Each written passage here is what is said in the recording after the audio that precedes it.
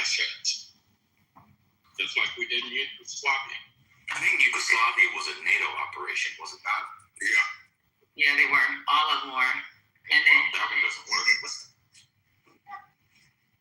Well, whatever. This happens. Now the U.S. is NATO. Does NATO operation free us from the constitutional requirements?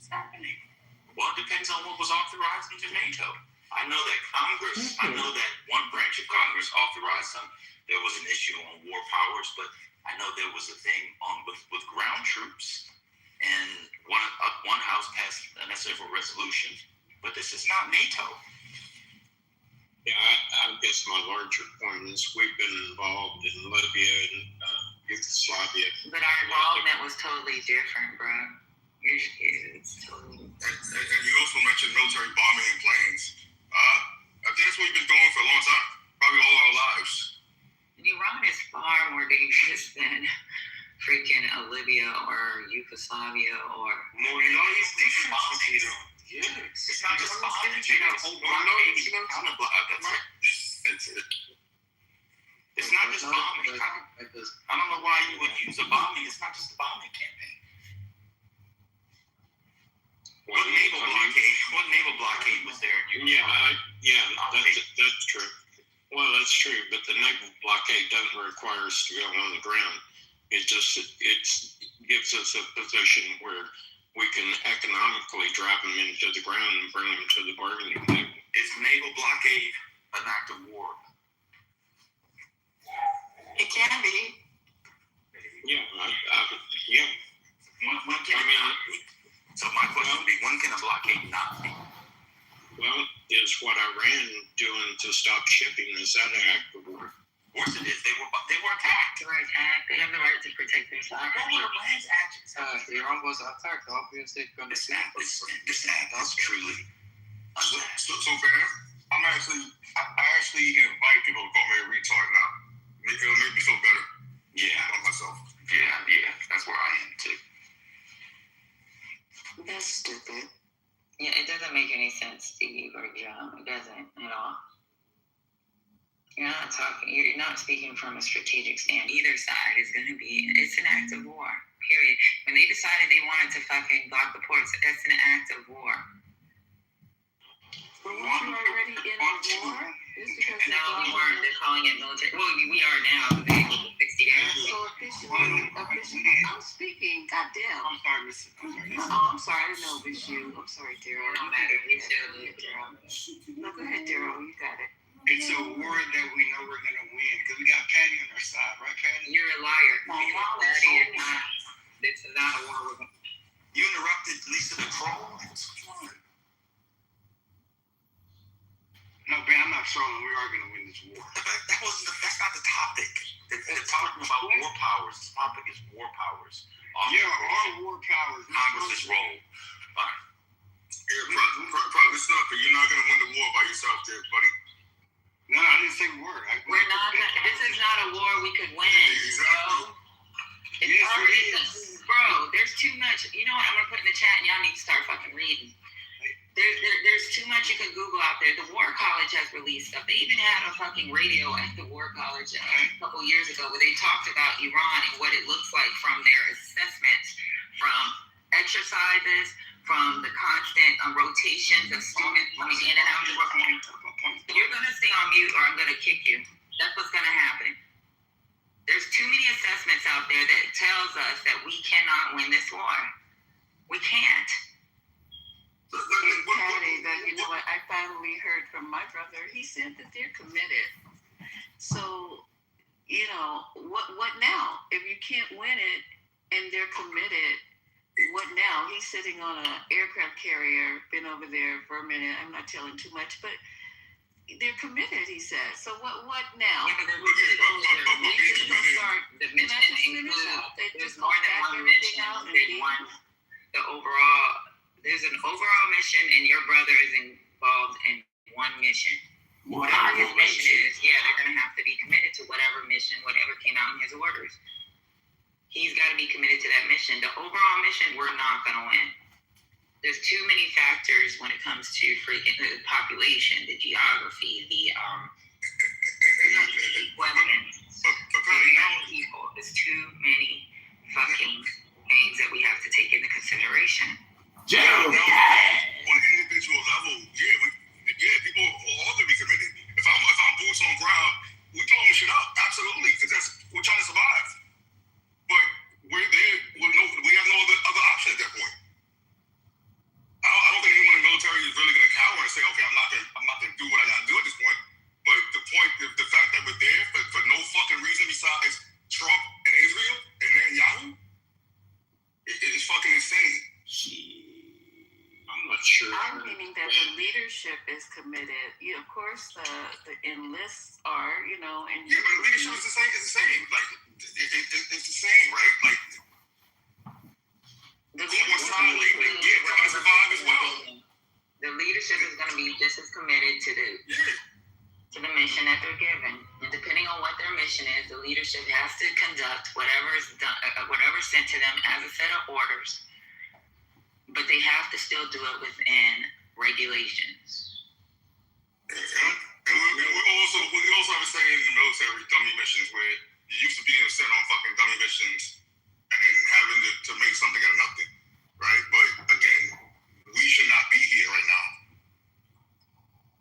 What military assets does Iran have? Is it their Air Force, their Army? What that makes it cheap missiles. It's cheap missiles. And it's not only cheap missiles, it's the GCC region that we've embraced, right? And the importance of the GCC mission. Not GCC mission, but the GCC countries. So that is what they have. They have that. And they also have something called geography, which they have choke points. They have all kinds of shit that makes them a fucking formidable it's a really hard fight to fight. You know what's weird to me about it? I don't understand why some people, and I'm not saying you, Steve, but it's just this mentality of, because it's America, we have the biggest dicks, we can do it all. It's we're just these super fucking, beings that no matter what the geography is, no matter what the fuck is going on, we could, it's gonna happen. First of all, Steve, you're saying what assets do they have? It's not a conventional fucking military, right? You're not just going out there fighting the conventional military. Again, do you not see how their whole fighting style? As long as they can cause chaos and keep doing the same thing they're doing, that's them winning. Steve, let me tell you. This is fucking weird, man. Steve, let me tell you something. Even in Iraq, right? Smaller country, way smaller country. Fighting in Iraq was fucking hell for soldiers. I'm talking about soldiers that sit on a fob. It was hell for them, and they didn't have to go outside the wire. We were always constantly being hit with incoming, and it was cheap ass incoming. It was cheap ass fucking mortars. It was cheap ass missiles. It was shit that was so cheap that it was not, that our own technology wasn't able to pick up on it. You know what we had to listen for? Just going to the shower, a whistle. The air, we had to listen to the air because our technology cannot fucking capture it. I mean, anybody that's been deployed to tell you we had to listen for a whistle. We were like people would joke and play. You'd be walking to the defect and they go, and that's what we were listening for. The fucking wind. Iranians also shoot down F-35, which they said is impossible. So you have to be suspicious about, just keep going on this war. And when it comes to the boot on the ground option, Iran has one of the greatest militaries on the ground, okay? You have to have millions of troops, soldiers there to be... Yeah, I don't know about the greatest military, but... They are the greatest military in the GCC, though, be that. Okay, over there. But again, it doesn't matter who the fuck it is. It's because it's not a conventional fight. I'm talking about option. Boots on the ground would be impossible. Hell, it's gonna be. It would be impossible. They have 1 million troops. If you count the 600,000 of the IRGC and the 400,000 of their ready reserve, you would have to send. If you were to send, they would have to send for security. We would have to send one soldier per 30. One soldier per 30. But what does a And million? we don't have enough personnel to do that. The only way we could actually win this war is to break the law. Yeah, but what does a million? What does a million? When was the war ever fought fairly? Are you kidding me? Yeah, you gotta go. Go ahead. Yeah, I don't understand how a million troops helped you if those troops don't have air cover. If another military has control of the skies and you're sending people Well, out, I'm talking about they have 1 million on ground, right? We're right? talking about our overall numbers in our military would include ground and troops. Ground troops, and it would include air. This is not this is not a regular war, bro. Yeah, but it sounds good to y'all. It's not a great idea for a lot of people that wear the uniform. What happened to the Iraqi troops when we took out their radar and we took out their air force? What happened to them? They got obliterated. Tell us what happened, Steve. Tell us what happened when you were there, Steve. Tell us all about it. Steve, just let me explain it to you.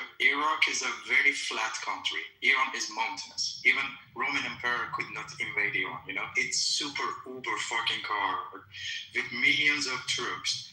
They are so powerful, and also Iranians gonna join them. 90 million people we are talking about. No one gonna get alive out of there. No one.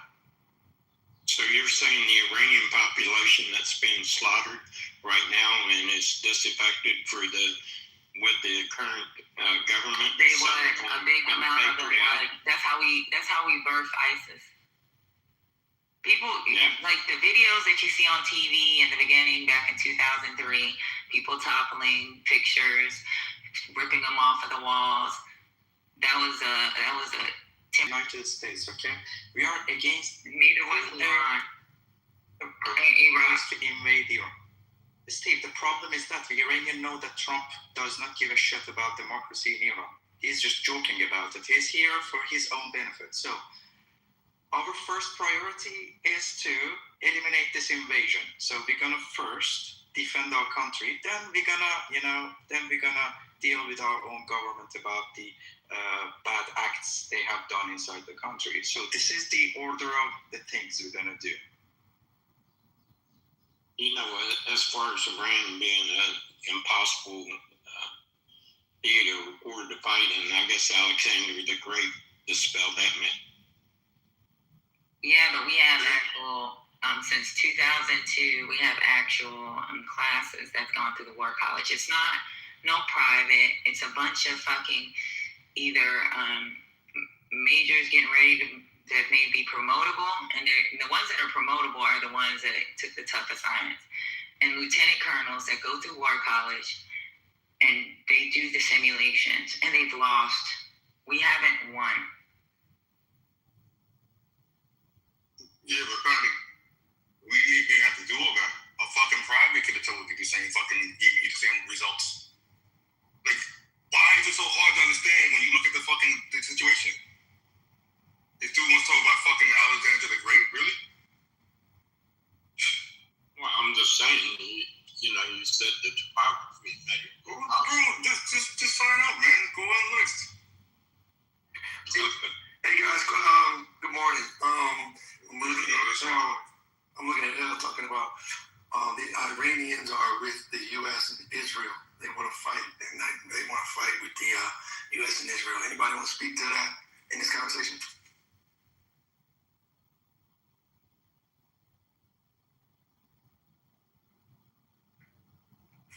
Maybe not the validity or the invalidity or relevance of that statement in this conversation of the approach that America and Israel apparently are taking is going to end up helping.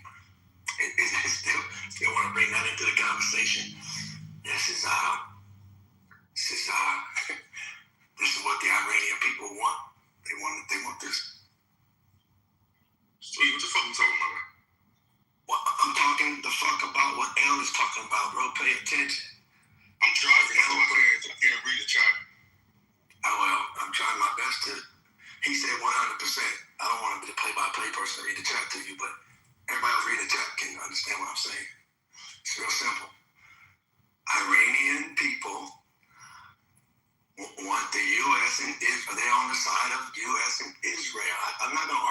thinks he's too shy to come up and talk, apparently. Maybe he's driving too. I don't know. You heard that talking point 50-some days ago. Nobody else seems to be talking about it that much, but L is still holding that ground about, I don't know his whole point. I'm not going to try to argue for it. That's what it They're trying to is. say, we heard this the other night. They're trying to say, wait, hold on.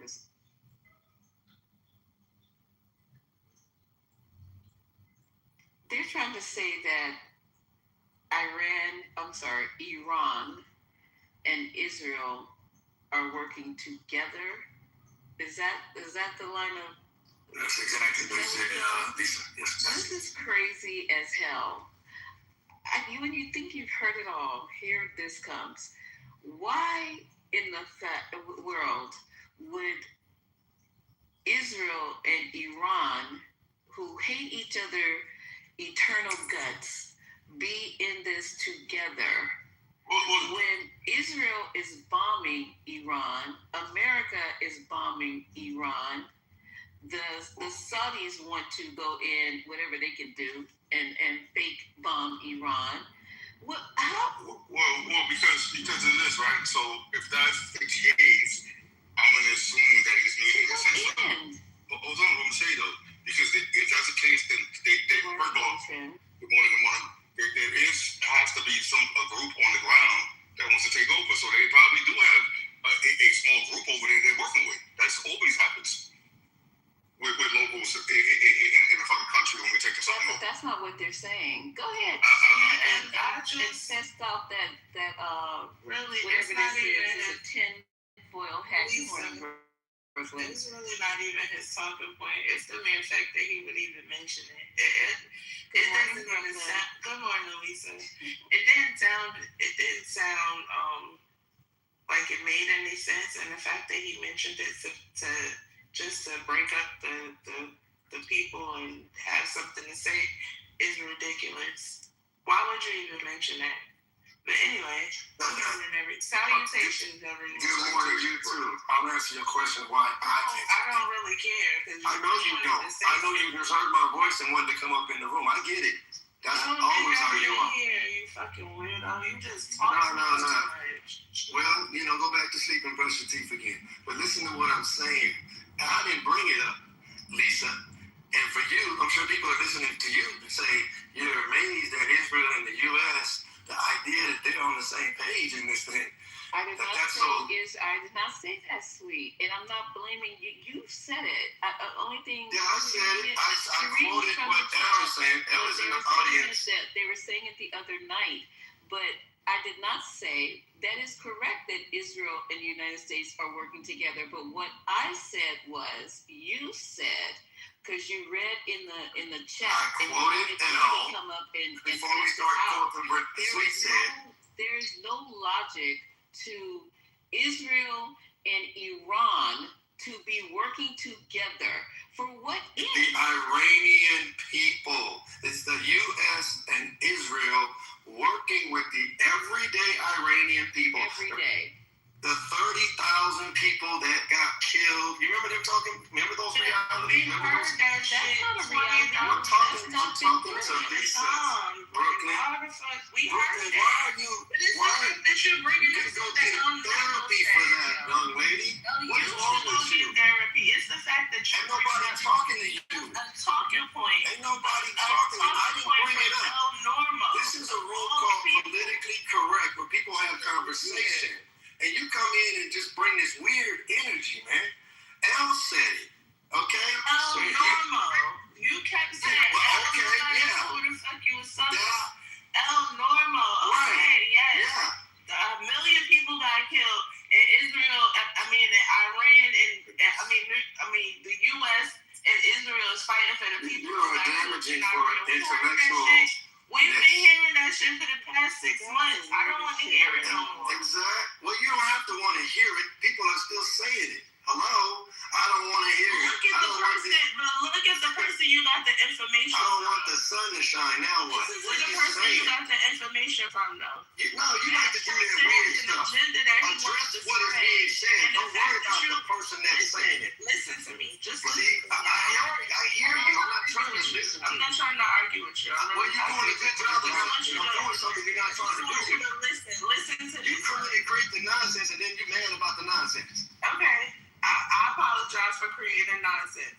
But I just want you to understand this. But everybody That got is you good with it. abnormal. I And know he who has it an is. agenda that he wants to spread, and the fact that you kowtowed to it and did it for Oh, him. wow. Now, Normal's the only person on the planet that thinks Him like and a that. bunch of other Wow. Israel You are fucking so silly, lady. people that support this. With all due respect that maybe possibly due to you, you are silly. Okay, El so Normal, I don't like him, so we don't have to address that. El Normal and That's Sweet. crazy, man. Sweet is You think El Normal's the only person with that thought? Didn't Netanyahu get before the UN and talk about all the land and the territory? I forgot what he called it. He held up his maps. He held up his mission, and Iran was a part of that. So now the same people, I'm confused with you Iranians. The same people that sit up here and they want to, they've been around for thousands and thousands of years, obviously haven't learned anything then, because Netanyahu wants their land. Okay, Netanyahu doesn't want them to exist. He put it up in front of the world and showed everybody. And the same people come in this room and my room and talk about how they don't care about being bombed to the Stone Age. They don't care if they have lights. They don't care if they have water. They just want to accomplish this goal through somebody else. I don't even understand what the fuck is going on here, because you're dragging us into something that is never going to be fucking solved. And you're willing to put our troops on the ground, L. You're willing to burn through all our motherfucking money, L, just so Nettie, Naughty, Nappy, whatever his name is, can accomplish this glorious God-driven illusion. This is fucked up. Y'all are some fucked up people. I already knew that to begin with. You're just showing yourself every fucking day. I need to get on another app. And yeah, eventually I'm going to find someplace else to be, because y'all is fucking crazy. So I have an idea.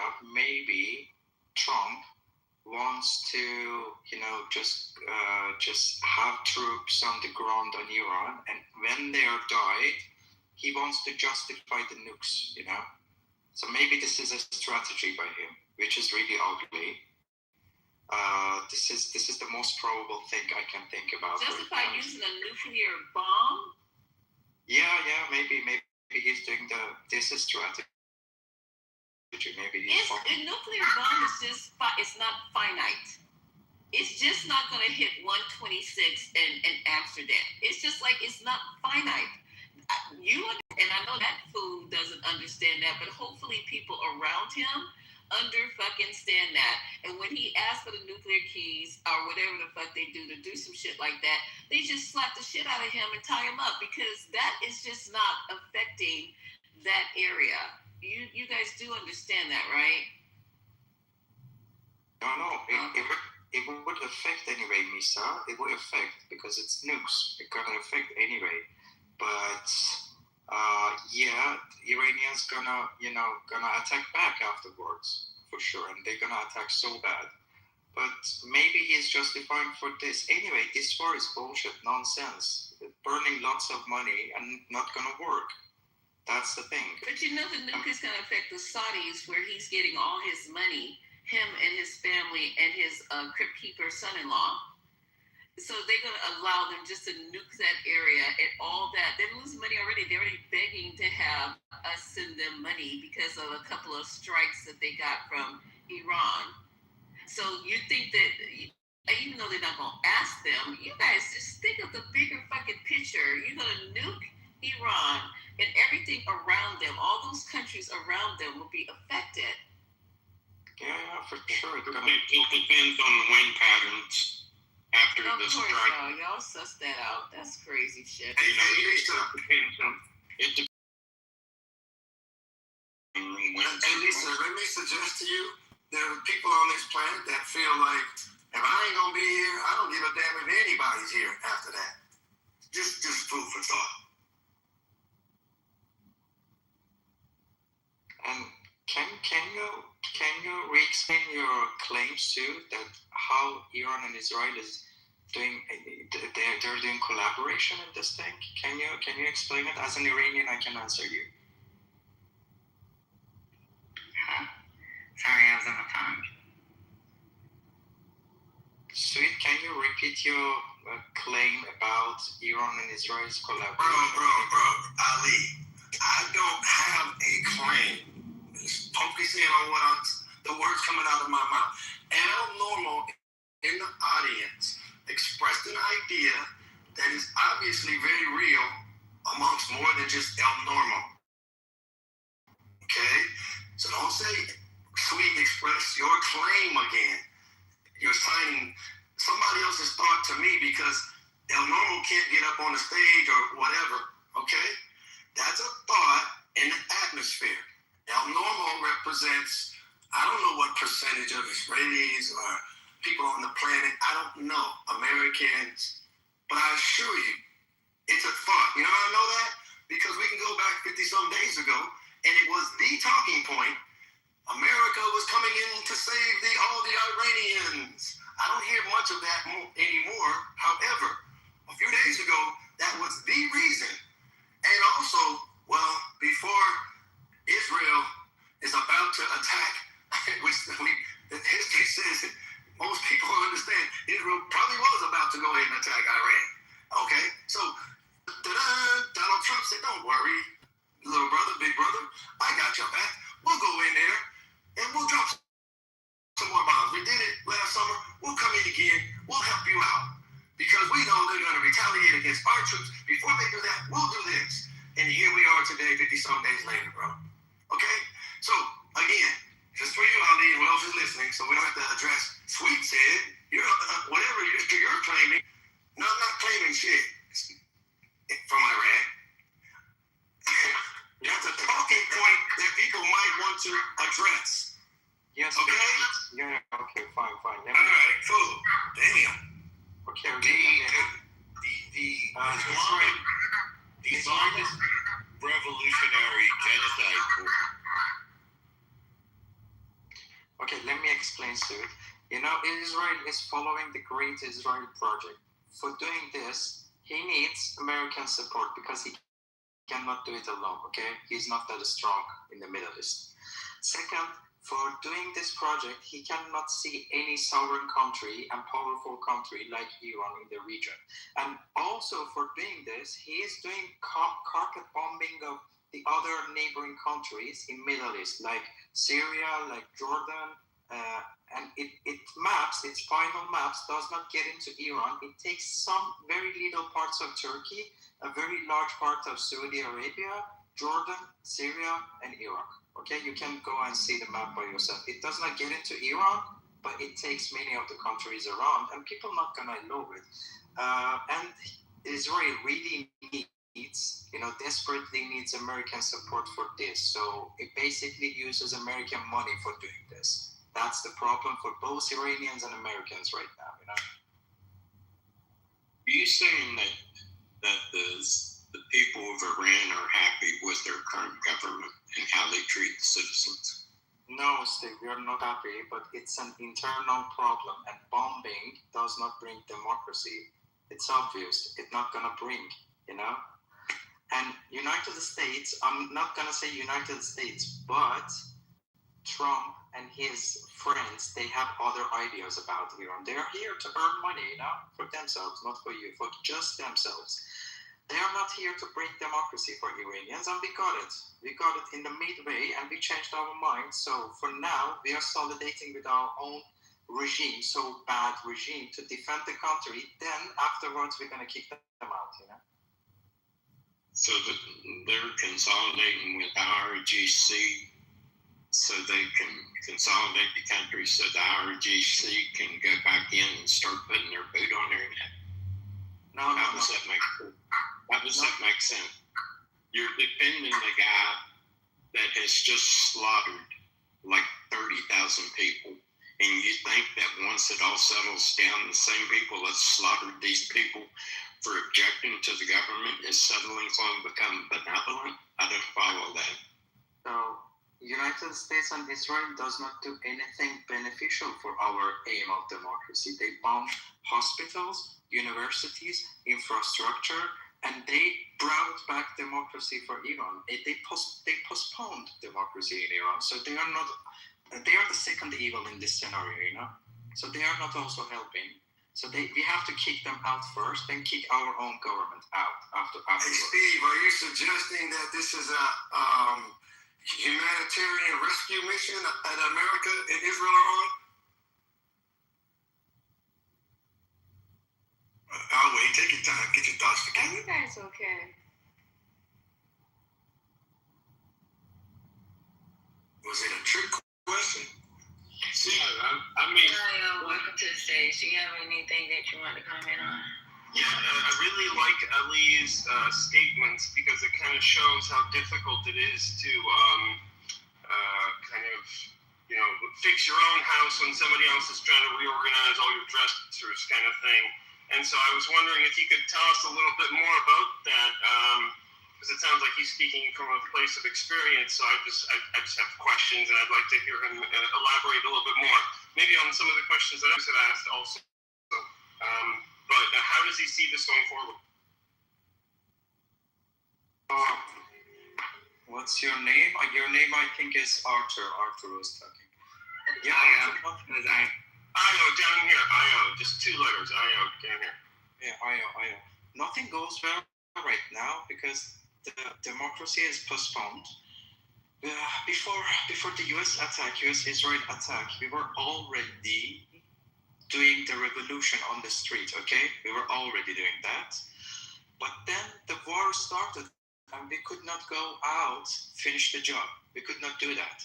Then Trump seemed like a guy who is going to bring democracy for Iran. Then we saw that he is hitting, he's targeting the hospitals, the schools, very important infrastructure, like petrochemical infrastructure, iron companies. I mean, they are postponing democracy and a normal life in Iran for at least 20 years, which is not really good. So we see during the war that nothing good happens, and we are far away from our own goal, which is democracy. So we don't like it. We don't want it. Okay. We are now with the government. Yeah. Because I think one interesting thing is that, okay, we do want democracy. Maybe you do want, this kind of change. But when somebody comes from another house and tells you how to live in your own house, you and your neighbor who you were arguing with before, somehow you two now feel like you have to work together against America. It's a very interesting problem in terms of trying to help other countries, because you can come in as like the hero, the helper, and then all of a sudden you're like, yeah, but wait, that man was beating your wife. Why are you defending him? And it's this kind of cruel psychology that it was supposed to be helpful, but now it's not so helpful. So it's unfortunate to see this same pattern happen again. So I'm sorry. Yeah, I know. It's basically a double-edged sword for us right now. It's a big challenge, but we have to fix it. Iranians have fixed many problems throughout history. They are a really old nation. They have fixed many things. And no regime stood in Iran more than 50 years. We're going to kick them out anyway, especially after this war, because we are not really happy with the economy, the freedom in Iran, and we are also not about the way they are fighting, because they cannot take care of their own civilians. But they are kicking United States ass very well right now, but they cannot protect us very well. So they have to go anyway. They have to fucking go anyway.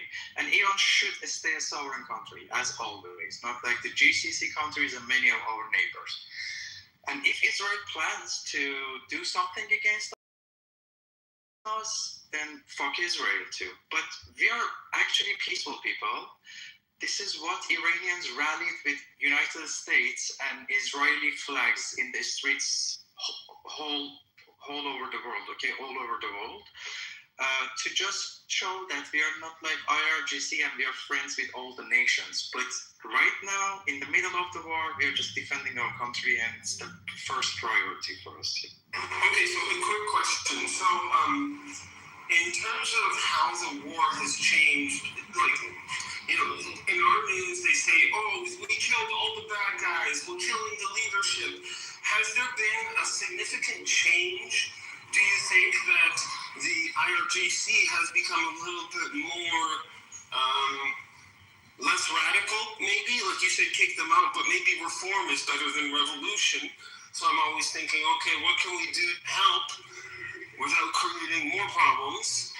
Do you see reform possible?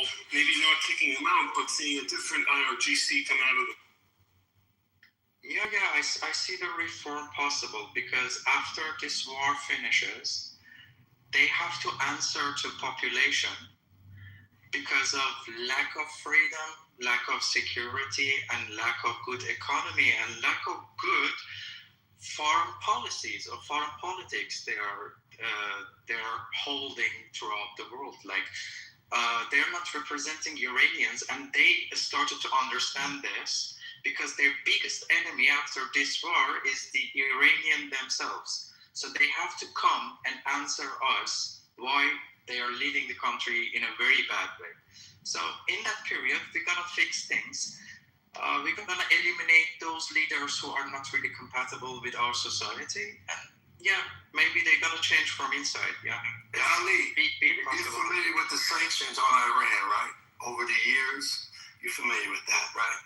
They've been under some international pressure.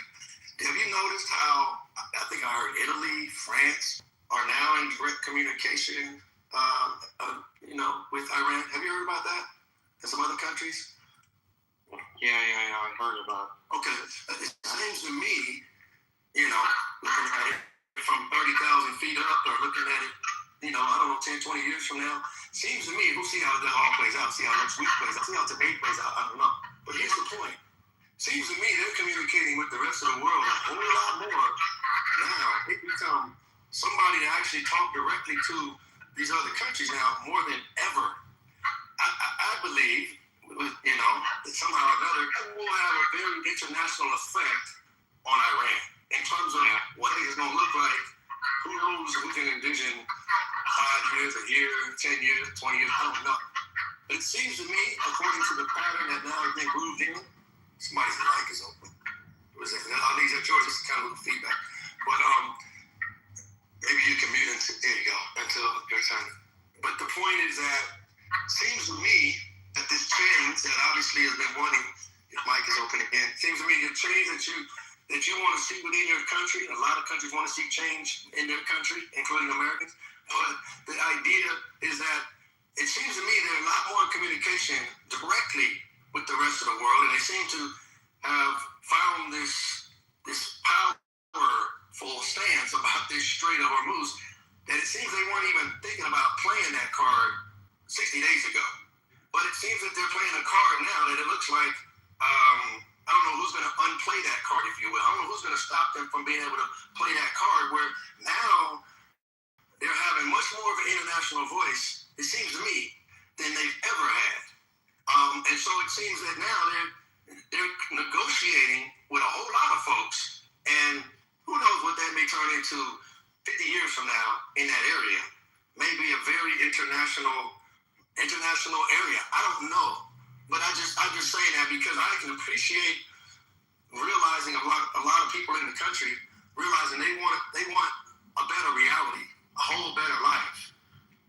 But if you just reduce to the Stone Age, I don't think that's going to be a much better life. So Donald Trump hasn't moved out on some of these promises of what he was going to do. So it seems that now your country is now at the bargaining table in a way it never has been before because of this thing called oil and just the strategicness or whatever. And I say whatever, meaning there's a lot of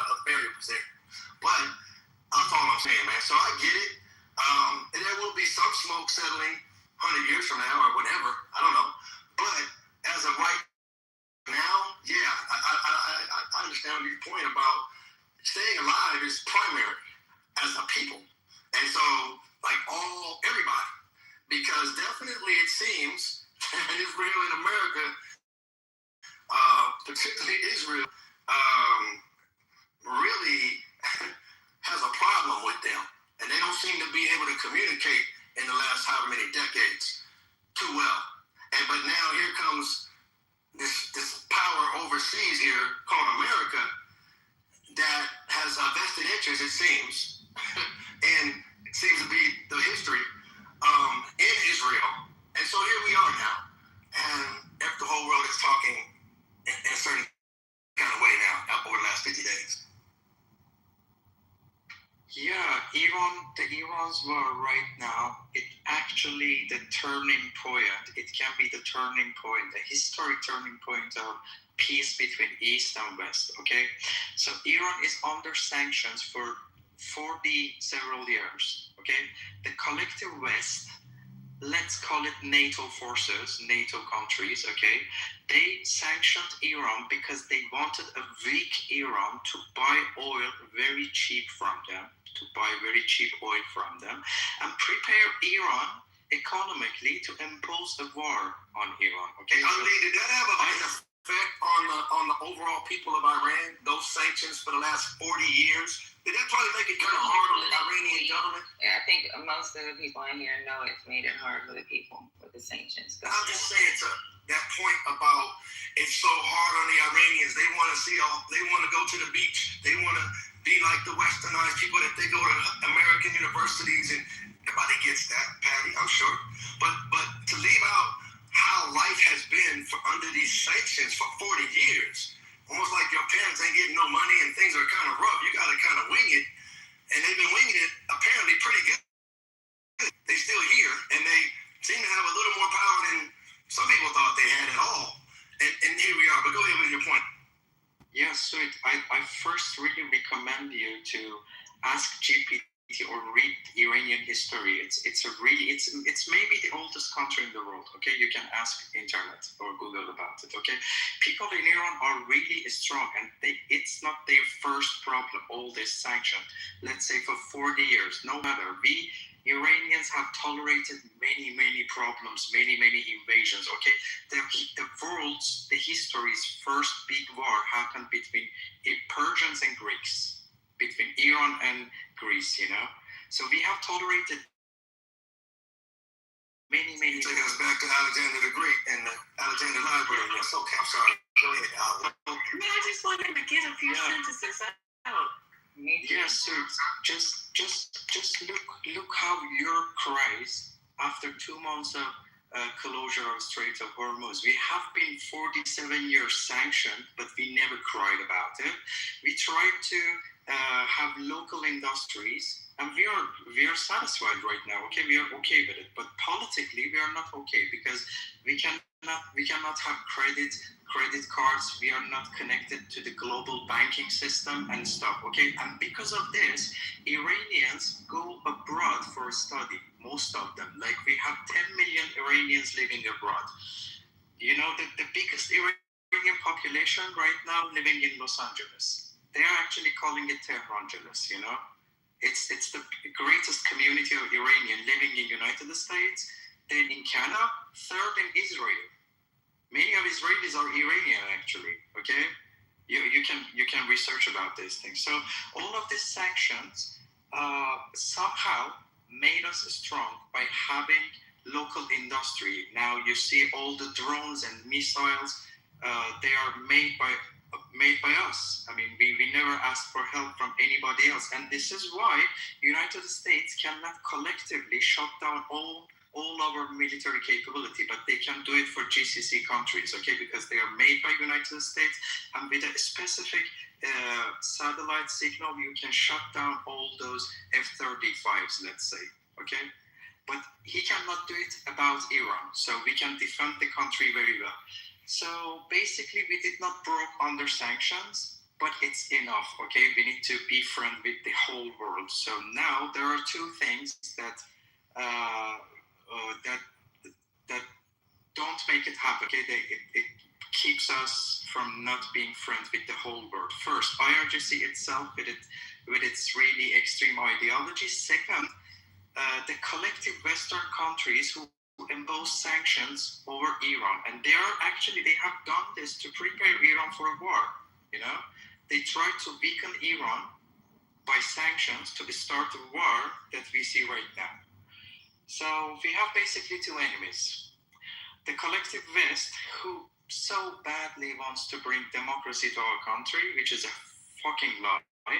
Second, our extreme ideology that we should get rid of it. So we Iranians are in between a Caesar, and we need to get rid of both of those parameters in our lives. That's the whole story, I can say. I suggest that you guys don't worry about being friends with the West, because look what that's gotten you. All right.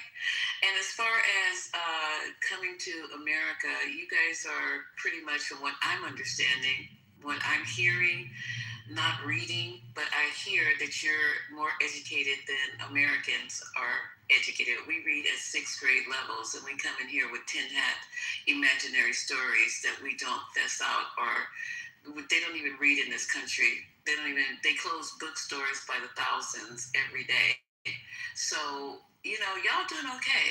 If you just stay out of the fact that they're scared that you, because of your religion and your ideology, Americans are scared of anybody who is not like them. If you're not a Christian, you're an enemy.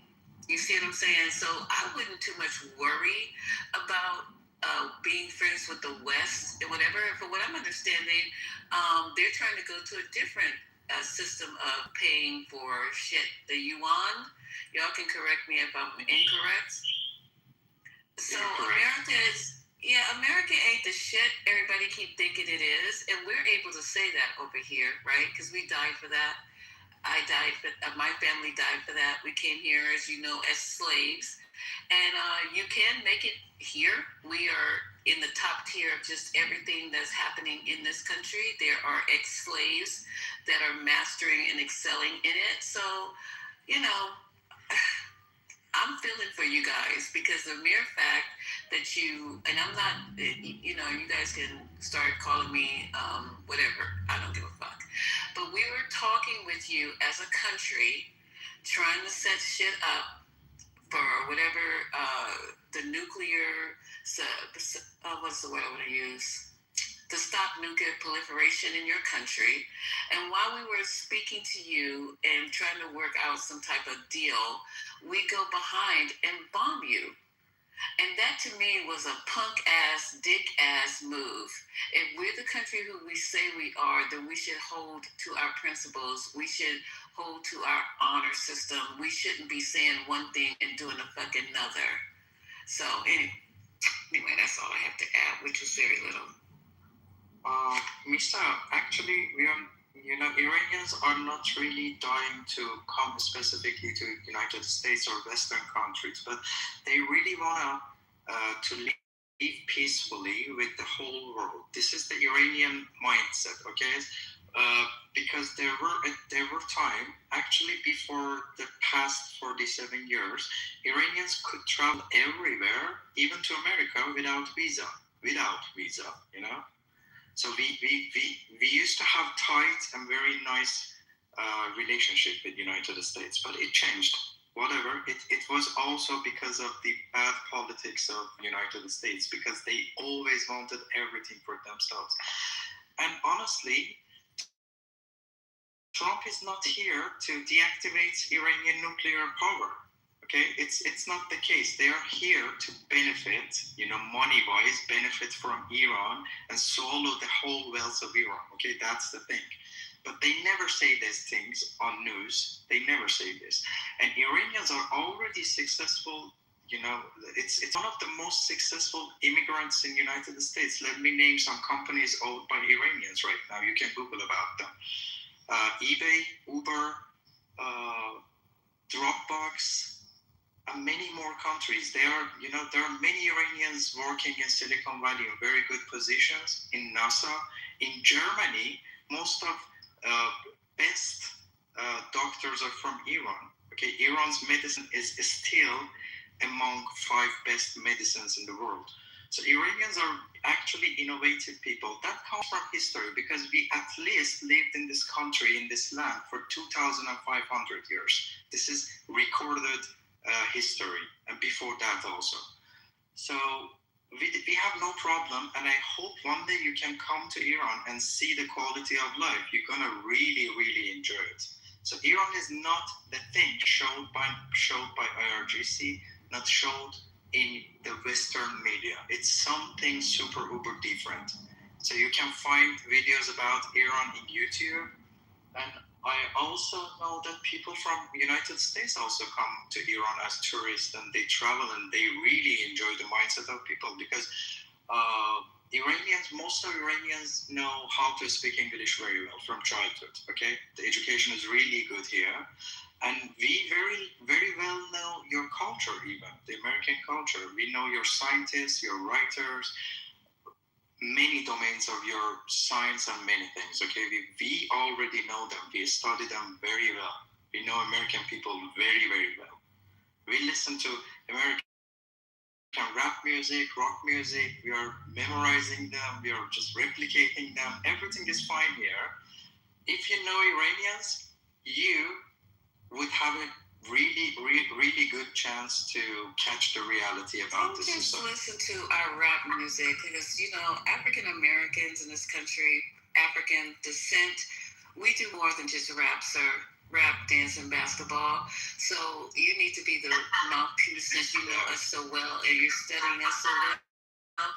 We have astronauts who just went up past the moon, the furthest that a ship has ever traveled.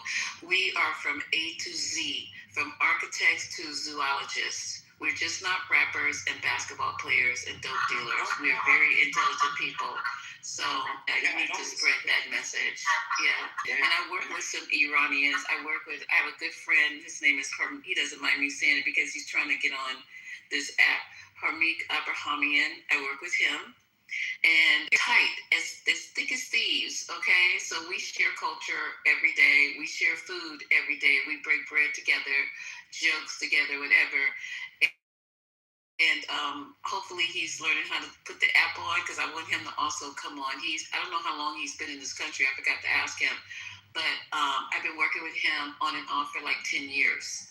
So he's one of my besties. I know the people. I appreciate your culture. I appreciate your history. But like I had to tell him when he first got here, African Americans are very intelligent people of African descent.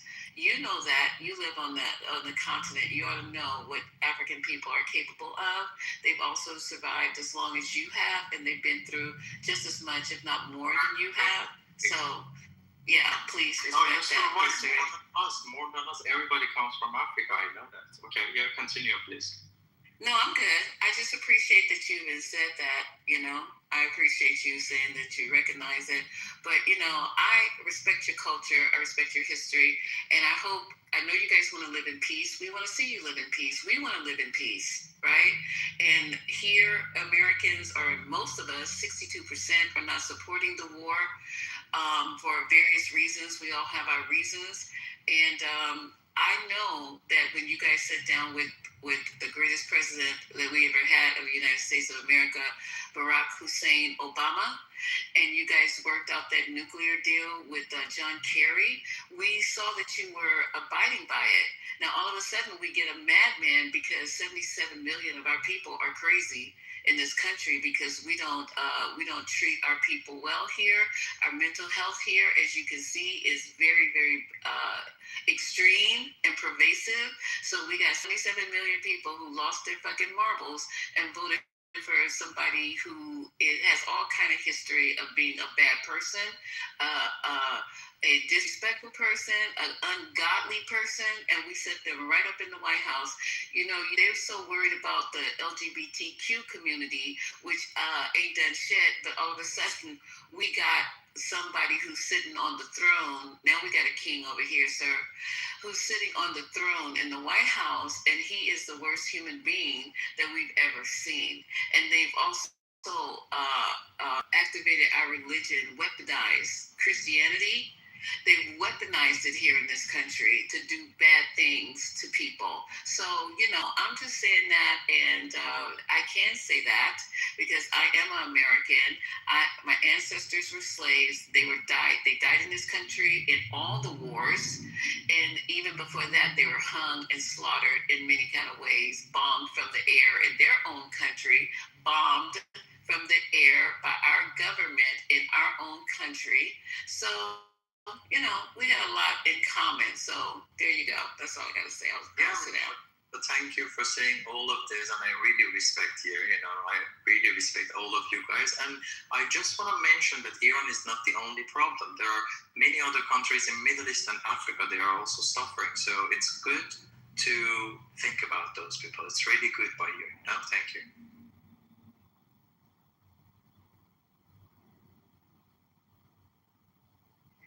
Thank you, Ali, for having a balanced opinion. Another Ali's on stage. Ace wants to come up. Some guy is back channeling me. He said he's from Iran and he wants to come up. Raise your hand, sir, and so you can bring you up. Lisa, are you talking to me? I'm sorry, I couldn't get it. There's another guy in my back channel. Let me see what his name is. He said he's from Iran. He wants to come up. Ali's up. The other Ali. Hey, I'm here, and I can represent Iranians if you want. Let me give you the correct side of the Iranian view on this matters. But before I do that, Misa, let me ask you this. Are you pro-democracy and against dictatorship? Oh my God! What do you think? Or what I just said? Based on what you just said seems like you are pro-democracy, but it's amazing how you're all living in democracy. You have free speech here to criticize the government and the president, but then you're okay with an Islamist Nazi regime in Iran killing its own people, and then you just sit back and watch and Wait, what you're not going to do is say you're right. What did I say? That's okay. Ali, when did I say that? Nobody's okay with it. You think that, let me tell you something, bro. Just like the other Ali said earlier, there's a lot of countries that's in issues that have issues as far as y'all ain't even the top 10. Right. Over 150,000 people died in Sudan last year. Ain't nobody going over there to fucking Facts. free those people. I'm not making light of your 40,000. No, look, hold on. No, don't know me. The government. No, don't know me. Patty? Don't bring up shit about humanitarian and the X so I can kick your ass out. Bye, Mary. You out, bro. Are you pro freedom of speech where you keep closing my mic? No, I'm speaking. I got a green bean. Guess what? That's why I stay in my own goddamn room so I can say what the fuck I want. We did not say we do not have some type of empathy of what's going on in your country. The only way shit is going to change, it's got to happen within. We have learned our lesson. We have books published called Lessons Learned. Look it up, CRC. They got them on fucking, they got them on digits. Read them. We can't do shit. We cannot do shit in your country other than bomb and kill civilians. Well, I haven't gotten to that part yet. I don't give a fuck about what you're not going into. I was just sitting here saying Iran is a great country. He has a balanced opinion. Is it wrong for us to be balanced? No, we can listen to it. He isn't speaking for Iranians. He's speaking for himself and what some of the people he be around, some of the people that he's around, how they feel. You can speak about the people that you're around and how you feel. That's fine. Yeah, I get it. But if you... But America isn't there to fucking free you. To be honest, if you've been paying attention to the news, Trump wanted to drop a fucking nuclear bomb. He don't give a fuck about you. He don't care. I haven't even gotten to... He wanted to drop a nuclear bomb on fucking Iran. Well, guess what? He don't give a fuck. He did that. They did the guy that's over the dude that's over the Navy just got fucking fired. They did that. General George got fired because they disagreed on strategic plans. Did you just hear what he said? 15 military people, 15 people have gone up against this president saying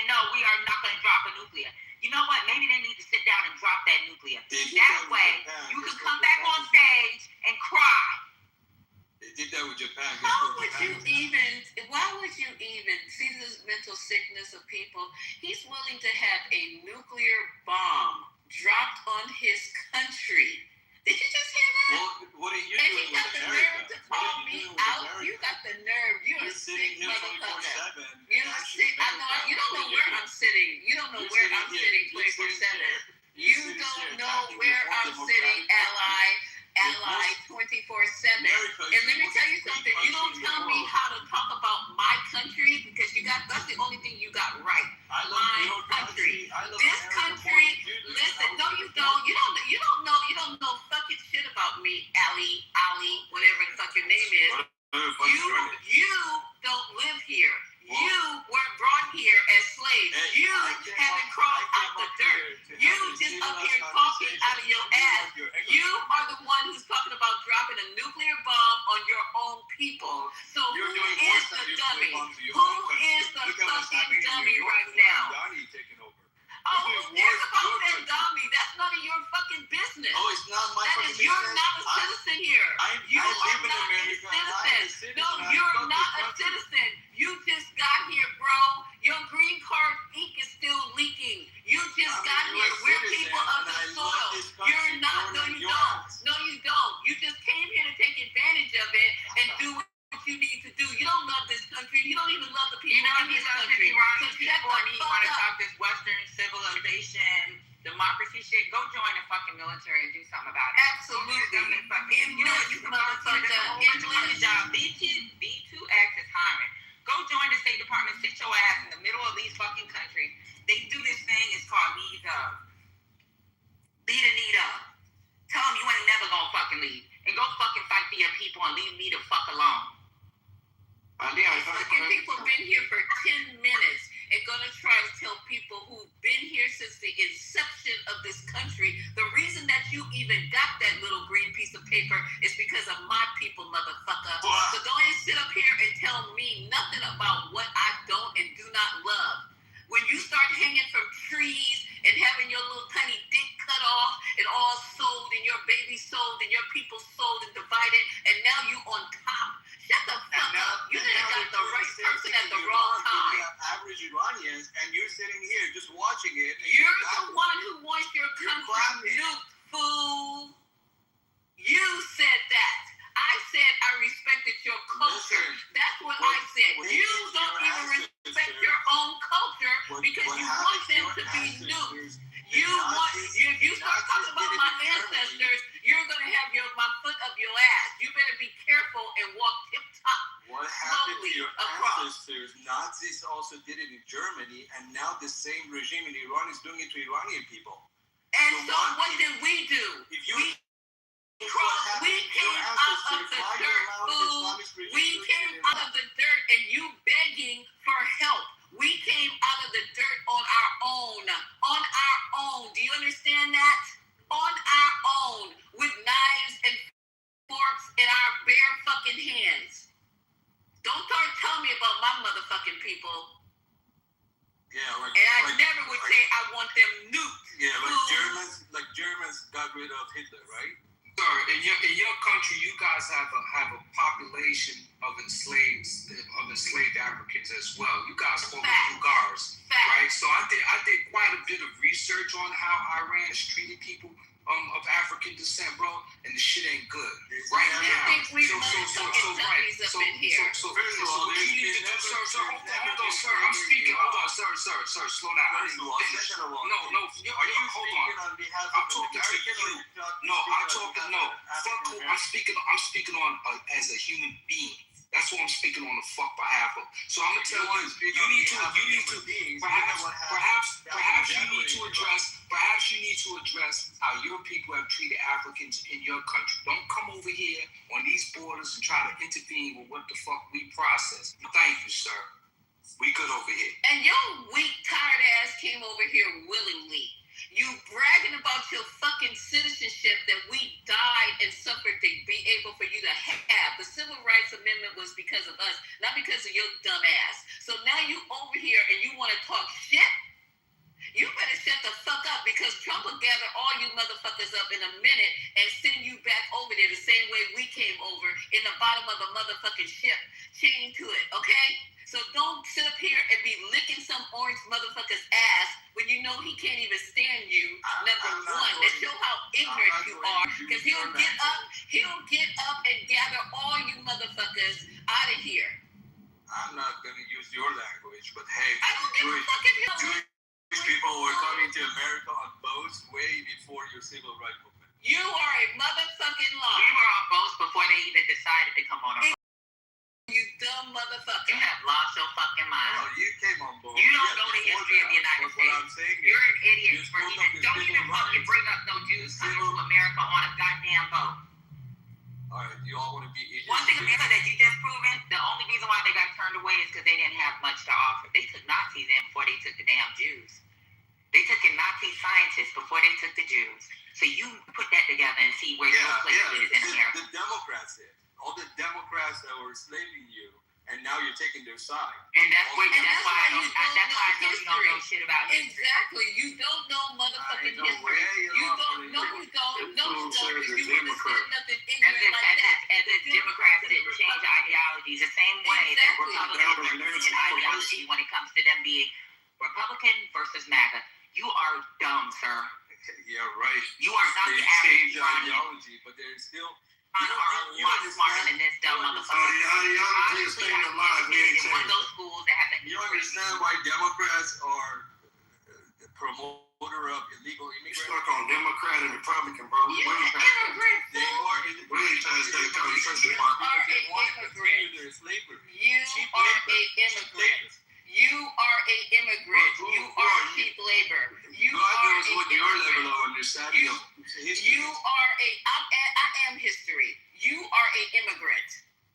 Let me I am a remind legal you. immigrant. So you, no, I am you're a not. legal And you are immigrant. an immigrant. As long I as am a immigrant legal is in front of your name, as One- long as one immigrant opinion is in here. front of your name, Valerie, only you one are opinion. you are the That's slave. all. Don't They want slaves.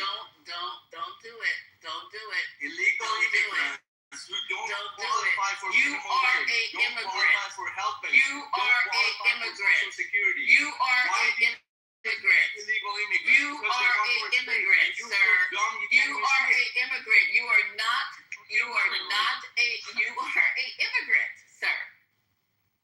Yes, open the border. You because are let a people immigrant. come You are in no because you different. want more slaves. You're Let them immigrant. come in. Lisa, Why you Lisa, attacking me?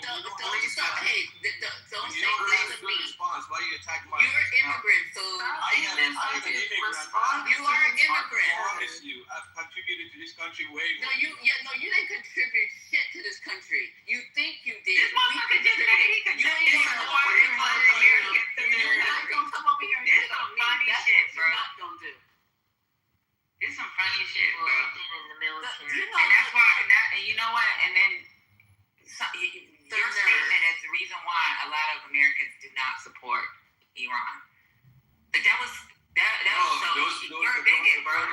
You're a bigot. How the fuck can you say you contributed more to America than See, it always comes out. It always comes out. They come in here and try to pretend like they sold this and they sold that, and it always comes out. Don't play with me Fucking today. racist. Mood, bro. It's funny when the other Ali was saying how many Iranians have become successful in America. So I just was in his Instagram and it looked You're like a racist. All of a sudden, You are a I don't racist. even know why y'all even. You're Why racist. y'all wait? Hold on. Why y'all even arguing with him? Go to his I'm Instagram. He's a fucking this scammer. dumb ass street. He's a scammer, and clearly he doesn't know what the fuck he's talking about when it comes to history of America. He's talking about this fucking immigrant shit as if he's not one of them. He wants his own country that he supposedly loves so much to be bombed to death. He doesn't care if all of his you people don't understand the are difference between in his whole civilization. They got to be. You are an immigrant. It don't matter what you put in front of it. You are an immigrant. You probably a refugee. Immigrant in front of Want the Iranians to hate You the see immigrant Iranians. on my It's birth funny. certificate. You're immigrant. Steve, what the fuck are you talking about? What are you saying, Steve? Because you could get cursed out too. What are you saying? I'm saying you love the other Ali because he was stroking your boat, but as soon as That's not it why. this guy comes That's stroke your boat, and you- that's it. Maybe because you agree with him that black black people didn't contribute enough. Is that what the problem is? I didn't say black You people. had to maintain your white fucking foot off I like didn't that. say black That's what it people. I was. said you. Shut the fuck up. Everybody on fucking stage. I'm talking to you. Is that it? You voted for your white right? Don't agree Your with white privilege? Is that the problem? my white privilege. There you Is go. that what it was? You victimize Is that yourself. I want to know, bigot. Just victimize No, yourself. And I'm saying that's a different opinion. You didn't like it. Patty, I'm gonna have You didn't like it. You didn't like it. A different opinion. You struck that It's one. not about a different opinion. Yeah, it is. Steve. Yeah, Let me it say is. something. That's all it is. Steve. He's not even American, right? He's talking about the issues in his own He's fucking not been naturalized Shut to the yes. fuck up, motherfucker. I am a citizen, and if you say You're you're an immigrant. You gotta go there. You're an immigrant. Like I said, Definitely an immigrant boy. Steve, he's not even an American citizen, right? He might be a citizen. I don't know. He's a permanent resident. Probably a refugee though, still. But regardless of the fact, if this is his people and this is his culture, what is it that they don't even represent themselves in our own military? Why is it that they're not in those countries doing the needs of the army to fucking protect their own? Why is it that black people are overrepresented in the military? We have over 20% of our military as black people fighting for a country that has people like him talking about their contributions outweigh black American contributions. You tell me that shit makes sense, bro. Now, we don't have to be on the same side on who has privilege and who needs the privilege, but one thing we have to agree on, and as Americans, is that if you are in this fucking country and you have a fucking conversation about sending fucking troops to go fucking bomb some fucking country, maybe you should be part of that fucking fight instead of sitting on your fucking couch drinking your fucking latte. And that's one thing, Steve, that we should fucking at least agree on.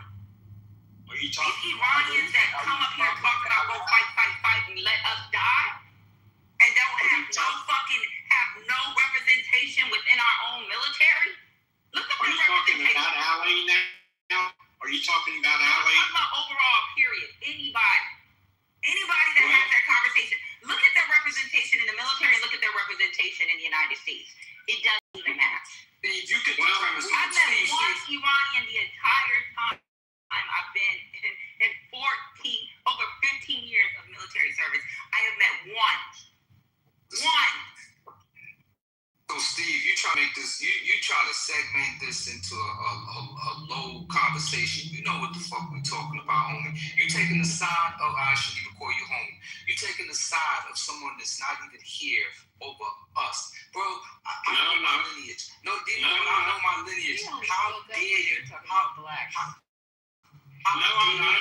What I am saying is you're talking about the Iranians. If you're talking about the Iranian people, let them all have a voice. That's what I'm talking about. You wait until I'm finished, then you can. Thank you. Bro, you the shit that you're talking from white privilege, bro. You're talking from a place of always having opportunity. You think that we are quote unquote complaining. You think that we want to be victims. You think that we are singing woe is me. Quite the contrary, we standing the fuck up and we're telling you and people like you that we're not having this shit. We're not weak. We're very strong and we're very mighty. How dare you think that you can come in here and quell our passion? Who the fuck are you? You're a human being. I'm not trying to quell anybody's I passion. know. I want you to know your place. I want you to know your place. My place is just as good as anyone else. You have no power. What I was trying to say is we got two guys from Iran here. We got two guys from Iran. And one is, okay, whatever. We got two people from that culture. And what we're trying to say is one person's opinion holds value. The other person's opinion, even though they come from the same country, has no value. And that's what I take exception to. Everybody from that country, if they live there, has a right to have a voice. That's not in what was happening. Right. You weren't paying attention. He started attacking me. He attacked me to tell me how I feel about my country, Steve. Just like you would be offended if somebody started attacking you about your views of this country. I don't know where you came from. I don't know if you're an immigrant. I don't know nothing. But I know as an African American that's been here for hundreds of years and started this country, I'm not going to let nobody challenge what we contributed to this country. I don't give a fuck, especially somebody who just fucking got here. You done lost your goddamn mind. Just like you like to protect the South and you like to protect the Confederates and you like to protect all that shit. Wait and see when somebody starts attacking me on what I feel and what I've contributed to this motherfucking country. You understand? Wow, Steve, you're on the wrong side. You're on the wrong side of that, Steve. You're gonna lose this one, bro. Well, no, You're on the wrong side of history on this one. My point is very simple. If you have two people from the same culture, their voice should be heard. That's all my point. That sounds very democratic, bro. But you're on the wrong side. Steve, you don't even know where they from, bro. Like, you don't even know if they're Iranian. What are you talking about? That tactic ain't gonna work. Matter of fact, Go to Steve, your I'm Instagram Iranian. page. He's not even. Hey, I'm Iranian. Okay, do I'm we a 30-year-old Iranian from do we know if either one of these guys are Iranian? Now, Steve wants a voice for all Iranians. Is that what you're saying, Steve? Something. Lisa, if you think about what the other Ali was saying, he was speaking for Israel. I don't know if y'all was listening to him. I was. Go to his And I was page. arguing.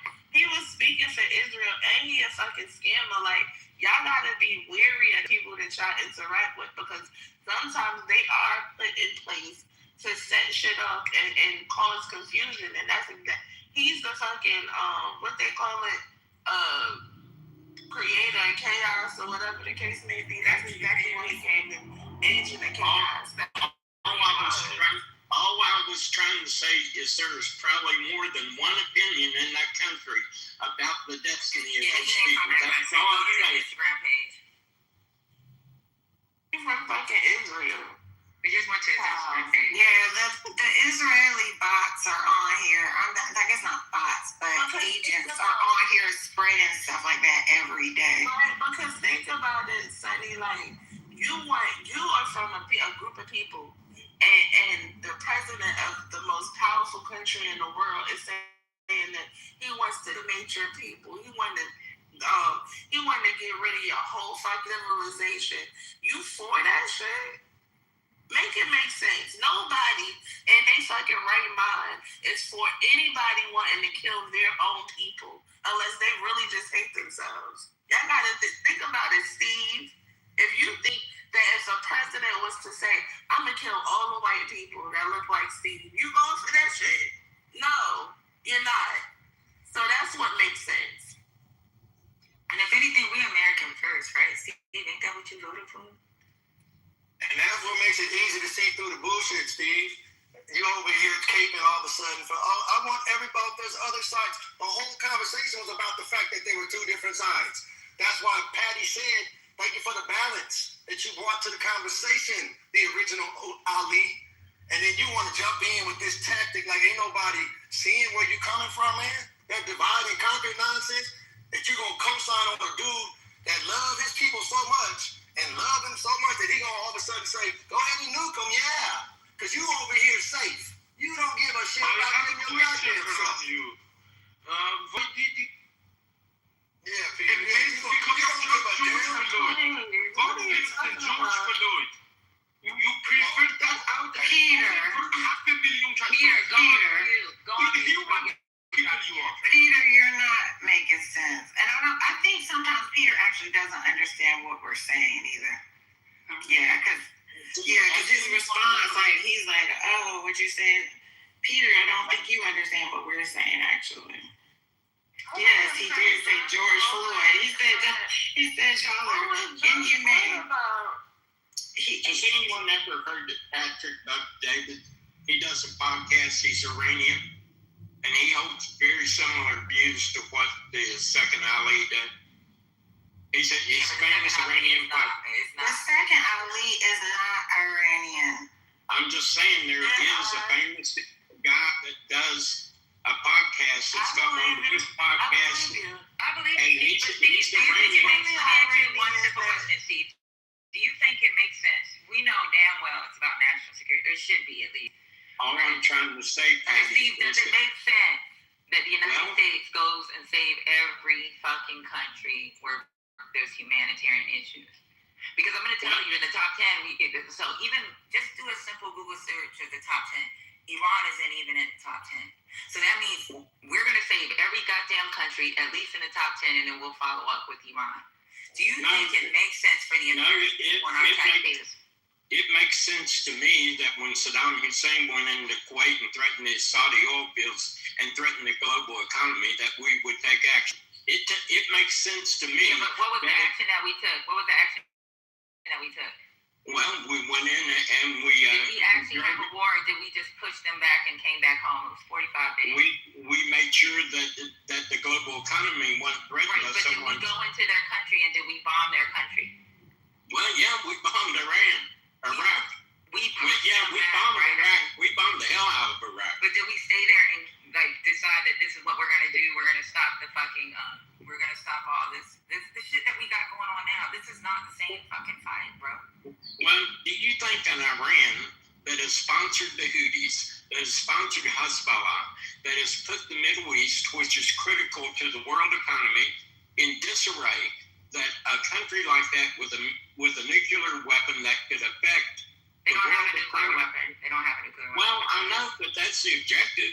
That if they would have a nuclear weapon, just like right Okay, now, but then did Trump say he got rid of the uranium? he said he got rid of their nuclear enrichment facilities, which is Okay, so if he got rid of it, what's next? Well, you could have had centrifuges produce it. You could have had a Okay, so why if he do you see him as part of the problem and why they continued to enrich when JCPOA was in place? Yeah, there were infractions, but as soon as the infractions were touched on, they fixed it immediately. Well, Be in the space that we would be in if it wasn't the inspectors themselves said the whole thing was a joke because the Iranians wasn't letting us in to do inspections. So that the agreement we entered into was a joke. You don't It was think a that joke. this administration put us in the space that we're in when it comes to Iran? No, Iran's been doing this since '79. I said JCPOA. Did this administration? You're telling me simple the yes or Iranian? no? What? If you're saying no, so Iran has had their issues. They've had their issues for years, right? Decades. JCPOA, you don't think that this administration has put us in a situation, including the Iranian people, by getting rid of the JCPOA? I think the JCPOA was a joke because the inspectors was never allowed to go in the facilities. So that they needed to where go can you into. put that in the chat? Because I don't remember that. I do know that there were infractions found and they were fixed immediately. So either Wendy, the nuclear physicist, and John Kerry are big fucking liars. Our biggest issue had to do with the sunset, right? And then also the missiles. But all that was included in the JCPOA, the 5-year, the year, the 10-year. And no, it was 8, 10, and 15. Sorry, it was 8, 10, and 15. But even with those fucking sunset clauses, there was renegotiations that had to be done under this administration. And instead of going back to the fucking actual negotiations, saying, hey, you're doing great because you are fixing infractions, making shit happen. We will lift this sanction with an extension saying that you cannot make you can only make X amount of missiles to defend your country, and these are your right and left limits for we're adding an additional 2 years to show good faith. They did not do that. Instead, they got rid of it because of his own fucking ego and his issues with Obama. That was our biggest issue. There was people after Obama. There was Biden. So Biden did try to get back into it, but Iranians did not trust us. There is proof out there that shows that they did send delegates to have the conversation. They did not trust us. They keep bringing up what Trump did. Well, they wanted more to have security. They wanted more in the States at the time was not comfortable with giving them the more that they wanted when it came to them feeling that they'd be sure that this wouldn't be another break again. Are you comfortable with the foreign policy that this country has implemented? That they in any way would be a good faith partner to engage in negotiations with? They sponsor terrorist groups all across the Middle Are you in East. good faith that the United States is a good partner to trust? Because we've shown our allies we're not. Well, I think You have middle income GDPs I think we're going to work better. together. I think we're better than the Iranians. Dependency on the U.S. No, we're not. Not under this administration. We're not. We've shown our ass. We fucking kissed the fucking boot of Putin, bro. Want by sending millions of dollars to the same country that's giving weapons to Ukraine. That's how we intel. kicked his ass. The same country that's giving intel, that's getting soldiers killed.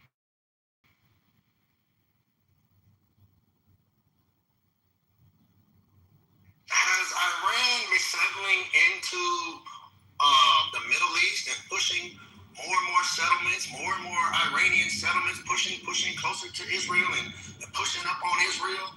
Come on, man. Bro, yeah, Israel wants America, needs America's back, and want to act like we don't need you. Y'all ain't shit. While she's all up in America running a lot of shit and definitely running Trump's ass. And that's what history will say. That's what the facts are, bro. So, sorry, the cards of trying to just back this warmongering people that have gotten real accustomed to killing and shit and just taking over with American dollars at the core of it, man. American lives and American Lisas and the history and has usurped all of this shit, man, and the world sees it, bro. And you coming with this talking point because you obviously are vested on one side. The rest of the planet, bro, that's not vested into it the way you are, that wants peace on the planet, realize the approach that you're speaking from and that you are espousing, that you are married onto, will not bring about world peace, bro. It's not going to happen that way. And that's what you don't seem to understand, or you can't back up off of it. We get it. But to act like we got an actual talking point and you actually standing on some real strength, that some folks in this country in America is really standing on some real shit and are definitely proving that, like Lisa said so beautifully, God damn it, we get it from the root, homie. We up in here doing this shit and you want to try to usurp that and get in the front of the line like you got some moral standing on that land? Bro, you don't, man. So that's where you push up against the wrong shit right there. See, that's where you're trying to get all of us to be passionate about over there in the Middle East, bro. Look, we got mamas and daddies and cousins, man. So understand something. We Americans, fuel this against many Americans' will. And that's what's changing right now, bro. Whether you like it or not, I get it. It's scary as hell because a lot of Americans were already before Donald Trump. That's how he got in there. I'm not a war president. I'm the peace president. Bullshit. Your actions are going to be recorded and they speak way louder than that bullshit that came out your mouth, homie. Because the planet is at stake, man. And like your little brother, you have a tendency to want to push the button and destroy the whole shit. You were sincere in that. The world knows, man. That you would have loved to take them back to the Stone Ages. You and Bibi would have gladly loved to do that shit, but luckily there was enough around you to realize, look, homie, slow the fuck down. You talking all that macho shit? Slow the fuck down, bro. You ain't doing shit, okay? Now let's get back to the rest of the world and politics and geopolitics and moving oil and having these conversations, man. They're not Venezuela. They're not the natives of this land. They're not in that time frame. It's 2026, and you're going to have a different strategy and treat them like they're some real human beings that are vested in the history of their own shit and want to be international players like everybody else does. That's where the world is going. That's what time it is. And so you keep talking this, it's a humanitarian mission and you got to save them. Bullshit. Patty pointed out that's some weak-ass talking points on some first-grade level shit while we on some college, high-level, higher education shit now, bro. And you're talking that kindergarten shit. We got to have real conversation, man. I think Steve is like defending the administration's goals. But Patty, I'm just saying, do you think it's a reasonable foreign policy for someone to support shutting down international shipping through the Suez Canal? Do you think it's That was the reasonable? response, bro. Well, okay. Do you think it's a reasonable foreign policy to support terrorist groups to There you come with these terrorist groups, man. You keep talking. Okay, you keep so talking. what do you call Hezbollah? What do you call that? Y'all go ahead Your now. conversation. Just stick with your conversation, Steve. Go ahead. Go back. No, I'm just saying that your actions kind of dictate how people's got to deal with you. If I'm sitting here trying to sow chaos and I'm sponsoring people that are terrorists all over the Middle East, I become a problem. After a while, if I'm a problem, people's going to deal with me. And that's what we're talking about. 50 days ago, there was no problem, bro, like this. It's a whole new problem now. Iranians didn't cause that, Steve. It was all the terrorists, all them talking points, man. They tired and played out, man. You know what I'm saying? Ask the Native Americans about terrorists, bro. They're tired and played out. They are responding. They're saying we control this. And Trump came along so many days later, 10 days ago, whatever the hell it was, and said, hell no, man. We put a blockade on the blockade. The fuck are you doing, man? Because you started that shit, Trump. Don't lose sight of the actual fact. You're trying to get these talking points as if we're not watching this, man. We're not living through this. You're talking stupid, Do you man. know why they have proxies? Like, so, you know, like, some countries look at us as terrorists as well. Like, we're considered something like the United States is considered something like a proxy, right? We're in the GCC regions. You don't think they have a right to have people in certain areas to say, hey, this is how we protect our own interests, especially when you have embargoes against these countries where they've had to learn how to freaking, like, move without the rest of the world. Like, we sometimes we gotta look through the lens of someone that's being blocked out, right? Because we're not blocked out. We're all over the place. If we want to be in Iran, we'll find a way to be in Iran. Like, the United States does things as well that's not favorable to that we can be considered terrorists. But because of our standing in the world, no one labels us a terrorist. Well, there is a point with the Iranian people. What was it in the 50s when that guy wanted to nationalize the oil? The one that won his place legally? Yeah, well, and they run a covert op to overthrow him. I can see that point. Not they, we, America. Well, the British was involved in it too because British petroleum. Okay, we'll just say Western, we'll say most Western countries. Yeah, because they'd invested a lot in the Iranian oil fields, and that guy, I forget his name. I think it's in the 50s. But he decided to nationalize oil fields, and the CIA and the British intelligence. Yeah, that's a You mentioned Hezbollah a lot, and I just would like to ask you, why did Hezbollah form? Like, who created Hezbollah? It was their way of protecting themselves, right? Because they got too many people in the region that's against them, so they have to have a way to have some type of power. So that was their proxies, is to keep other countries from actually attacking Iran directly. You understand? No, actually, so Hezbollah was formed in southern Lebanon because Israel invaded southern Lebanon and was trying to basically take that land. Okay, so we understand that. But what I'm trying to say is why they fund it. Yeah, I mean, as a defense. I mean, so someone who would say they were a terrorist, you know, one person's terrorist is another person's freedom fighter. The only reason that Beirut is free from Israel is because of Hezbollah. That's why the history matters. That's why it matters what happened first and how this thing has unfolded. That's why historians understand, you know. And so that's what I'm saying. These weak talking points, man. Come on, bro. Kindergarten, first grade. That's why nobody can stomach that, man. You still keep forcing that down our throat as a justification of why this shit is going on. And it doesn't work, man.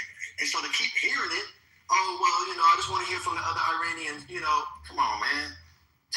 Bro, because we're trying to have a real conversation because you're sucking in Americans and all kind of shit in the whole planet and shit, man. So those individuals that really do have a backbone and a position and a historical can pull from historically as a people, we've handled it this way. So, like Patty's saying, nobody's excited about any torture or drama going on anywhere on the planet. But goddamn it, we gonna go over there and worry about that? We got our own shit here. That's the whole point. Well, NATO, we just.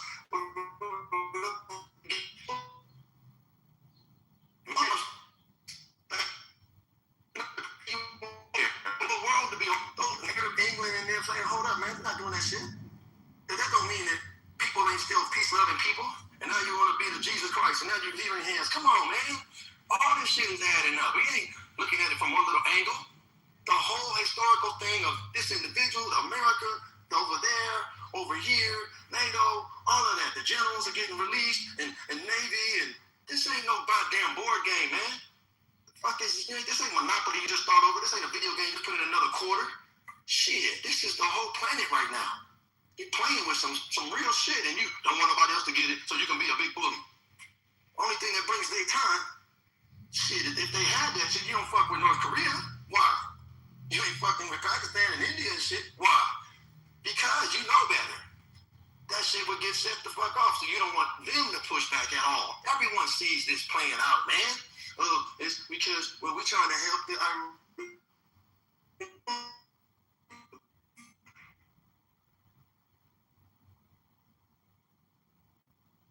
even free over talk shit about them Iranians, man. Miss me with the BS, bro. Ain't nobody stupid. I know you think we just some Negroes and don't know shit. Bro, we been here. We know this shit. We built this shit. We a part of this shit. We got the whole rest of this planet, man.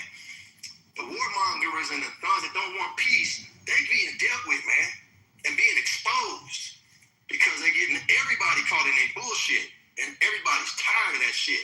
So it's name calling time. Roll call. Give me the list. Who the fuck is on the wrong page now? And they running scared. Talking about Epstein a few days ago. We ain't talking about that at all now. So some real people need to be dealt with, and they're going to be dealt with. If I'm living or not, they don't get dealt with because they're tired of the bullshit on this planet, man. So keep talking your talking points from kindergarten, man. You might trying to hit.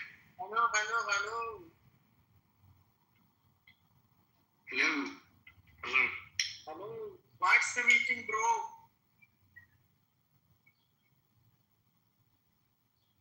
Sir, what's the meeting, eh?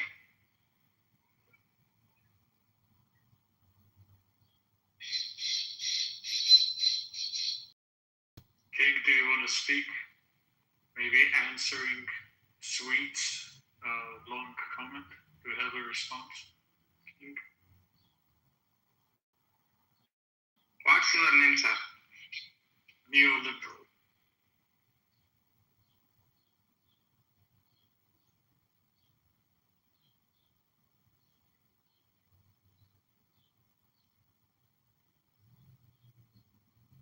See, without the talking points, ain't nothing to stand on. If you dismantle the talking points, then we back to okay now. What's happening in this trade on? Well, when you dismantle the BS talking points, there's no justification to even try to justify the bullshit. Now we get back to now this is emotion. What we gonna do? How can what's gonna happen next? Congress people and this and that or whatever. Because none of us can stop it right this second. But something's gonna happen next. Did you guys read Trump's latest tweet? Well, not tweet. I'm sorry. Truth. He's telling the Navy to kill every small boat in the Strait of Hormuz, and to do it. I don't know what he said. Do it quickly, triple time it, some shit like that. Somebody can get the truth and read it out. But I guess we are escalating. We're not really trying to talk. We're just escalating this. And I think eventually they're going to have to start putting some of these troops on the ground that they got sitting over there, 50,000 sitting in the water over there. And they're starving, by the way. Yeah, Lisa, so we can look up 10, 20, 30 years from now and say, well, we just have to be at war over here now because just like it is in the Middle East, generationally, we just have to do this because of this one loose-ass cannon motherfucker that nobody could check his ass. Does he have a lot of support? Hell yeah. But at the end of the day, only one president of the United States of America And that's who that cat is. And that's who's leading this shit into this destruction of all this shit, man. And so, rational-minded people are like, well, how and when do you stop the bleeding? Because it will stop at some point. But at what cost? Is it better to stop it now? Or just let's look the other way and let the shit escalate worse and then try to stop it? And where to some point, the only thing you can let it do is just let the fire burn all the way the fuck out until it loses all oxygen, if there's any oxygen left on the planet. And then that'll bring peace eventually, but shit, I don't know how many folks will still be alive at that point.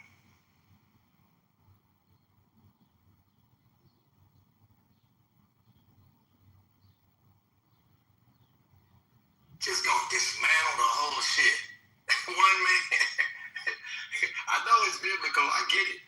It has to happen. I understand. But we watching it. We not 100 years ago, 1,000 years ago. We the ones watching this shit play out live now.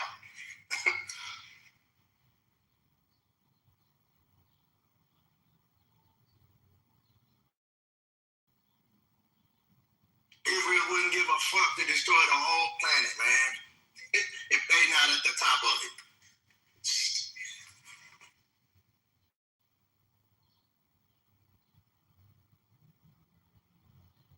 So everybody can have a better stocks, huh? Well, my stocks are doing good.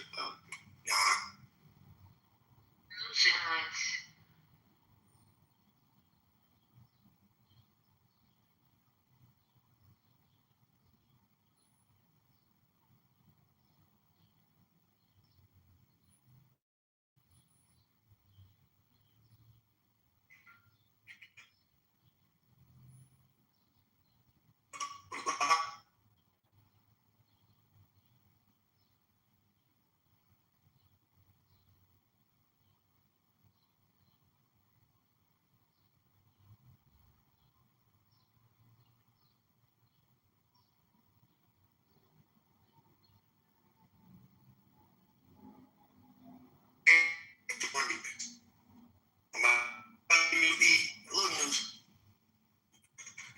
You don't go out. You might go on some weak shit. Why go out those?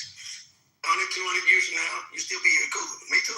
But if not, somebody got to be here weeding out the bullshit. Well, children, grandchildren, I just didn't have the courage to talk to.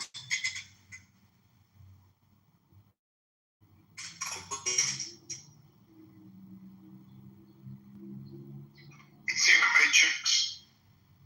It is, but Yes, I think that Yes, God. it doesn't matter. But yes.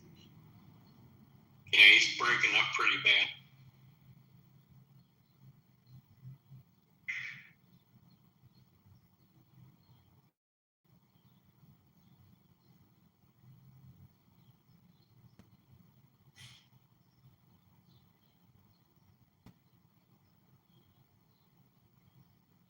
Anyway, in the news, U.S. Navy intercepted what appears to be four Iran-linked oil tankers near the borders of India, Malaysia, Sri Lanka in recent days.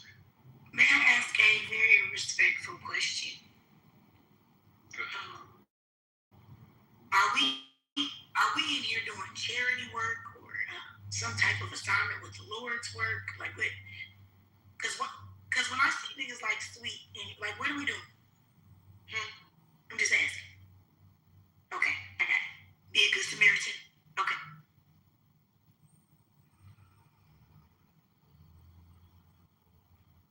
Those two.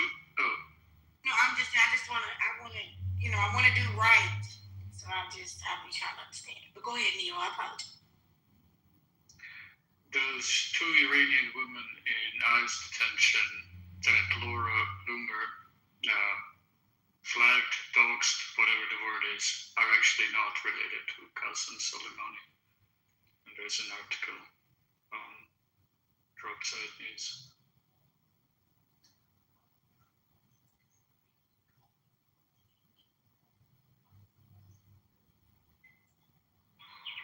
And the 8 women that Trump said he saved from execution were never only executed in the first place.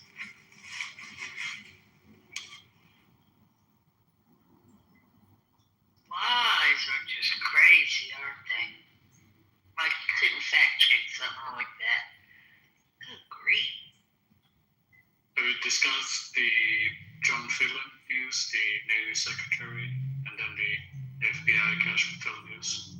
Because that's the thing I saw. I'm just catching up with it. Now, can you update us on that's the Phelan guy is the one who quit the military because he wanted to build the Trump fleet, the Golden Fleet for the Navy. Is that the one? John Phelan ousted Navy Secretary Wednesday, giving him the choice to resign or be fired, 6 sources told CNN.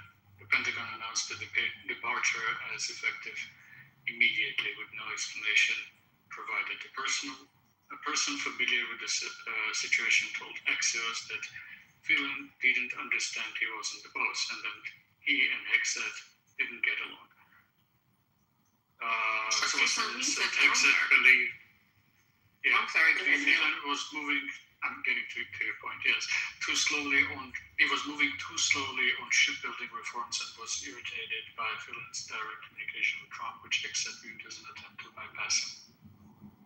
This is an Exodus. Okay, so the other story, in case you didn't know, just to add to what you said, this guy Phelan is a donor, and he was given that position by Trump. He was trying to play favor with Trump by bypassing Hesed, but he wanted to build the Trump fleet of aircraft. Also wanted to have the golden Trump fleet. When Hesed's vision moving forward is unmanned, smaller, quicker boats. So he was in Trump's ear, Phelan, about how we should build these ships and call it the Trump fleet, and it would be the Golden Fleet. So I guess they would be gold-plated battleships or some shit like that, or aircraft carriers with gold toilets and fixtures. I don't know, but this is what that really is about, right there, point blank and simple.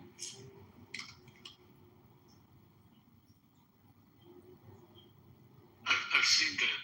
I think it was in the New York Post article.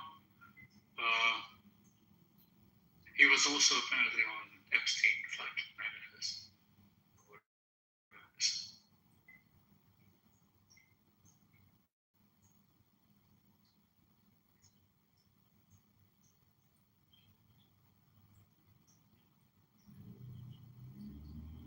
So he's gonna have a fleet of boats with gold on it.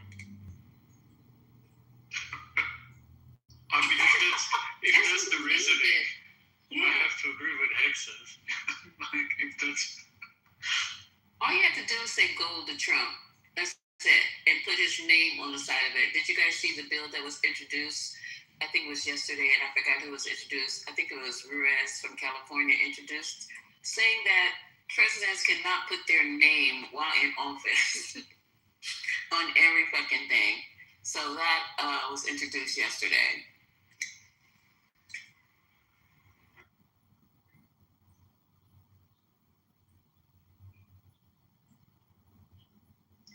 Haaretz has an article about Israeli soldiers in Lebanon testify to widespread looting in Lebanon. Commanders, quote-unquote, commanders know and do nothing.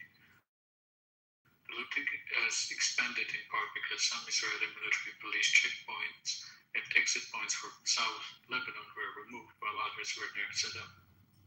IDF soldiers say when there is no punishment, the message is clear. There is an article kind of describing their experiences, not going to read it, but yeah, moving.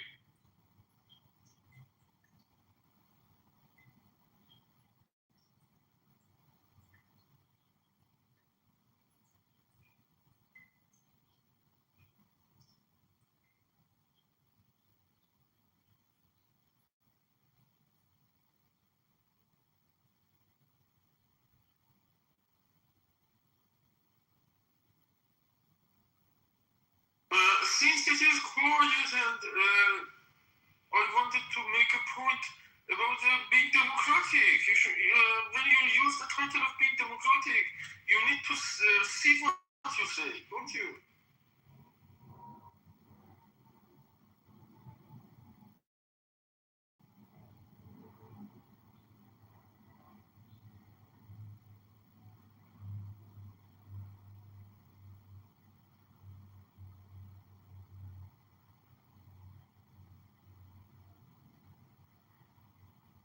It means we should increase tolerance, the ability to political discussions, pitching more than before, pitch more people in, don't ignore others. Okay, Peter, I'm gonna jump to Peter. Okay, because Peter, now, damn it, we can't even understand what the fuck you saying. Okay, and every time I look up, you got a new goddamn job, Tommy. Guys understand, no worries, Janet. Other people understand. Other people understand what? What I say. No, the fuck we didn't. Now you understood. Now, this moment, you are making discussion with me. It means that you are understanding. I don't even know person me or can you first of all, okay, you went from an Amazon worker to now you're a construction worker. Okay? That is even to put it for discussion. I don't know what you're saying to me right now, Peter. I have no idea what you're saying to me right now. I don't know. Go enjoy that lunch break. Banash. We're to move from room. Relax. You are Democrat. No, I am.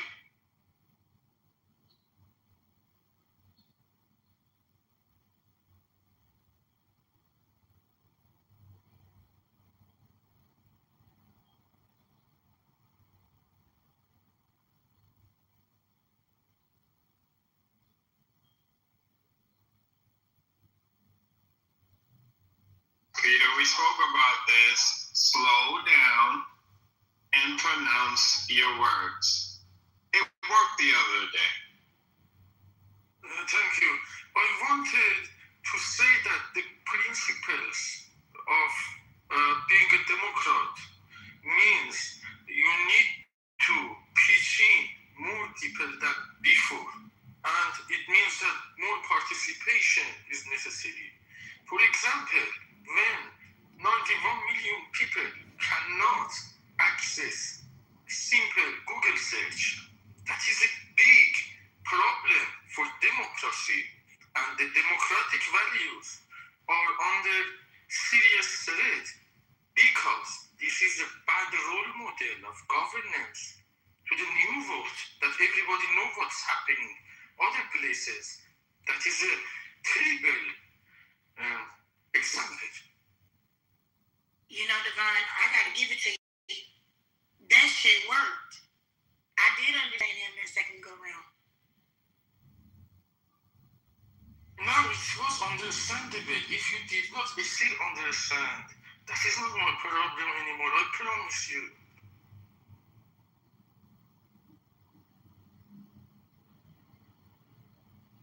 Good job, Peter.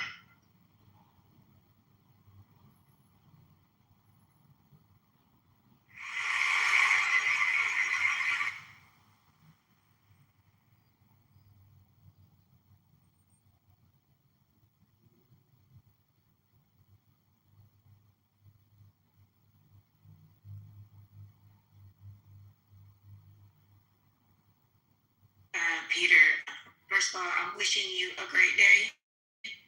I'm not sure if you're on the job right now. You might do better with typing in the chat. Is that possible? I know you're on the site. I will do my best, okay, to keep my temper when I was treated out of the line, but I keep my temper. I will do my best. Okay, thank you. Okay, we appreciate you, brother. Have a great day.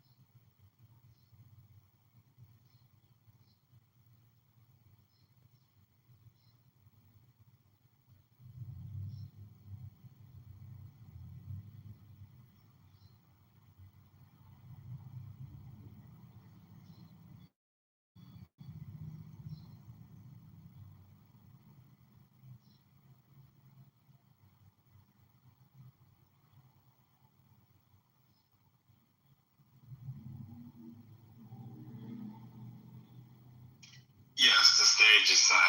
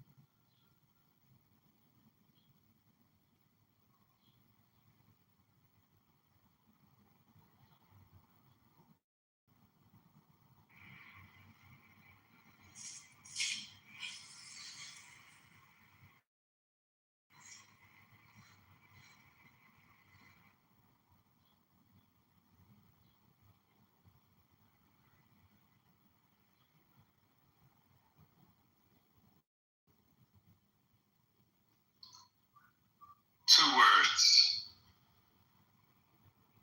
Democratic Socialists. Now go.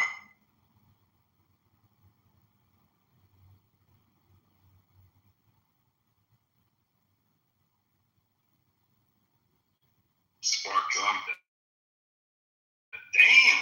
Come on, people at work, they want to hear the banter. I missed today's morning show. I was doing a thing on 3. Oh.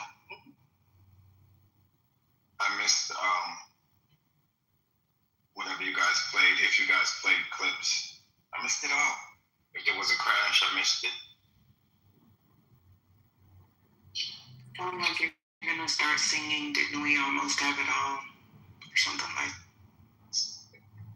Reformed! You're back to your normal PTR. What's up? Thank God. It took like 2 weeks to be able to change my name back. Happy, what is today? Thursday. See, you know you wealthy when you don't know what day it is. See, you see what we dealing with here, y'all? And about money.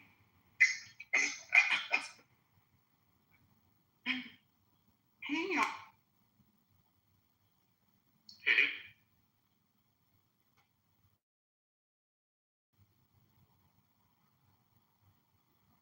I've not been paying attention to much with the war.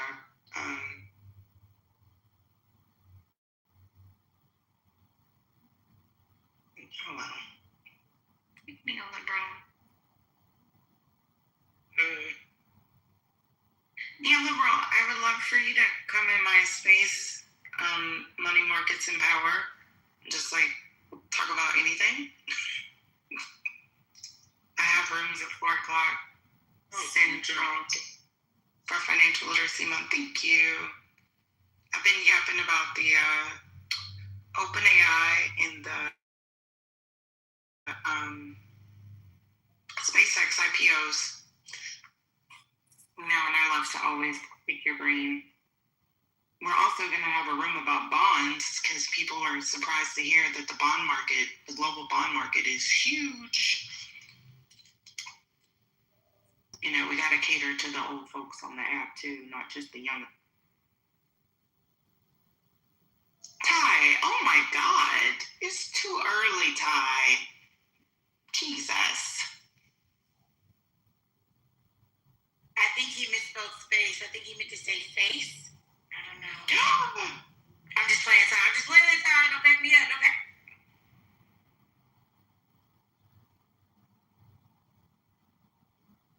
Not with the wedding and the wedding lady in the PTR. Lord Jesus. We know how she got her man. Period. Oh. No, which alone. I just, in case y'all didn't know, I definitely support doing freaky shit with your man. Okay, I heard that. Oh man, I'm not supposed to follow that. I'm sorry. I'm not supposed to. I'm sorry, Ed. My bad. Hey, Ed.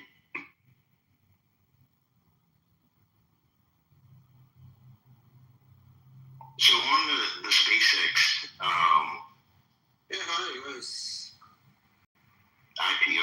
think I have a theory that one of the better ways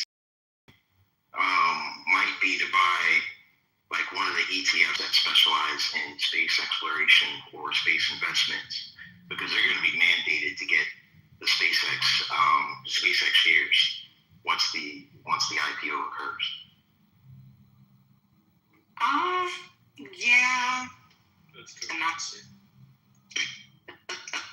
I'm investing in, if you know any Asian induction stovetop manufacturers, please ping me. I'm allocating money to induction stovetops. we had a great discussion on that one day. Not giving financial advice. I kind of just want to participate in the IPO. But yeah, there's if you've been in my rooms, Ed, there's Vintage and a couple of guys they're really, really good at doing the research. And they've already pointed out some of the major suppliers to SpaceX that are actually doing quite well.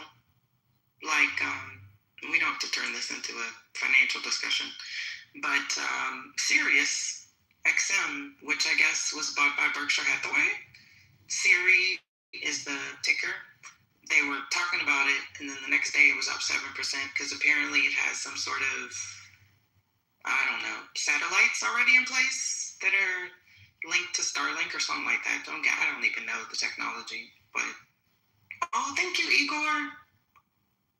Yeah, we're actually going to talk about investing today, so people are excited about that. But yeah, I think it's, even with Trump being such a poo-poo head, this market just seems like, Jesus Christ, it's just a juggernaut. It's reaching all-time highs.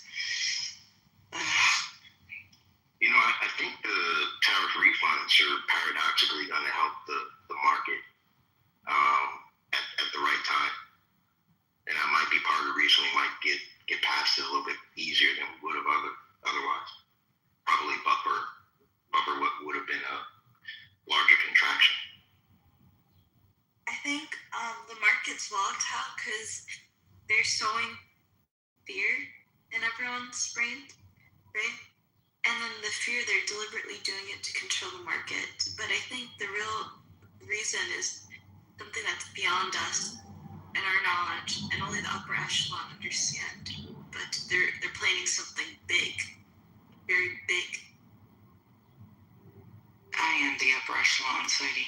No, I'm just kidding. I'm not.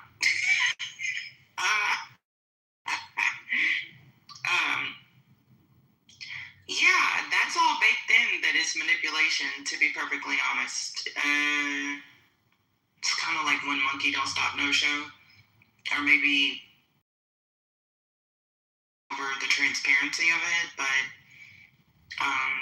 yeah, and to your point, I was a little bit worried about major financial catastrophe, but there's like over $7 trillion in money markets right now, which is also a huge record because of the interest rates, and people really made so much freaking cash.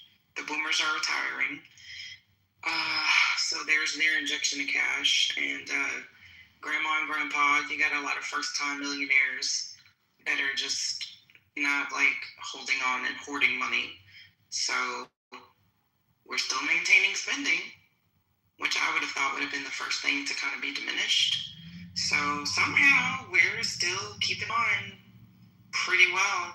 Things seem to be expensive, but everybody seems to be maintaining the expensivity.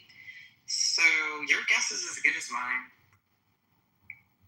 Agreed. And the market, kind of went up and down these past few days, but I think really important thing is to keep your money and your investments and not pull out due to fear or single day adjustments, because when it's low, when the market goes low, you can just buy in.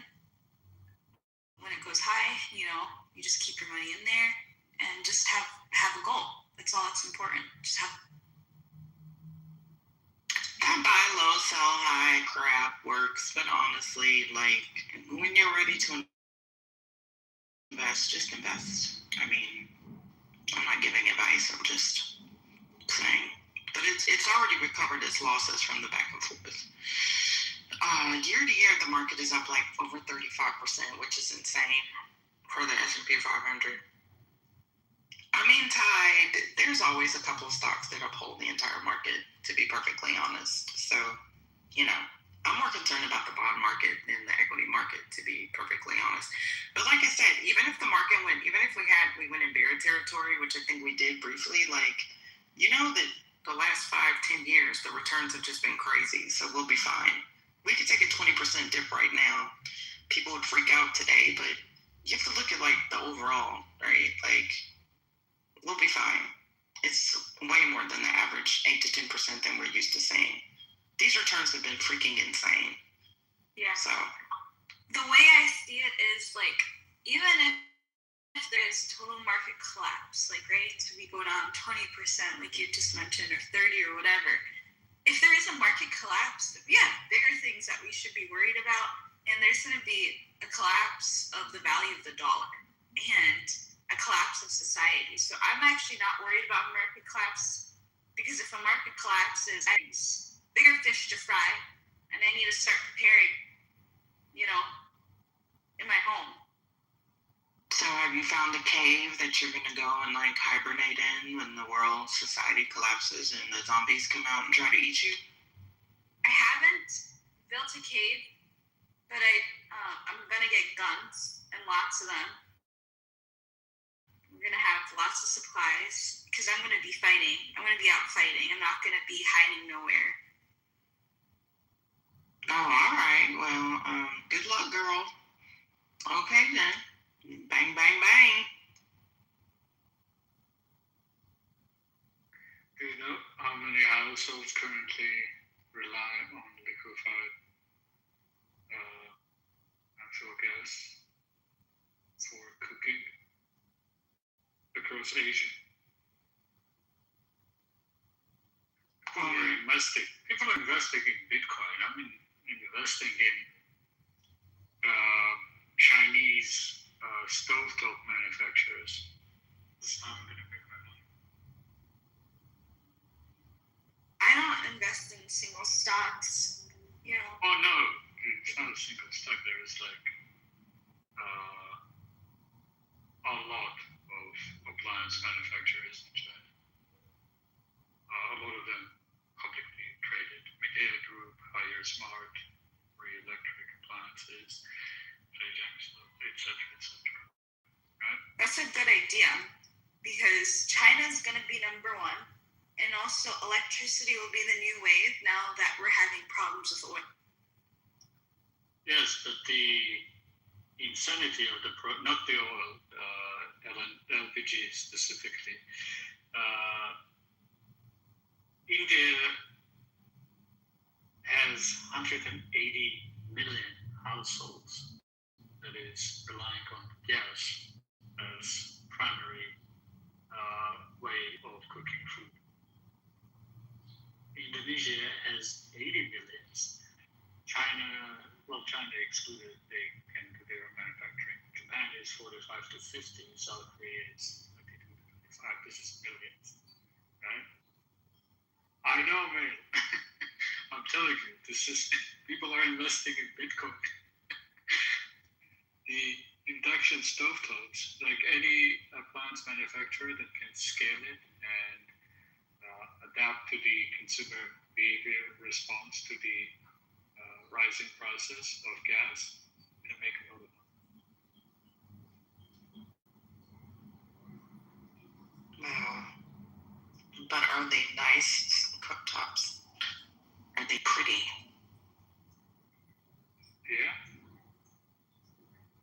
I love Chinese appliances. I got an espresso maker, very cheap, affordable, but it's like the best. Casa Brews, it's Chinese, I'm pretty sure owned. And I just press the button and it comes out. And I love looking at Chinese and Japanese appliances online. They're just so much prettier. They're just so much better than appliances in the US.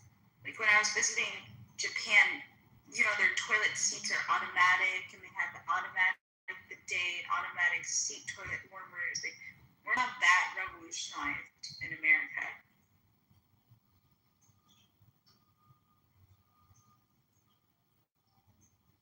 I think they definitely have nicer toilets. Do zombies use the bathroom, y'all think? Just thought about that.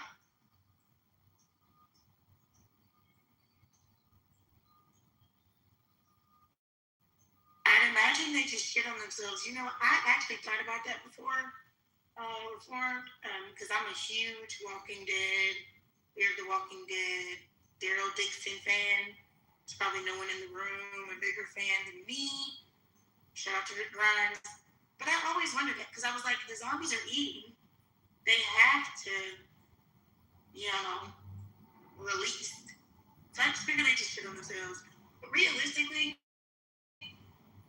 I don't think that would actually happen because as a dead body, even if the brainstem is still alive, everything else about them would decay. So I know it's just a plot in like a, a really good show, but realistically, people would not be walking dead past like what, 2 or 3 weeks max. They're not people. I mean, zombies. Sorry, yes, zombies. Well, what's revolutionary about having water shoot up your private parts? Oh, so yeah. when it shoots up your private part, how do you get that was my dilemma, how do you get the excess water from dripping down your ass and in between your legs? How does that work out? Shimmy on the toilet. Shimmy. Do a little twerk. Fellas, you can do a little. Shimmy. You still have to be spinning out. I don't get that part. And it doesn't feel good to me at all. Anyway, neoliberal said paying back sweet. That's pretty bad. So I'm gonna hush. It really is. I'm joking. No, you're not. No, me and the Reform share, taste in gory movies and TV series and literature. Yes, I'm actually rewatching episodes of Angel right now. And I was literally thinking, does Angel use the bathroom? Because he's a vampire. Yeah, but anyway. Alrighty, y'all. Did y'all already talk about Laura Loomer calling Candace Owens nappy-headed Cocho? Oh my God! Nappy-headed Cujo. No, she's sorry. in the middle of our talking. I didn't. Yeah. Did you say nappy-headed?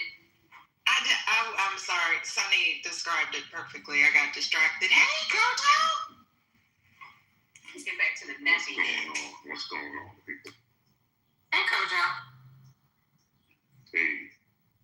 I saw y'all are doing your space again. I'm gonna have to go through and listen in the morning.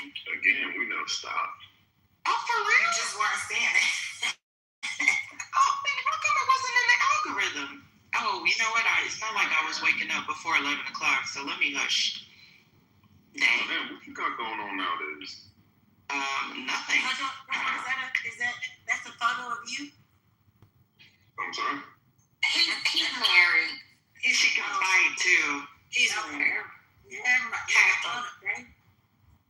Yeah, his wife is gorgeous. Gorgeous. Y'all, just because somebody married, And she a doctor. And she a doctor. Oh, shout out to her. Somebody said he got a billion kids. Never mind.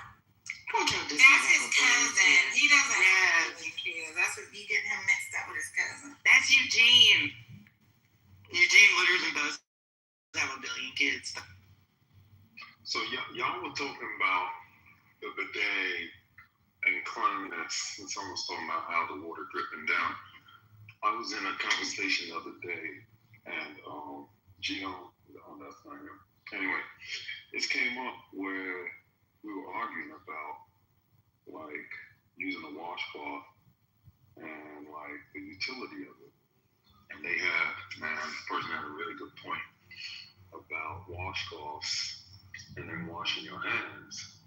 I'm like, yes, you should wash your hands after you use the bathroom, and you should use a washcloth when you shower. And his point was, well, if you don't have to use a washcloth after you use the bathroom, and it suffices, it's okay to just use the bathroom and then use soap and wash your hands. Why do you need to use a washcloth after you get out of the bath? What? Wait, yeah, right. I'm not following. Yeah, say that one more time, brother. So if it's okay to just simply wash your hands with soap and water after you use the bathroom, why do you need to use a washcloth when you shower?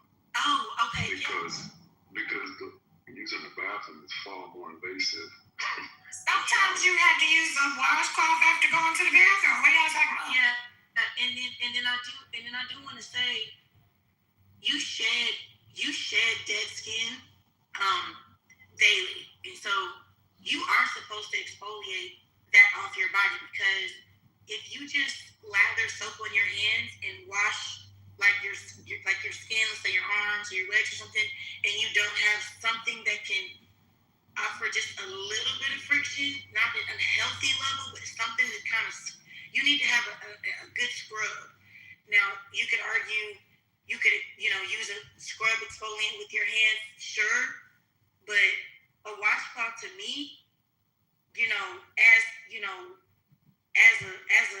a blackity black, I don't trust. I'm gonna tell you right now, Coach. See, now I'm elevated. I don't trust y'all when you don't have washcloths in your house, because I want to know how you washing your ass. Because I want to know, Coach, when you shower. And I promise you, I'm not trying to be like X-rated. Don't you have to get in between certain creases? And you can't do that with just, you know what I'm saying? So, you got to have a washcloth. So, Janet, I came up to speak for the man. May I? Okay, I'm sorry. Go ahead. Yeah, so y'all, I'm taking a deposition and I'm on a break, so I gotta talk. I'm going to get lunch. But anyway, I'm somewhere between Janet and I used to use a scrubber every day. Now I do it every other day because my skin is dry, and scrubbing it with a rough scrubber every day. So I decided not to do it.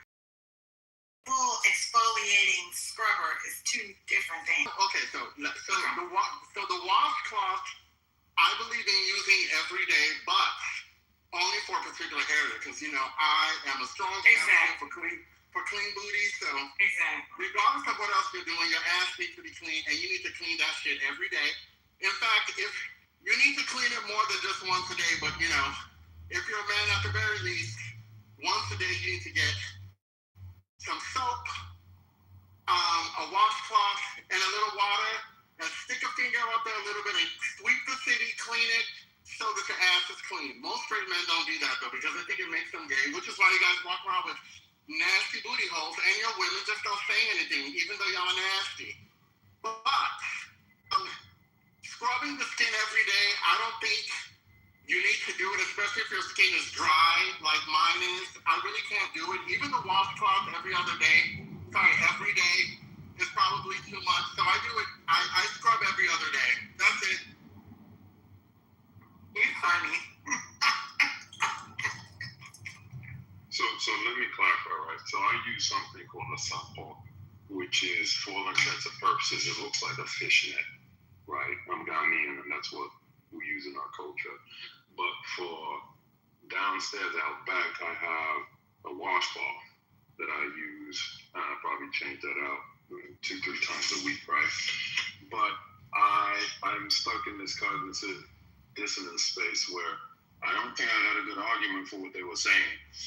Like, the support is for my skin, and I use that, every day, twice a day. But the logic isn't there based upon what they're saying. Like, it's true. Like, you're telling me dead skin is more toxic than fecal matter? No, nobody said that. They said, no, listen. You need to clean your ass. it sounds like you're trying to say, sounds like you're trying to suggest that, you know, you don't need to use a sorry, I'm doing multiple things, a washcloth when you're in the shower to wash your ass. And you should. No. Okay. The argument that was made to me was like, if you're washing your skin with your hands, if you're using a washcloth and or a sponge to clean your skin, and you're saying that's what's required to clean your skin, but we don't do that when we get out when we wash our hands after we use the bathroom. Right, but like Janet was saying, you need a little more exfoliation than that, at least from time to time. Like you're not exfoliating your hands when you're washing your hands, but your skin needs to slough off that, dead skin. Exactly. And if you think about, if you look at your hands, right? I'm not a doctor. I heard you're married to one. Maybe she knows the correct terms. Wait, so niggas don't know how to clean themselves? People don't know how to clean themselves? Can you shut the fuck up? But y'all just, ooh. Okay, I'm sorry. Thank you. Okay, I'm sorry. So if you look at your hands and you turn them like to where you're looking at the palms, you'll notice that is not the same type of skin that's on the back of your hand. Does that make sense? And so I'm assuming when you wipe, you don't use the back of your hand, right? So when you're looking at just washing your hands, just cleansing your hands, you're just looking to get, one, if you got any waste on your hands, or your nails out of there, okay? And then, I'd assume not as much nastiness got on the back. Now, you're supposed to wash all part inside, the fingers and everything. But I'm just saying, I look at it like it's two different types of epidermis. Your palms have more of like, not calloused, but like it's thicker, because you do more with your hands than you would the inside of your ass. If that makes sense. The skin inside your ass is not the same skin that's on your palm. It's the same consistency as your lips. Isn't that a fun fact? The anus, the outside skin. Ironically, the coochie interior is the same consistency as inside is your cheeks. There's just random facts there. You think so? I don't think so. Yeah. I'm not it's the same consistency as your lips. So it's soft. That's me wondering. Y'all just be scrubbing the shit, irritating your ass. It's probably why you're itching. Goddamn. Yeah, Janet, I think I hear what you're saying. And you don't have to sound me on it. Like I said, I'm stuck in cognitive dissonance of this one. I'm going to use a soap and sponge and a washcloth regardless. But I'm not totally convinced on the argument here. But we're on the same team. Yes. Team wash your ass. Okay, go ahead, 99. Go ahead, tell us what you had to say about niggas not washing their ass. Go ahead, we listen.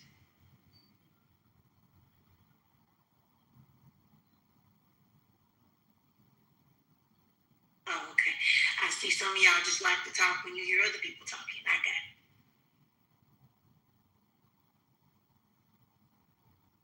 Oh, I'm here for the violence in this room. I need to come in here more often. Be quiet, Ty.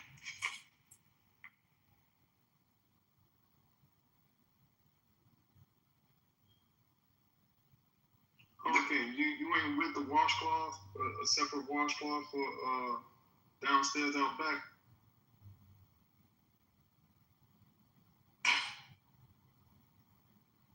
Why the fuck y'all gotta be scrubbing though? God damn, does it get that dirty? Yes, ma'am.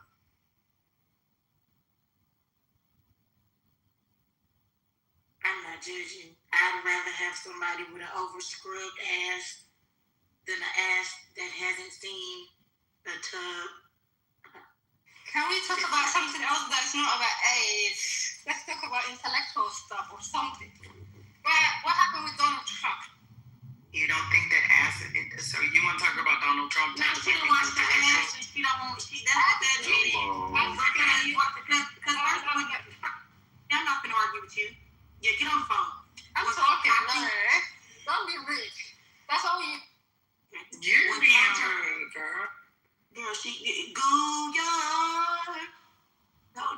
I'm gonna be honest with you.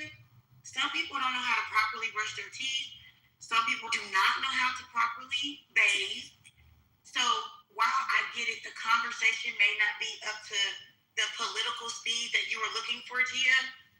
It is what it is. And since your lame ass didn't come up with anything to talk about, what we not gonna do is get on Kojo because skincare, it can be a conversation. You sound like you just brush your front teeth when you wash your mouth out, huh? You probably don't have a single washcloth in your house. You probably shower with your motherfucking hands, and it sounds like you don't shower your legs. That's why you're offended. Get your ass up down there. And to that point, our skin is actually our largest organ, and taking proper care of it is vital to our success. So the fact that you don't think that is an intellectual conversation about our skin and skincare habits is kind of crazy. Because ashes can definitely be intellectual. I'm just saying. Now, what's the benefit of the washcloth in the shower again? I missed that part. Oh, Misa, you don't use a washcloth in the shower? Now you're asking me a question. I was just asking you. I was saying it, and then the phone kind of got. Was your mama white? Yeah, what is wrong with you, reformatory? I was just asking a question. I'm not going to disclose what I'm doing in my shower. Oh no, sis. You need a washcloth to wash your ass under your boobage area. If your boobies are sinking, your neck. Well, you still got to get up under there. And then the hydrogen peroxide in the belly button and the Q-tip. Now, see, that's that old school shit right there. That's that old school shit. Well, shout out to the women for doing labor for the man, reminding them that they've been walking around with nasty booty holes that they need to clean. Nah, you also gotta. Sound like some of the women need a reminder to. I'm walking around with nasty booties. Crumbly ass booties. It's just not okay. Because I'm gonna be honest with you, you got that close to them. You know their booties is crumbling. And we know that they don't eat enough fiber. The shit gets stuck up there. It doesn't even move. Oh my goodness. Y'all forgetting about the most important thing. You forgot about moisturizing and putting oil on your body and your hair. I disagree. We're black. We don't need to sell that. Now the only people who don't do that are rebels. Y'all be ashy. Black people be ashy. Black people be ashy as fuck, bro. They be taking showers. Your voice sounds ashy. You sound ashy at this point. Yeah, I be slacking, feel me? I'm a nigga, feel me? Oh, Lord. That white girl don't be caring that your ass is dirty. They manage it, actually. Now, can I ask you a question? And this is, you don't have to answer if you don't want to. On that second picture you got right there, you're clearly at the gym. Why the fuck did you PTR that and you ain't got no damn cuts? Just get started? Oh, like I said, I'm not really into the appearance. I'm a nigga, feel me? I look clean, but I'm not doing all that. No, I'm saying when you put the phone up to take that mirror pic from behind like a bad bitch, right? No, I'm sorry, I can't hear you because I'm talking. Hold on one second. I want you to understand the question. So when you put that pic up, what I'm saying to you is, here, I want a PTR so everybody can see what I'm talking about. Hold on. Bear with. Hold on. Because I want you to know which one I'm talking about, right? And you don't have to answer, babe. I don't want you to feel pressured into this. I just was looking for the logic of what you're doing. So when you took this photo right here, right, typically, and I could go, but when men take that photo, they're trying to show the muscles on their back, their cuts, their ribs. Did you just get started on your journey? Like, is this your before picture? I'm trying to understand since you want to come up here and show your ass, literally and physically, huh? Because I've never seen too many men take back shots like that right there. You use a baddie. And I just want to understand a before picture or are we going to have an after picture by July 4th? I want to be your accountability partner. Huh? I want to network with you, brother. Come on, Miss Janet, you gotta be real. If you look at half of these niggas on this, apologize. Half of these men on this app, roly-poly motherfuckers, baldies, they don't look like that in the back. Well, he just looks hungry, Lisa. I wouldn't say cut. He just looks like he's just been fasting. Like he's just skipped some meals. He reminds me of, you remember Men in Black? That's the build I see here. Now, I'm just asking. The brother does not have to answer. I'm just here trying to understand. You know what? Let me. Man, I hope he's not on mute crying. Come on. I vote for more people to put their backs on their PTRs. Well, Lisa, he can do it. He just needs to put his back into it. Huh? What do you think about that, Lisa? I'm over here enjoying the conversation. Nine, I'm sorry, I'm just messing with you. I'm not trying to hurt you or harm you. But I think your back is okay, Nine. His neck and his back. Now, Nine, you see how quiet you got? I want to just bring something to your attention, brother. Yo, who wrote me? Nah, I was talking about this whole time. You're crazy. Okay. I know I did not. I was seeking your answer. Did you it's just a progress picture. Okay, that's what I thought. That's what it looks like, for sure. You're still progressing. So you still got some work to do. Okay, good. Cool beans. Have a great. Man, don't let that woman scare you into that, bro. Come on, man. Stop it. I'm chilling. Actually, I gotta write a follow-up email real quick. Now you gotta do work. You know, this is what I'm saying. You probably should have did that. Jumped on stage, cut nigga off. No? You said what? I said perhaps you should have done that before you just jumped on stage cutting niggas off, right? I thought we were having a dialogue. Oh.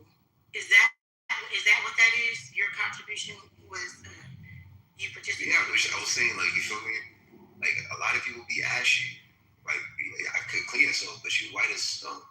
You gotta put some moisturizer. You can't be letting the skin crack up like that. That's funny as fuck.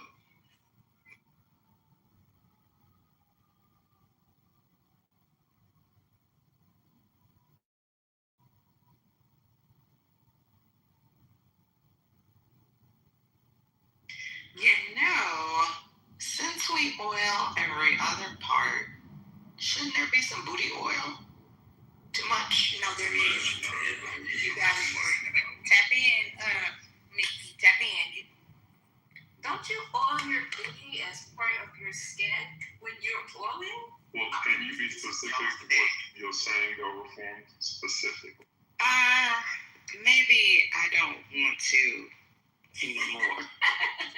Hold on, Robert raised his hand. He wants to talk about I meant not the outer booty, not the curvature of the shell.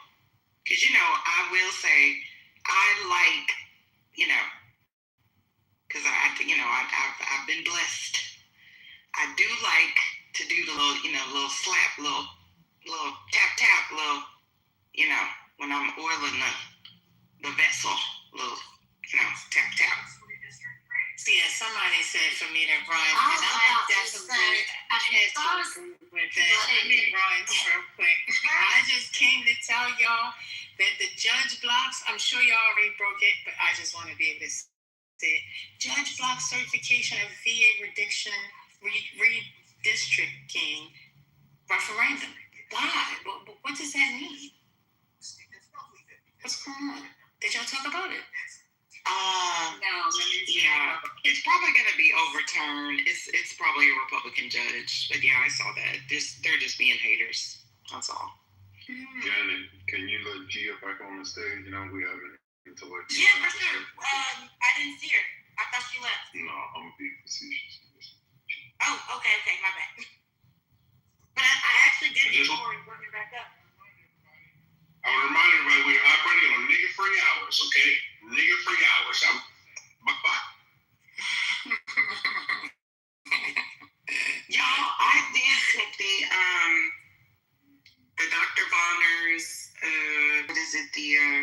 The peppermint soap? Somebody said that feels like interesting, so anywho, being serious, my bad.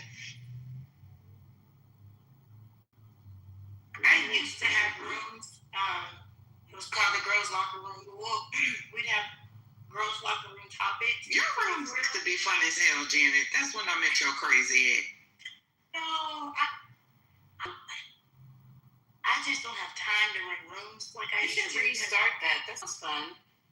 Yes, and okay, and I'm gonna thank you. It really was, and it was just ladies talk, and we would talk about hygiene and different things, hydration. I remember one time we had a room. It was like 100 people in there. We were just talking about water, H2Os, H3Os, spring water, the important. I mean, and then like the effects on your female reproduction. We had ladies in there that had PCOS. We had ladies in there. We talked about like the nursing. I remember one time we had we were talking about breastfeeding. When you have a little baby between 0 and 12 months. I mean, just lady locker room talk. And so I know like today's conversations at my washing ass and stuff. One time we had a sex worker, baby. She put us on motherfucking game. She had told us, she was like, you want to layer how you moisturize and like layer your scent. So she said, I mean, this is coming from an exotic dancer, but it's really important that they keep smelling good, like their whole shift sort of thing, if you catch my drift. So she was saying as soon as you get out the shower, you're going to want to, I think it was like a body spray while you're wet. And then you lock it in with the oil gel. I know they have like the Johnson & Johnson one. I know we're not supposed to use Johnson & Johnson, but there's other brands out there. And you put it on while you're wet, because when you dry, you're locking in the moisture from the water from the shower, if that makes sense. Because oil doesn't moisturize; it's a sealant. So then she said, after you dry off, and you smell good from the shower, you have a little mist of a body spray. You put your baby gel or your oil gel on. Then you get out. You put your lotion on. Okay, and then you put your perfume on. She said you are going to, and I can, it's actually how I do it now myself. I'm just saying I got it from the stripper. You are going to smell like $1,000,000 forever. Like you can't wash that off until you wash your ass. I can vouch for that. That is the exact same, Janet, that is the exact routine that I do with the Johnson & Johnson Green Cap gel. I do exactly that sequence of it, what you're talking about, and it does lock it in, and it's get compliments all the time on how you smell. And just to center myself for a minute, I will be opening up the hydration bar. We already got our building, our storefront in New York, so all New Yorkers come in. Don't get hating on me, Janice. Come on over. Are you in New York? Where you at? My country ass is out here in Texas. Oh shit. Where in Texas are you, Janet? Anytime, visit. So I contract all over the state, but mainly Dallas and Houston. I graduated from Prairie View. I was raised in Dallas-Fort Worth, so I'm in between. So I still don't understand why you would put on the gel before you put on the lotion if the gel locks it in. This is a great male question to ask. So baby gel is you know like when you're cleaning and you have like concentrate cleaners that you're supposed to dilute with water? So a baby gel is like a concentrate of moisturizer, and it's in like a gel oil form. So it's not as liquefied as like baby oil or coconut oil or whatever oil you use. It's kind of like just like a very thick consistency. And so what's going to happen is it's just going to lock in moisture. Ideally, you're going to find it in like the baby section, like the. Oh, I know what it is. I just don't understand why it wasn't put the moisturizer on before the baby gel. Because the water, anybody with natural hair can tell you, oil is a moisturizer. Oil is a sealant. Water is the moisturizer. So when you're wet is when you want to lock in your moisture with an oil, if that makes sense. So where the mist spray comes in, right, is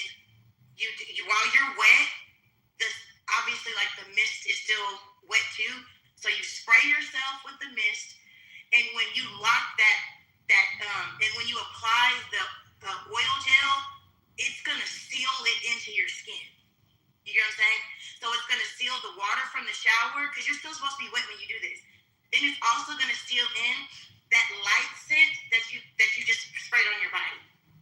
And then when you get out, you're supposed to dry yourself off. And so really your body is kind of moisturized just from that first step. But then you're gonna want to put lotion in. Ideally, your lotion. Now, if you have to use like CeraVe or like a really good lotion for skin issues and stuff, then stick with that. If you're going out, you're gonna want to use the lotion that matches the body mist, that you just sprayed. And then you're gonna put your perfume on. Now, your perfume and your body spray have to sync together, if that makes sense. Don't put two opposing scent, like, you know what I'm saying? Like, and look that up. Go on TikTok.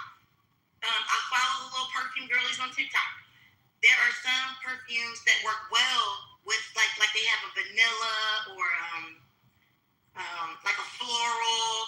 So you can go and get your, because I'm a perfume girly. I don't do Bath and Body Works in my grown age. You had to catch me in high school. However, it is, as ladies, all have body mist spray, right? I mean, you should. I have some in my gym bag, just throughout the day. But when you do it this way, you won't have to do that. You're gonna smell good all motherfucker. Like, it could be happy hour or dinner time, and you could walk into a restaurant or something, and people are gonna say, "Oh my God, what are you wearing?" And you could have applied it early in the morning, but it's because that baby gel locked it in. Mm-hmm.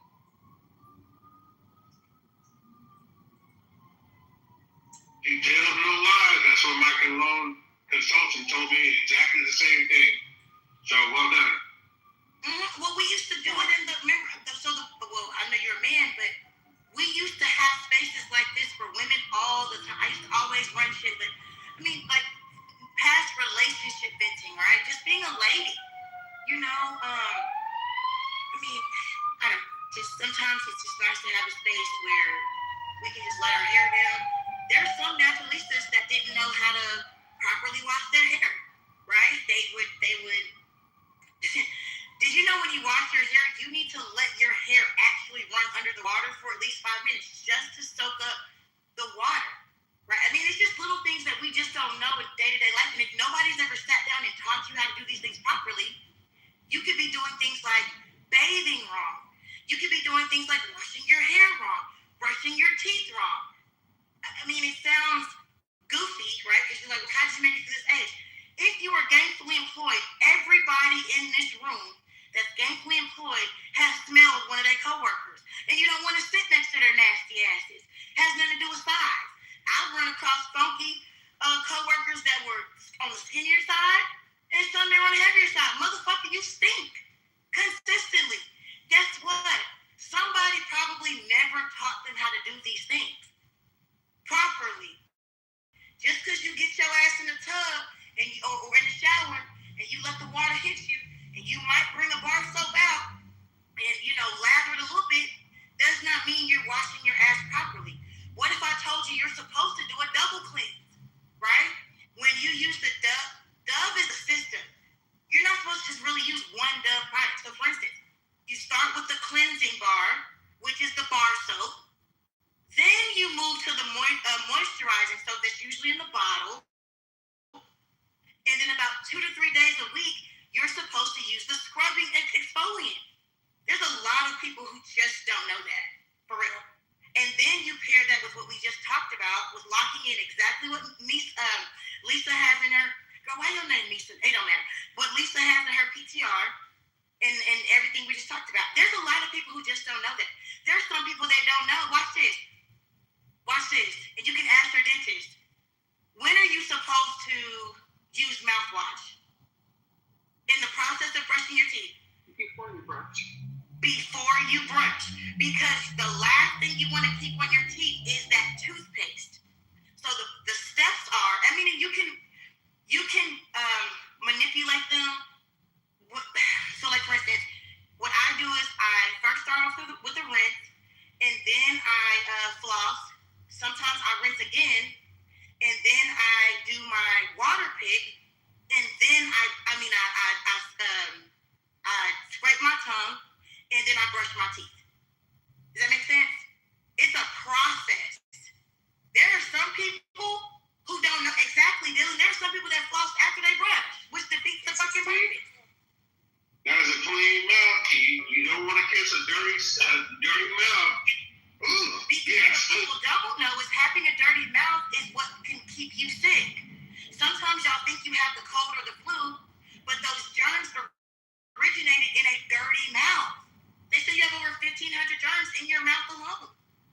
But even though we're at this big grown age, there's somebody in this room that did not know that. I guarantee you. Mm-hmm. The mouth is the dirtiest part on your body. On your body is your mouth. I appreciate this conversation. I dropped you 25. Thank you on that. That is some real good advice. So you're gonna make me do the rooms again, girl. This was kind of fun. No, I love it. I'm loving it, girl, right now. We used to do these things like just back when Clubhouse was like really, really, really fun.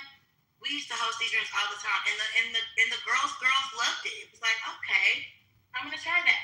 Recipe swaps. You know, oh, hey guys, I have a good first day. Hey guys, I have a first day coming up. I really like him.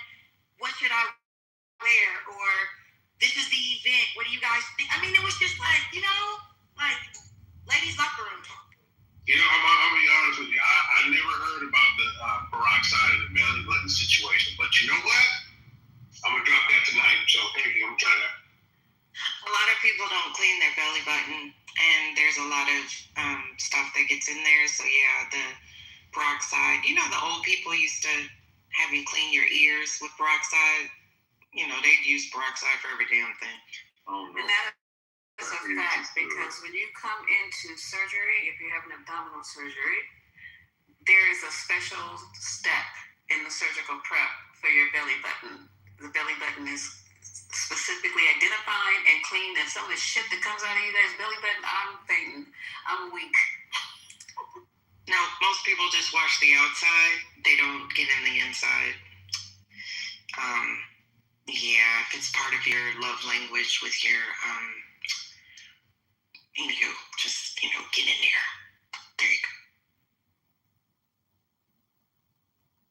Well, Janet, ping me in when you get started, girl, because I'm loving this already. You got me going. I'm on my way now out to go get.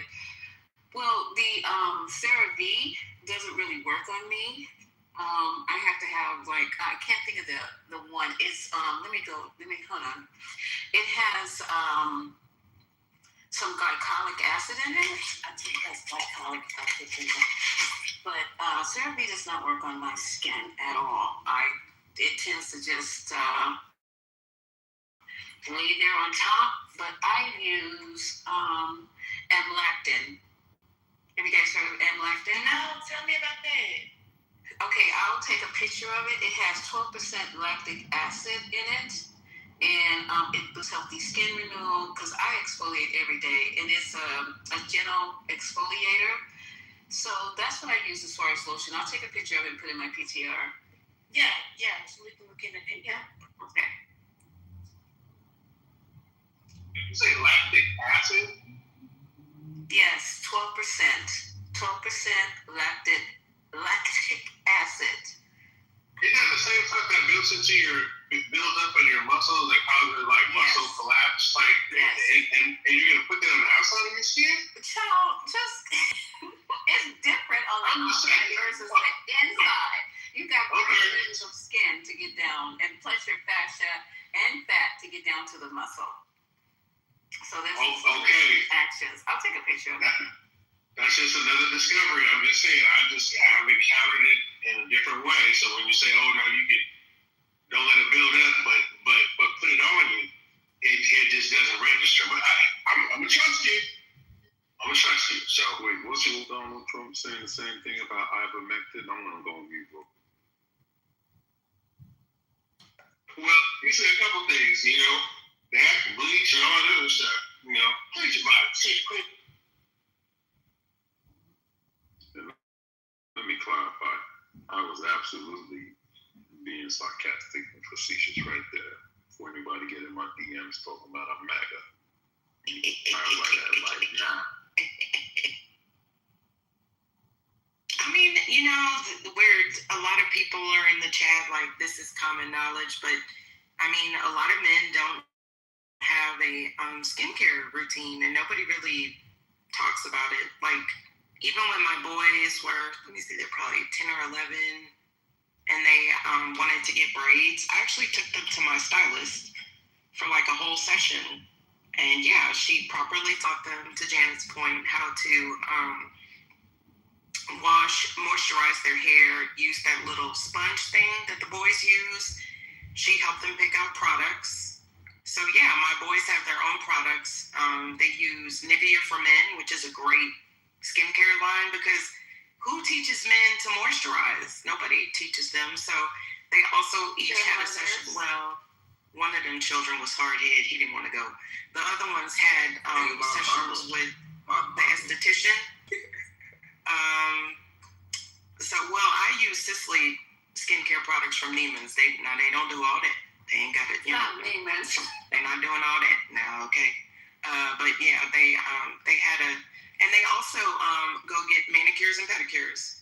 So yeah. And it's their mothers who's teaching them this. Because same with my kids, they go get manis and pedis. Not as much as I do, as often as I do, but they do go. Because it's nothing worse than a man with ugly feet. I'm sorry. I'm gonna be honest with you. I'll be honest with you. The only way you can get a man to get in, to get a pedicure, is if another man introduces him to it, right? Because I've heard other women trying to talk to me about it. I'm like, no. But when I had another one of my friends, I was like, no, man, it's cool. Go do this. And I was like, okay, I respect you. I see what you're doing. Okay, maybe it might be worth it. It's good. And, to be honest, too, and last thing, I'm finished up. Like, I didn't know about men doing chemical pills until I saw Charlamagne the God do it. And he peeled off half his face, and it was a lot better. So, I think that work, bro. I'm not jacking that. I feel like men should just be clean, but they shouldn't be doing too much. Why not? That's me. You gotta be presentable. You gotta, trim your nails, but like put in that clear nail polish, I feel like it's kind of too much. So you can have them just bug bag. They don't have to, because I actually prefer men that is too much for me. It's too. He says I don't know how to change a motherfucking time to me, right? Yeah. May not necessarily be true. I just have this thing about seeing men getting their nails painted. It just makes me crazy. So I get what you're saying. But what if I told you getting a manicure and a pedicure is hygiene, because everybody gets hangnails, right? And you can get them on your feet. You are supposed to get your toenails clipped properly, right? And because your toenail is always growing, you really should make time to get your feet done. Women don't want to see that green fucking toenail, huh? That ass black fucking toenail. I don't know why. See, that's the problem. So you're gonna make me go off. Because y'all don't understand, when we go to the pool, you gotta show them feet too.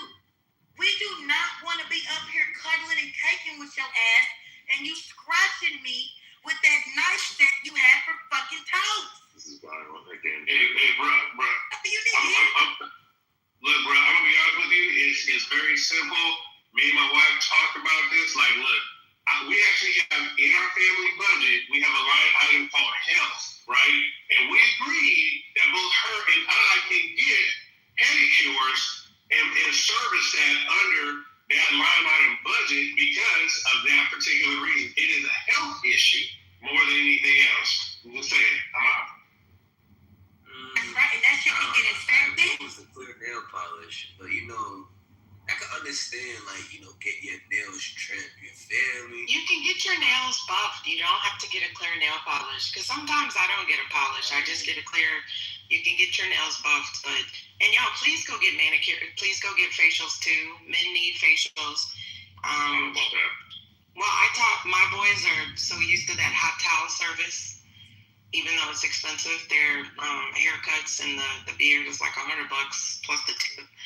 But I mean, yeah, I don't understand why. I mean, yeah, y'all need facials too. I'm just saying, and get your beard oil, get your kits for your beards, because you know everybody need to take care of the beards. Girl, Smelly, seriously. Leave me alone right the fuck now. I'm gonna be honest with this.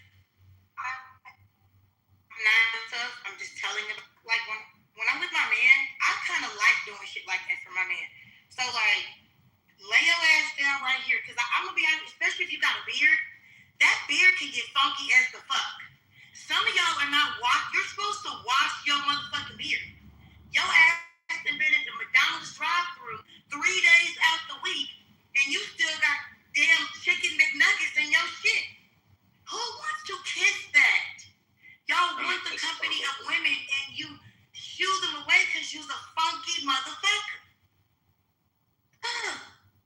Now I appreciate that. You know, I do see that with my parents. Like my pops don't give a fuck, but a little bit. Feel me? But my mom does it. Like she does it for him. Like nigga, like if I would show you she does it for me, I appreciate it. But you feel me? Like it's not necessarily like we got so much going on, bro. Like I don't think, but that's love right there. For sure, he does that for you. Oh yeah. Sure. So go on TikTok. On TikTok, TikTok is everything. Y'all know this. There's channels where they're recording themselves, giving their man or their husband like facials. You know what I'm saying? So maybe you may not want to go to an esthetician. I get it, sure. But I don't give a damn where it comes from. You need to be getting these things done regularly for yourself. Right? Hygiene is supposed to be for you. And sometimes you just haven't been made aware. Hurricane said, you know, there's some women that just tolerating this and they hate it. I'm like, somebody in the world, their partner divorced them because they were just nasty. Or and sometimes you may not know. How did that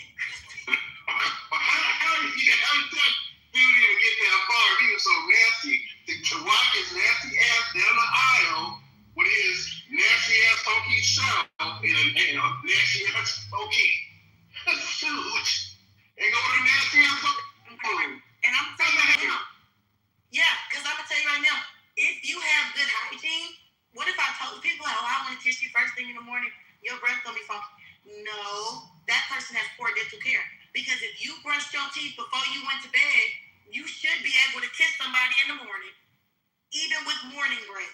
Yeah, it may not be the freshest thing, but it won't be as funky as what some of y'all done went through. Stop torturing yourselves because you were a funky person. Or maybe you a funky person. I don't know. I'm gonna say something. I'm so judgmental. When I come to people's houses, I'm behind their goddamn toilet. I'm gonna be able to tell you how clean you are. Or too far now. You going too far. Come on now. It's all related. I promise you, every person that I've ever met, So you saying if a guy has like a very clean back toilet, but when you open up his medicine cabinet, and you know what, in the ladies' locker room, sometimes we have it private, but sometimes we would let the men listen. But you have to be in the goo. You ain't coming in fucking my room up. It's not to say that's what you're doing wrong, but here's why. Y'all don't know. You didn't even know that. Did you know that when you invite a woman over, see, I'm about to have to see, I don't know if I should drop some game on y'all today. Invite a woman over to your house. That can I use your restroom? She's always holding her breath because she never knows what she's going to get when she opens that door. When she opens that door and she sees a clean, white tub, ain't no scum around the toilet, ain't no damn skid marks on the seat, the back of the toilet is clean, you have a better chance of getting you some coochie. I'm just trying to put it out there. I'm trying to help you out. I know about that game. No, that's true. That's true. I know about that game. Women, I'm the same way too. If she's entered into your place, there's a certain level of trust that she has with you. If your bathroom is disgusting, that will draw the coochie in. I'm just putting it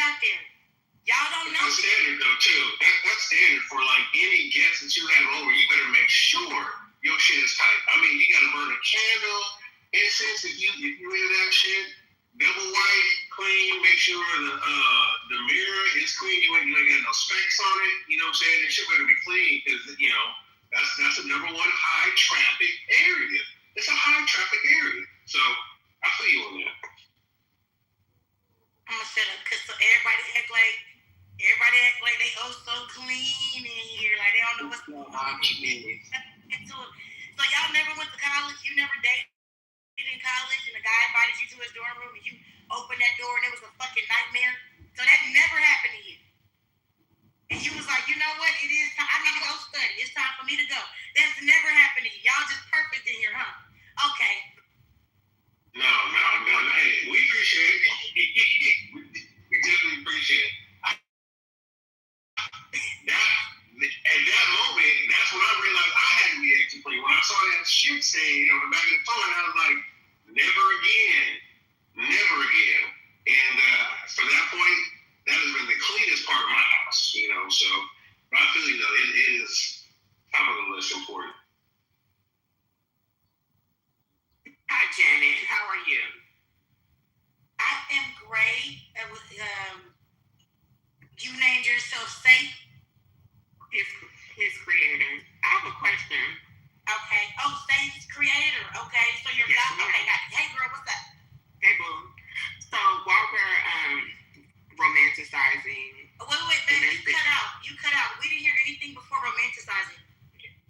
I said since can you hear me now? Yeah, you're good. Okay.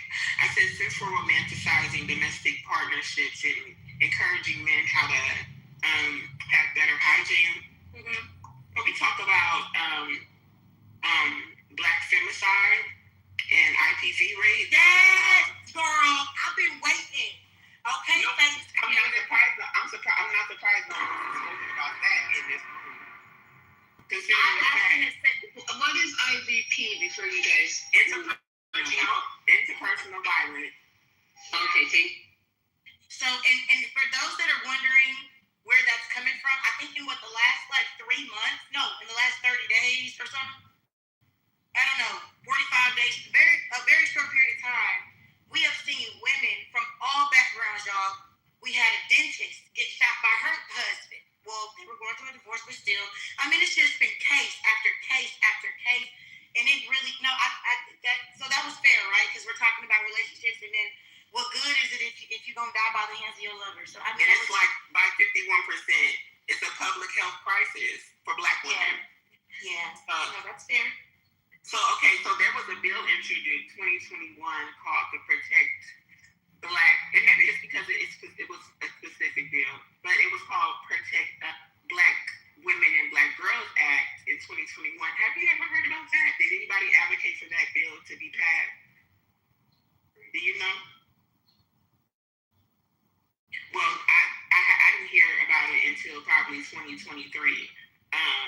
And I'm just wondering, do you think that the Black community is misogynistic because Black women are being killed at high rates and nobody wants to address it, and no one's addressed it in this room? And I guess you guys are supposed to be politically correct, but it is, like I said, a public health crisis. And if you are planning on dating, there's a high chance of you dying.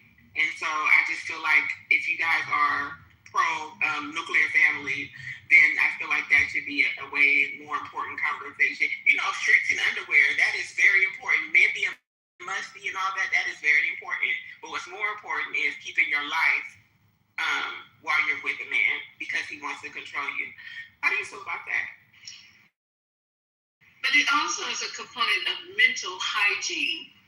I am on this crusade about mental health in this country because they got people walking around here purporting to be smart, healthy, intelligent, book learned, all that other bullshit, and they're mentally unstable. Go to work every day, interact with you every fucking day, but if you just be quiet and listen to them and watch them and just be more observant than talking all the time, you'll see that there is something cooking with these people. And these men, especially our men, they are just I'm not saying all. Oh Lord, let me just preface this right now. Do a disclaimer. I'm not talking about all. There's not all of anything. But as far as our young men that we're raising up, our fathers and the mothers, or however combination you want to make, we're not concentrating on their mental health, their mental maturity. That's just it. So let's use that as also when we're talking about, you said it's control. I think it also has something to do with mental hygiene. Yes, but I agree, but I don't think we should blame it on mental illness. No, you should. No. No, because yes, we live under, by definition, we live under a patriarchy where people are taught roles and men are taught that they are the head, and inherently that means that they think women are less than men. Like men? Yes, 100%. 100%. So now I don't see that so much in the Black community anymore. That's true. You don't see misogyny. Okay. No. I'm not saying that. I'm not saying. Okay, hold on. Wait a minute. Let me just be clear, and I'll be quiet. Okay, because I'm going to be judged by the words that I say. So let me say this. Sis. I'm saying maybe it's in the environment that I'm in, right? Maybe it's who I deal with. Maybe it's who I fuck with. I'm just saying what you just said about raising men to be, in charge and whatever the case may be, and not the head of this. I don't think that is actually the outright being taught. Am I wrong, you guys, or don't? Absolutely wrong. It is being taught. It is being taught. Let me be very specific. Okay, it's not being taught in my house. Especially in the church. In the church, when you look at Black family, right? Like I came from, Black family, went to Black church. I'm a PK. Like that was gospel. It is taught, right, that the man is the spiritual leader, and therefore the leader of the family, and it flows downwards. That is taught, right? Oh, how old are you? What generation are you? I'm just asking to be clear. Okay, I'm X. So yeah, man. Oh man, and it is like very.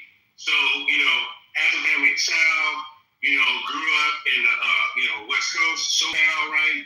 Like on both sides in the church, it is taught that way. It is even in like subtly in like the sermons and in the messaging, but then behind closed doors, when you have like men's groups and stuff like that, it is definitely something that's in the air. Like you are the spiritual leader, right? So not partnerships, not partnerships, because that's the word that I'm hearing now with people that are behind me, young people. They don't say that. They say partner.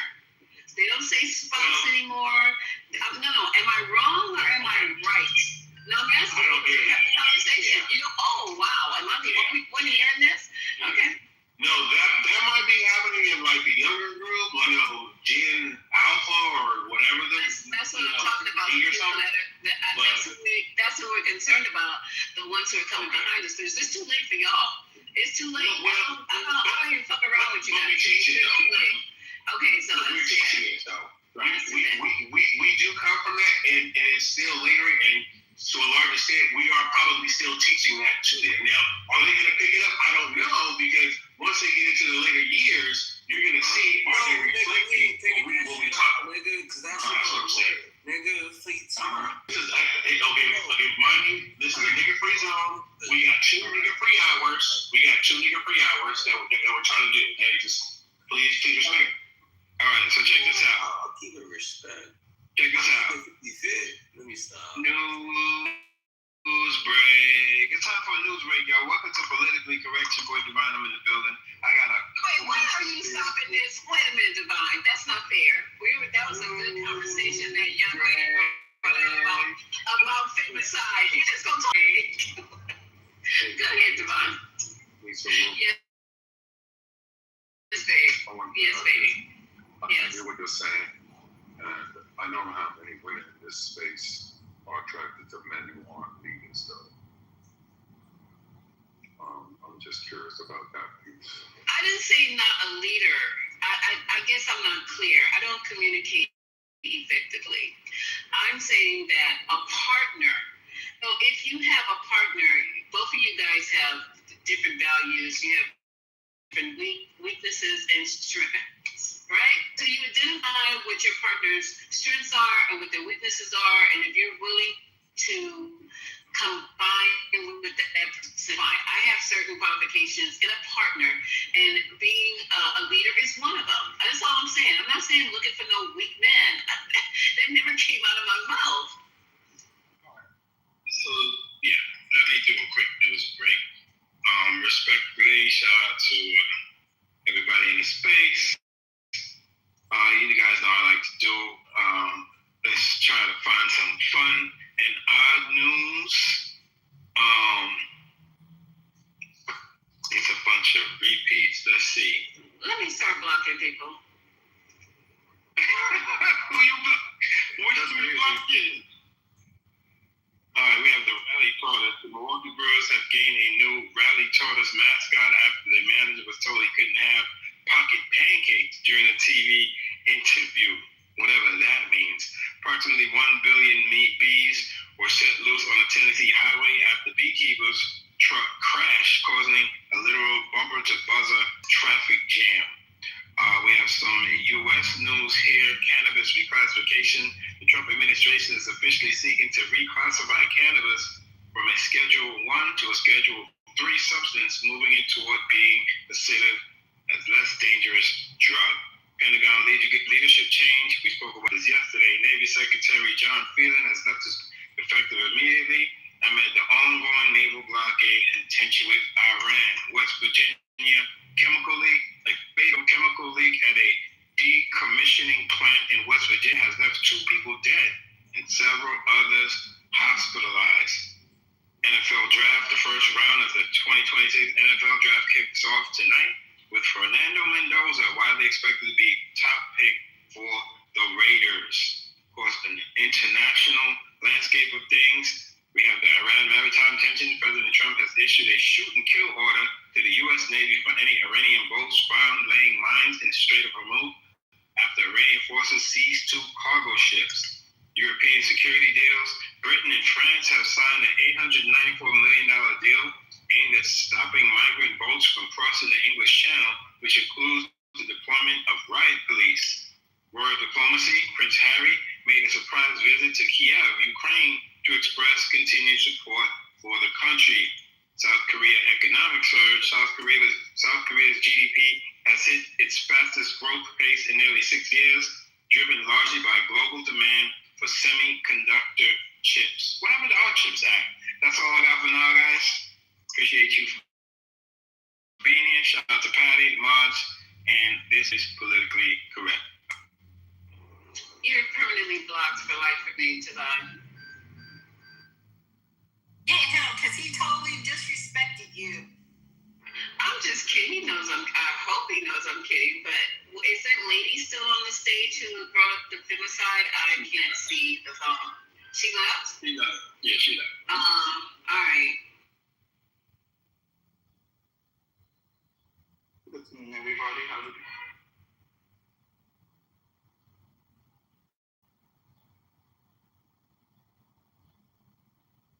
Ladies, that really is an important topic, and maybe you don't want to talk about it. I get it. We'll bring it up somewhere, some other place. But that's a very important topic. And I don't know a lot about it, and I was hoping I was going to learn something today. A while ago, she said, "My work here is done," and bounced.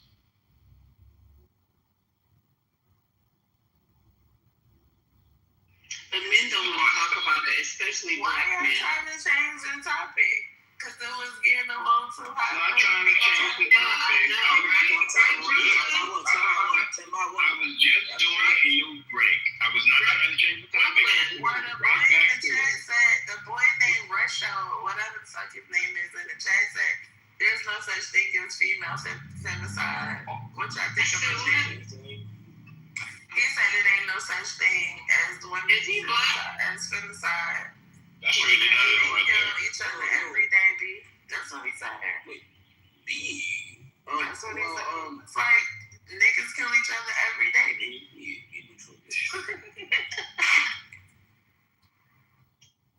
Brooklyn, I think black men have a problem with that. They're in denial, a lot of stuff. But, I think that's something that we really need to talk about as a community. And if anyone disagrees, let me know. I don't know enough about it to talk about it. I'm sure all of the feminists are in the chat. Neither do I, but they can tell us more about it. But I know it's based upon. Now, could you please be quiet for a second? Just 1 second. Just please be quiet. Thank you. Just mute up. Thank you. Because you could barely hear. I could barely hear you. Just fucking up what I was about to say. But what I do know is based upon like the rate at which women are being killed by men. I mean, what the fuck? And somebody said, Black Freedom said, why target black men specifically? Because I'm a black woman. I don't know. You want me to just broaden it out? That's who I deal with. That's who I fuck with. That's why I said I don't know. I just came from a room discussing femicide. Why is this the topic? I don't know. I just got here and they was talking about it. I got a question for Brooklyn. You don't think it's not no systematic shit? Like you don't think that? Your phone is messed up now. What? You said what? Fix your headphone, buddy. No, I can't do that. Unfortunately. I can barely hear you. I want y'all to hear me nice and concise. Feel me? But Mike is low, bro. We can't hear you. You can't hear me. I'll be quiet then. That's probably low. What you was gonna say, concrete? It's like we got here at the perfect time because it sounded like they was about to have a agenda war. What you say, concrete? Oh, I was just here. I'll say it again. I said I was in another room and this topic was being discussed for the last couple of hours, and I was surprised to come in here trying to get relief that you guys were talking about the same thing. And I thought that I was wondering why it was a topic in multiple rooms. I don't know if there was like some event that occurred that spurred. Did he say relief? Some lady came and dropped the bomb and left. Okay, ever since so it migrated from Chile. Who was the lady? Well, it's the topic. It's just the topic of the day. What happened in Louisiana? Not only was a family kind of thing, but it's femicide, right? So that's the thing. All this is going off because a lot of women are getting attacked on all levels, and the ones that are getting hit the most is obviously the black women. So it's a topic of discussion, and when it makes cover news, it hits different. It hits different, right? Especially when it comes from a family.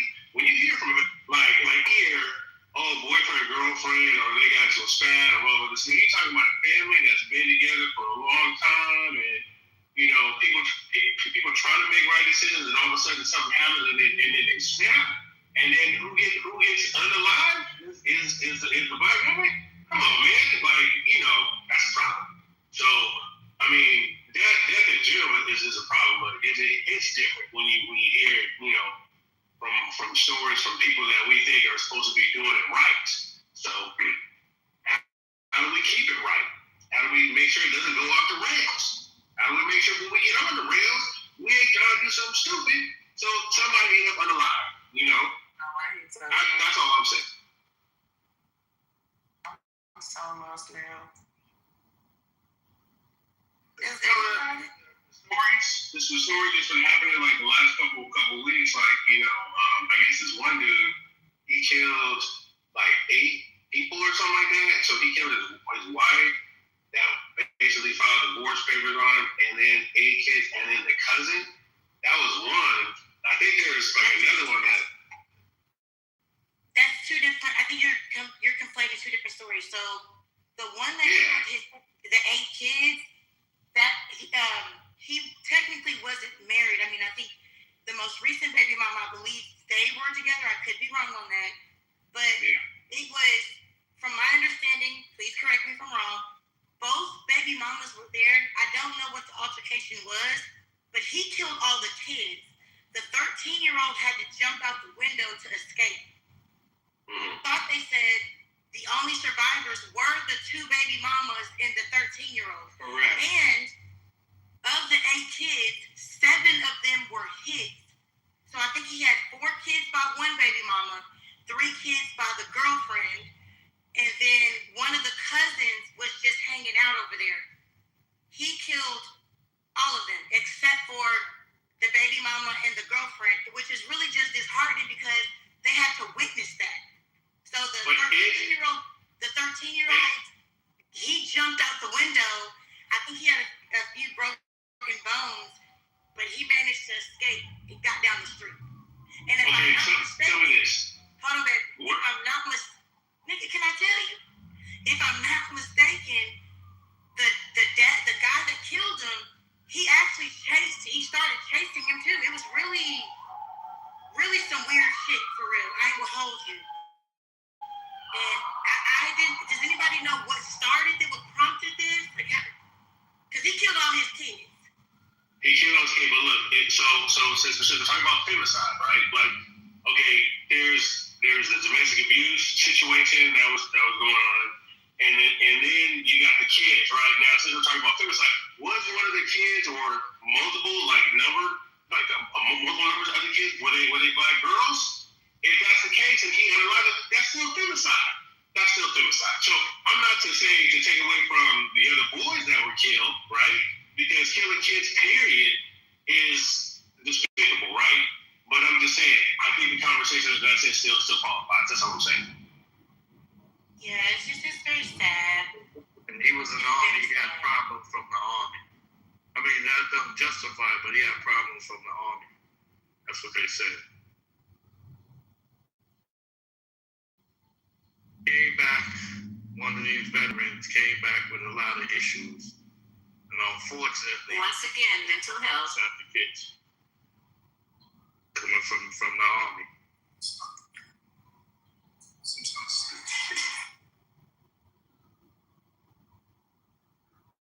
Wasn't there like a politician, there was like a wife. He was like the mayor of some Florida town, and then the husband ended up killing her. Lieutenant Governor, he killed. It was a murder-suicide, and he is a sad, disgusting motherfucker because he let his children were home, his teenage kids home. They're both, and that's who discovered their bodies and had to call 911. That was terrible. It's honestly, guys, there's been a number of cases. Mimi, she's not in the room right now. Mimi actually did a room on it. I think she had like 4 fucking people in there. And I think that was the reason why Satan's creator came in here and said something, because it's like, it's been so many. I think the point she was trying to make was that the conversation is not matching the urgency about the matter that involves Black women, is what she was, I think, what she was getting.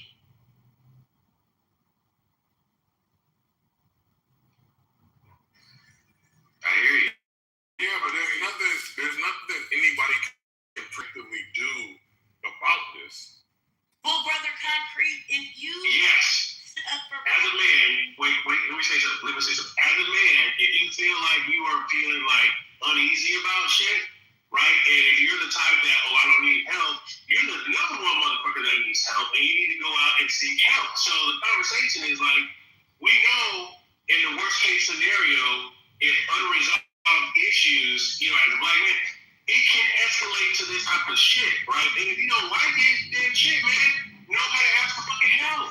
Know how to be like, hey, you know what, maybe we need couples counseling. Hey, maybe I just need to, work through some shit. Hey, maybe, hey, I'm gonna need some time just to kind of like, steam off and shit. Like, know how to regulate yourself, right? Because if not, then we get fucking stories like this shit, right? But is that also being taught to like the younger generation? So yeah, man, like, it's a big issue currently, but then we gotta look at the next generation of coming up.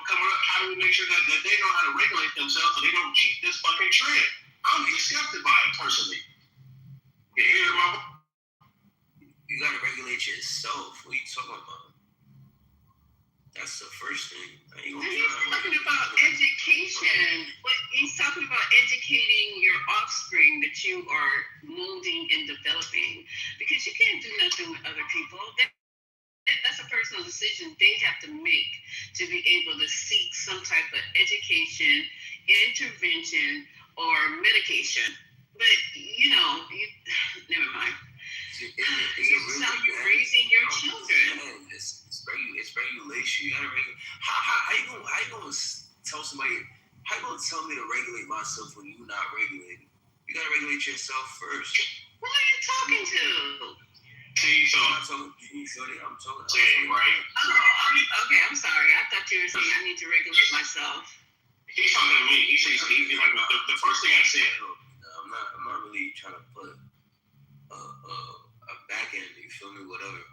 But it's like you gotta regulate yourself before you regulate other people, because like you can do a good job by regulating other people, but if you're not really like on your shit, and then I see that it's not gonna work, because it's like, okay, you succumb to that.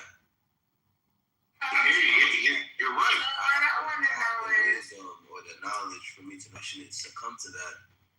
Then what makes you think I'm gonna view you as an adequate leader? It makes no sense. And see, that's why I think like black men probably need to go to black men. Robins, please. So I'm wondering is femicide, and I truly don't know enough about it to make any kind of to insert myself in this, but I do have questions. So anybody who's gonna answer. Is it like the equivalent to, is it just violence to women, or is it the equivalent to violence towards women and children? No, there shouldn't be violence to women and children. I hear what you're saying. I think it's probably towards women. You see, that's the problem. Niggas want control. Women and girls, okay. You can't control. You feel me? You can't. That takes away the premise of free will. I'm not even going to get too deep. You can't control no shorty, bruh. You can't control no human being. That's not your slave. For you talking about, we black. How dare you treat me like a slave? You can't control how I act. Okay. Plus to that too, what I want to say, because he's expressing something that I understand, and it's like there's anger management issues where it's like you gotta know, like, if you're getting angry, right, and are you about to snap, right? Because again, I had a friend. I'm not gonna get into too much detail, but something happened, and then he was trying to be cool, and then he snapped, and he almost got arrested that night. You know what I'm saying?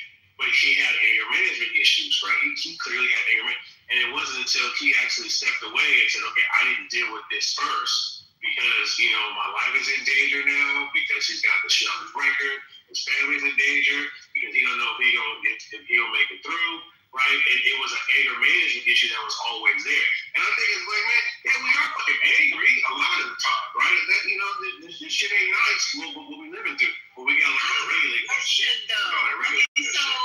So if you have, don't you think it's nurture versus nature? Because for me, a lot of things start when in your household. I might be wrong. Y'all can come and tell me. I'm here to learn. I'm not an expert on shit. So I think it's nurture, and you have to teach your children how to regulate, like the YN would say, regulate, whatever that means. You have to teach them how to work through situations that don't involve being hostile, angry, belligerent, unable to talk. It just is crazy. I don't even know what the fuck is going on. I don't know where you guys are, but I'm staying far fucking away from you. It just doesn't make any sense. I'll tell you this. Like, what it means, growing up. Brandon, please. It's like you've been dominating the fuck out of this conversation, Jesus. I hardly talk ever. That's not what you're talking about, though, Phil. What are you talking about? I'm talking about from a black male's perspective, growing up, grown up in a rough environment, understanding, and I had to deprogram myself, and I had to look at my boys go through some similar shit, and some of them didn't fucking make it. So when you say, Ramos, what are you doing? You don't know my story. Let me explain it, right? And then I can tell you where I'm coming from, right? And I can tell you what, the steps that I took, and some of my other friends took, and the success stories, and the stories that didn't work out.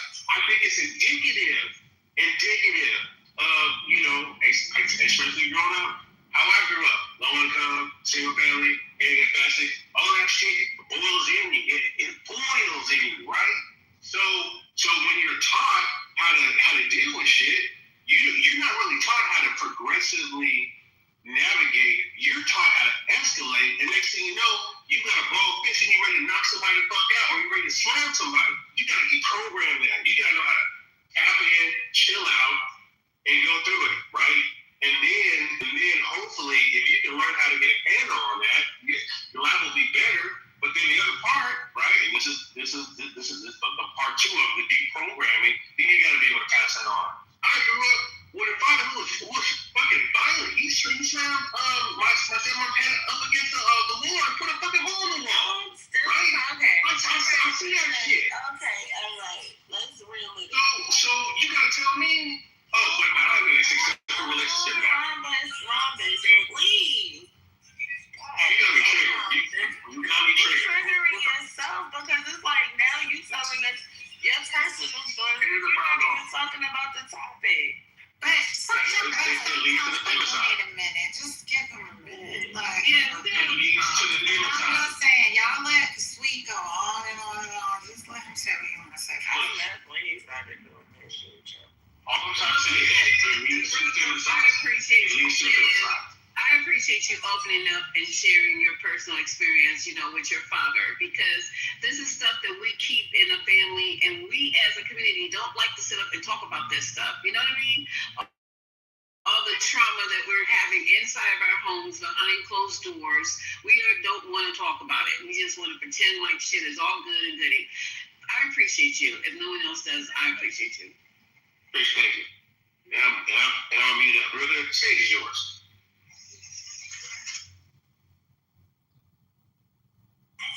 The fun of these conversations is like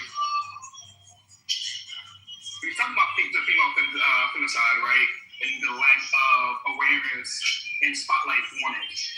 And then we have somebody grandstanding peacock. Oh my God, what the fuck is wrong with this girl? Let me block this. What's up, man?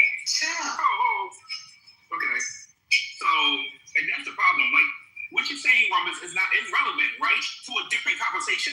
Like, you're saying, you're talking about female femicide, only person been talking this for the past 5 years, the male, talk about his male friends and how he stand them up and what he does in the community. Like, that's the problem.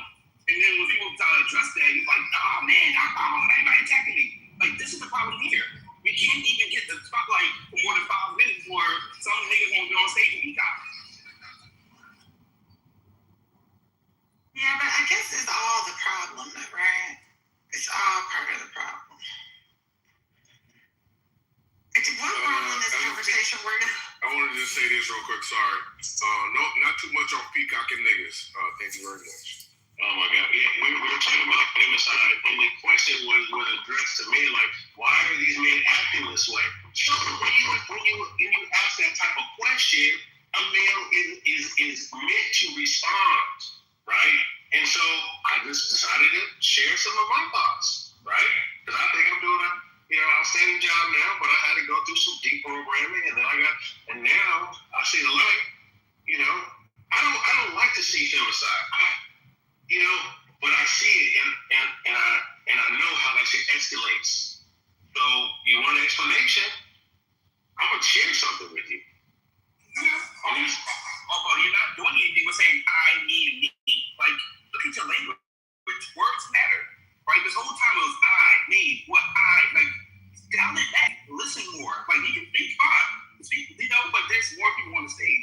Okay, even when the women themselves was telling you going off center, you decided to double down and get louder and start getting offended. We got to listen to that. Why don't you share? Why don't you share? When you ask questions, don't ask a question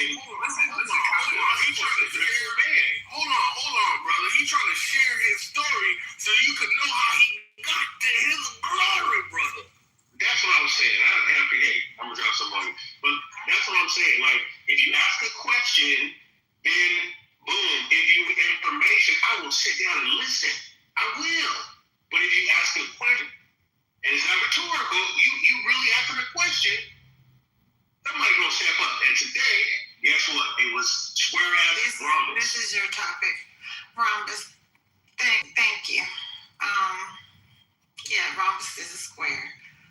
But some of that I hope that you are talking through individually with someone. Because you have a good job, so I know you got good insurance. So that would be really helpful. I'm curious what brought on this conversation. Were you guys talking about all the women Black women who've been murdered in the last month that were kind of public? Okay.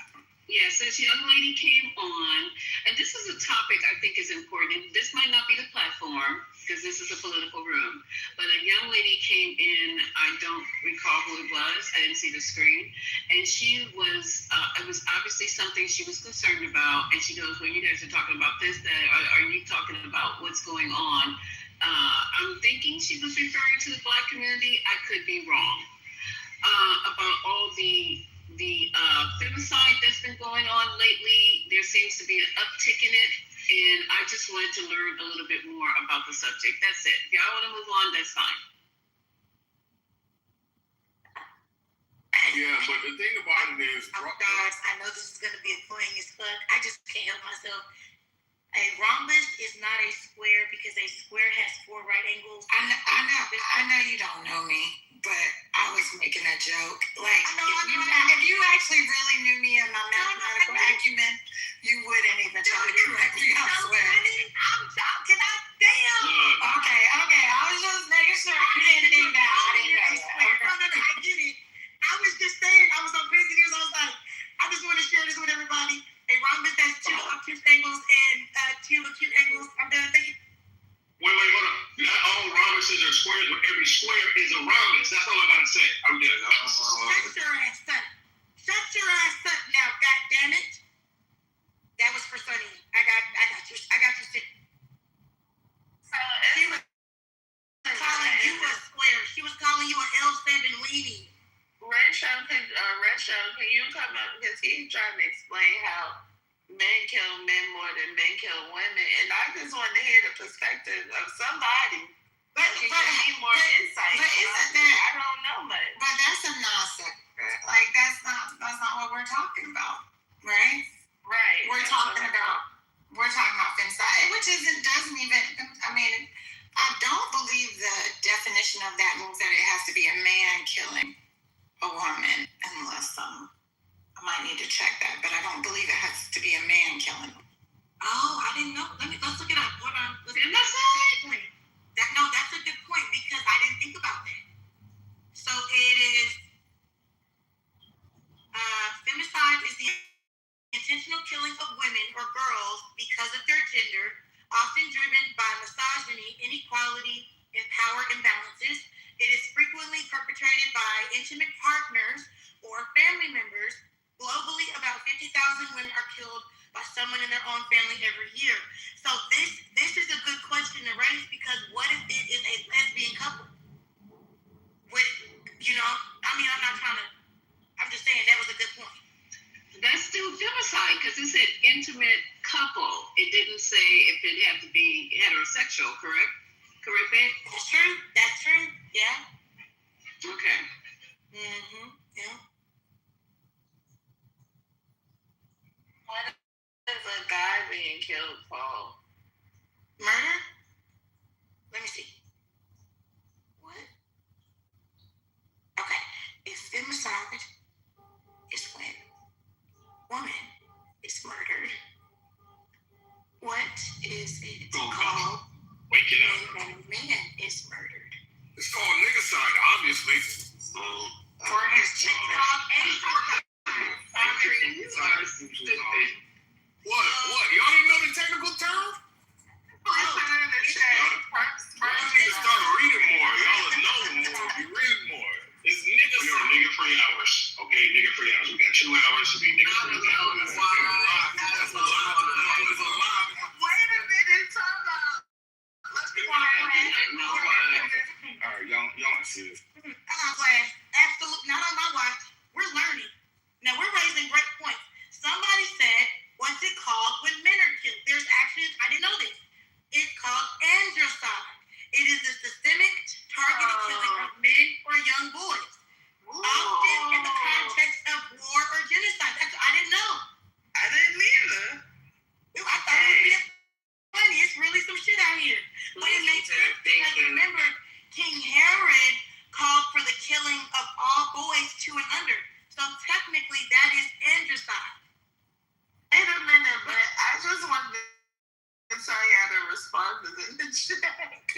chat is stupid. So when I asked the question, they said it's called spermicide. Somebody said it's called progress. Oh wow! We gonna laugh now. But if I were to start laughing at, let me go on. That shit was funny. But See how y'all laugh at the death of men? Because you was about to say something. I agree with that. I laughed at them aside. It wouldn't be funny. And while I do get your some of them jokey jokes. Now I'm getting moved to it. Like, what's wrong with y'all? That's why these conversations are not fruitful, because they're just, as somebody else mentioned, signaling of virtues to the broader audience. You've learned a new word you can use when you're speaking on behalf of men being killed. You can tell them I would never engage in such a fruitless conversation unless it's on Clubhouse. Nothing else to do. And I'm using it 1 second now, and I'm using it to pass the time in between other linguistic forms of entertainment, right? Because this obviously is constant. What is linguistic? I don't like y'all anti-negritistic. I don't like y'all are being very anti-negritistic or anti-negro. You're showing anti-negritism, and I'm hoping that y'all can stop. Negristic. So niggristic. Yeah, so what the word is nigritic. There's a real word. It's called nigritic. There's no S. It's nigritic. And it means it's an adjective often considered offensive that refers, so you rude as the fuck, heard his definition, that refers to or relates to dark-skinned people of Africa, their descendants, or the Negritos. Yep, nigritic. So nigritic. It's learning in this bitch today. I like it. I like learning. I'm loving it. Thank you. We learn every day. We learn every day. Oh, thank you. You've been using the word this whole time wrong. Thank God you know the real word. But there's a thing called, what is it? What is it when two words sound similar? A homonym or a homophone. Yeah. So it's homiletical issue. Okay, sorry. It's a homophone. Excuse me. Same sound. Or a homonym is when it's just different. Hold on. Similar sounds. No, not similar sound. So you have a homonym, a homophone, and a homograph, but let's not do that. Let's just do homophone. It's just excellent today. So homophones are the ones that have the same sound but different spelling, right? So like bear and bear, like one is an animal and one is like you're naked. And then you have homonyms that have the exact same spelling but completely different meaning. What about similar sounds? Not the same, but similar. No, the same spelling, right? Let me help you. You have a bank, right? Let me give you an example. I'm not asking you to educate me on a homonym. I'm just giving you an example. I'm not trying to educate you. I'm asking for an example. Well, I don't need the concept to be illuminated. I don't need the concept to be illuminated any further. I'm asking a separate question. But you're trying to be condescending towards me, and I'm asking a different question. Okay, first of all, stop centering yourself. All right, but you want to talk to me, though. No, I'm talking to the stage. I said, let me give an example. Okay? The bank. There are two kinds of bank. You got the two of the bank. That is a homonym. I'm going on me. See, that was perfect example. That is a real, yep. Yep. Things that sound similar are different words. So I don't think there's a word for that. What he's talking Thank you, Sonny. I was trying to explain that to his ass. There's no okay. I think he was trying to say niggeristic. He made up a word. No, he's not receiving, Brooklyn. He's not receiving that it's not a word. I know. He's not receiving that although he just made up a word, there is a word similar out there that is a real word. Okay, brother, you gotta stop this. First lady, thank God you're back. These motherfuckers that went everywhere from the county jail to washing and be in the thesaurus and everything. I can't just thank God you're back. Hey, Concrete, can you help me find out the difference between saying somebody's acting like a bitch and someone's acting like a biatch? Are those very similar or are they different? Oh, so that would be that would be a homonym because a bitch is a female dog. But it can also be some of the characters that came up in this motherfucker today. See how that goes? I know, y'all went from talking about femicide to now y'all going through the fucking work, through the dictionary. That is crazy. I apologize for my pardon me.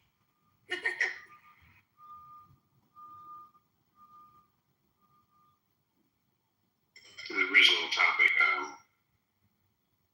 you can take it ahead, Dory. Problem was that lady came in here and she was accusing us of not protecting women in this here space, and that is not a fact. That's why you were trying to go to the next person because you didn't want to hear that shit. But it's not true. She was going to talk about it. She don't go here. Who was that lady? That name was Satan, and y'all were talking to her.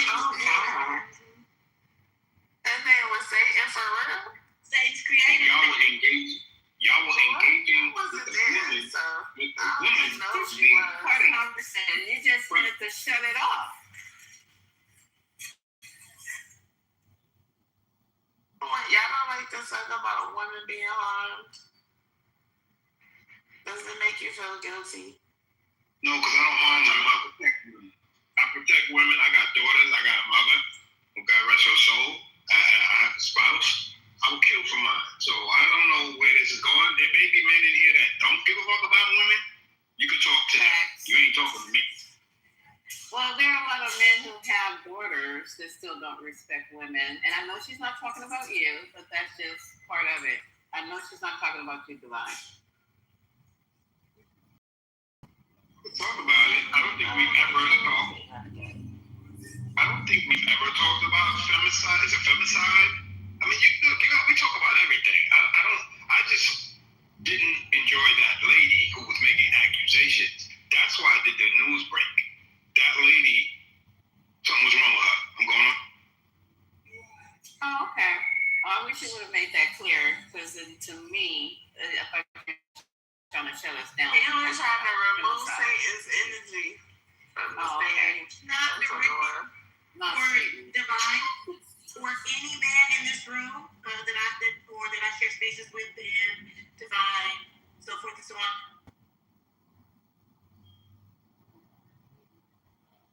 What happened? Oh, my bad. I think I muted myself. My bad. I said I don't believe that this is 100% not directed towards Divine, Ben, or any other men that we share spaces with in here. However, it is profound thinking to know that every woman knows another victim of abuse, right? Physical and or sexual. Yet no men ever fucking know a rapist. Or no men ever fucking know a man that beats on women. That's crazy to me how that works like that. That shit should be studied. No, I think they know them. They're just not their homeboy. Like, they're not somebody that they choose to be around. I don't know. Exactly. If I'm aware of a friend that's doing that, we ain't friends no more. I don't associate with people. I don't even have friends. I mean, y'all think you're crazy, but nobody rings my bell talking about flying home. It's not happening. That's just. I think personally, and then you can types of men, I get it, but according to the math, they have to know a rapist. You have to know a man that's abused his wife or his girlfriend or the mother of his child. You have to. What it is I don't believe that men check other men with the same energy that they are willing to check other women. Some niggas like, yo, Vine, I beat my wife's ass last night. That's not something they do. They keep shit like that to themselves. So we would never know. You're right. We don't know. We find it out when it's on the motherfucking news. That's when we find it. What's so glamorized about beating a woman? I don't think it's a glamorous thing. What I'm saying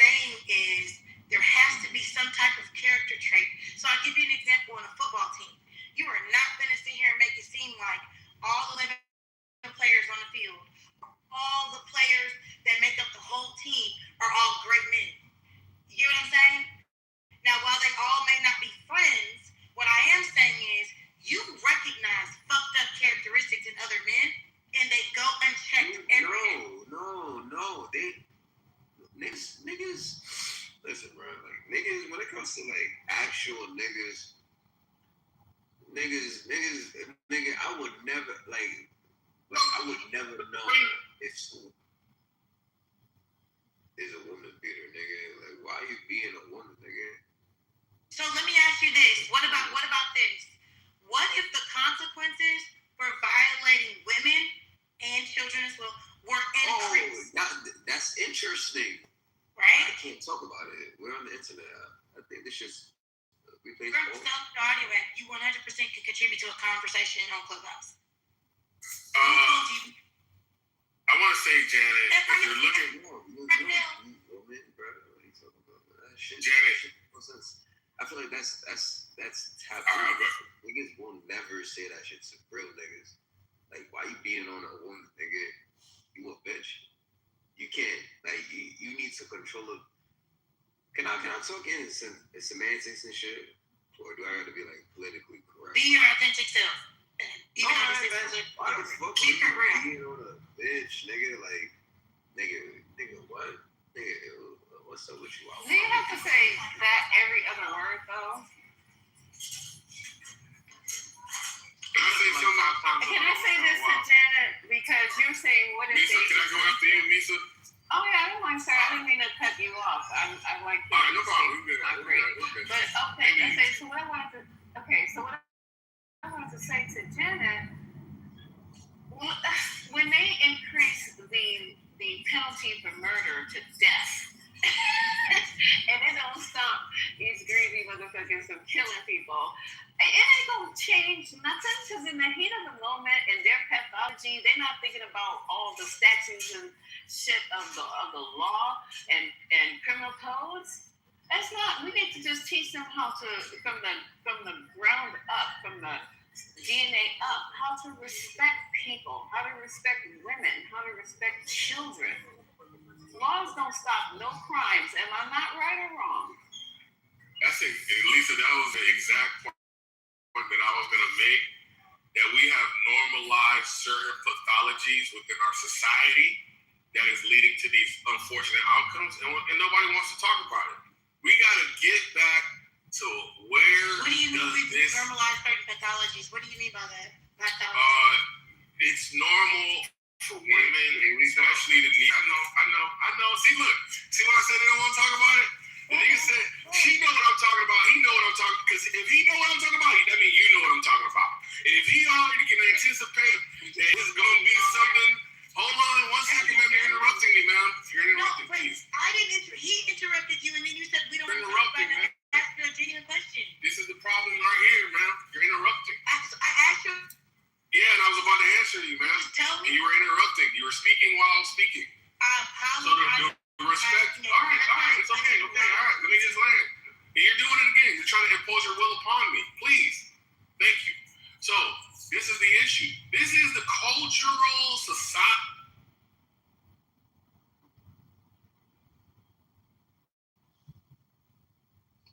What happened? You're on mute, brother.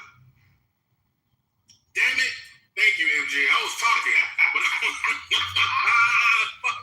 And this right here, this was an example. Thank you, MJ. We're gonna skip right past that. Nobody saw that happen. This is a prime example of the problem in our society that has been normalized, the pathology, right? The disease within our society has been normalized, and people are like wondering why are we having these negative outcomes, right? And so we know what the problems are. It's a lack of respect, and if you were to instill more respect and more communications between the sexes, I think we get better outcomes. Also, we have obviously economic issues. But guess what? That's a little bit, I don't know. I feel like of these issues, the economic ones are harder because then there's the crime. That's where crime and pressure and relationships and, all kind of like, anyway. So crime, economics, and respect. There you go. Real quick, I just want to point out something. Like, two things actually. Did you hear how bro came in here and said nigga, and then in response to the question of why women he was asking why women are getting beaten. He said, "Man, beating a bitch is crazy. Like just his conversation don't speak to his respect for women. So it's like, damn, bro, you indicting us through way of your mouth. Like it's crazy to say that. But also like we don't know any guys who beat they women like in mass like that, because it's the same way. Like, do y'all know y'all homegirls that like beat they men? Y'all know that's a thing, right? Like, do y'all just know y'all homegirls that legit beat they niggas up? Is that something that y'all just talk about in mass? Like, Hey, stop that with that shit. Wait, what did you say, Jimmy? Stop that.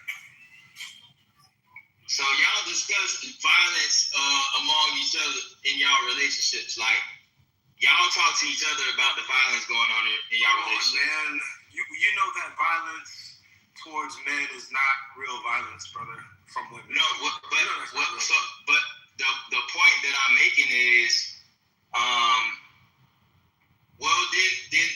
I guess that's an issue then, because if women were talking to violence, that's crazy. Yeah, he's exactly that. That's crazy to me. That speaks to the issue. It's like whatever we do with violence, then I guess like if I knock your ass out because you punched me in the mouth, it ain't real violence on your end, but it's real violence on mine. You know, so it's a one-sided situation. Yep. So I might not say. Go ahead. I'm sorry. You're seeking equity with women? Is that what you're saying? Yeah, they're not worth it, brother. They're not valuable in the same way that we are. Where is she? No, Janet. Here, let us speak, please. Lieutenant, please let us speak. Is she there? Wait, you cut him off to ask him whether or not he was treating women equitably. Pardon me. Now you want to give his mic time to somebody else? I asked if he wants equity with a woman. I mean, obviously, you should want equity with a woman. You should think of them as equal and worthy of equity. That's crazy, brother. Conquer, you're not a production provider, brother. Wait, how does that make? How does that mean that women don't get equity? What does equity mean to you, brother? What does equity mean to you, MJ? Please put it in your own words. Thank you. I'll wait. My equities are in my portfolio. So. Hey, you don't want to answer that. Well, we were told earlier, who's the man on the stage who was talking about, that men in our community are being raised to be the leader and the head of the household and all this kind of other shit, and we just are raised to be subservient. Where did he go? So, well, I don't want to trigger the man, and I don't want to make any particular conversation. I'll save that for him. I know, that just blew my mind. For him, the church is teaching. I don't know what's really going on. I don't know where the fuck I'm living, on what island, but I didn't know that was still a fucking thing. They're teaching. I just find it real interesting when the point is brought up on female behavior and violence that y'all commit is brushed off, and it's like, look how it's just brushed off. I guess it really don't end up being man.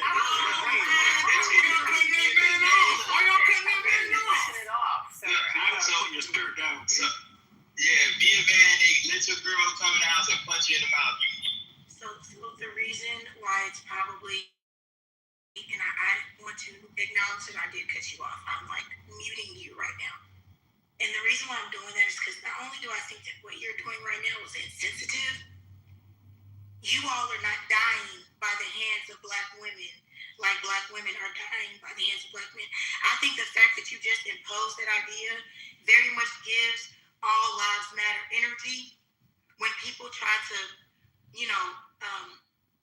bring awareness to issues that address a certain demographic. The idea that you brought your ass up here with 7 fucking Clubhouse friends to say, do y'all have these same conversations amongst your girlfriends when they're beating their husbands? Statistically, sir, if we had to prioritize one or the other, it would not be you. So I'm gonna politely help you shut the fuck up. No, that's disrespect. See? Why disrespect? Wait, tell me. And you Why does matter of fact, everybody whose name start with a C can just go right on to the goddamn Google. C, concrete, cool C, you say one dumb thing and your ass is gonna be down there too, babe. Are y'all okay? Yeah. Black love is kind. Black love is patient.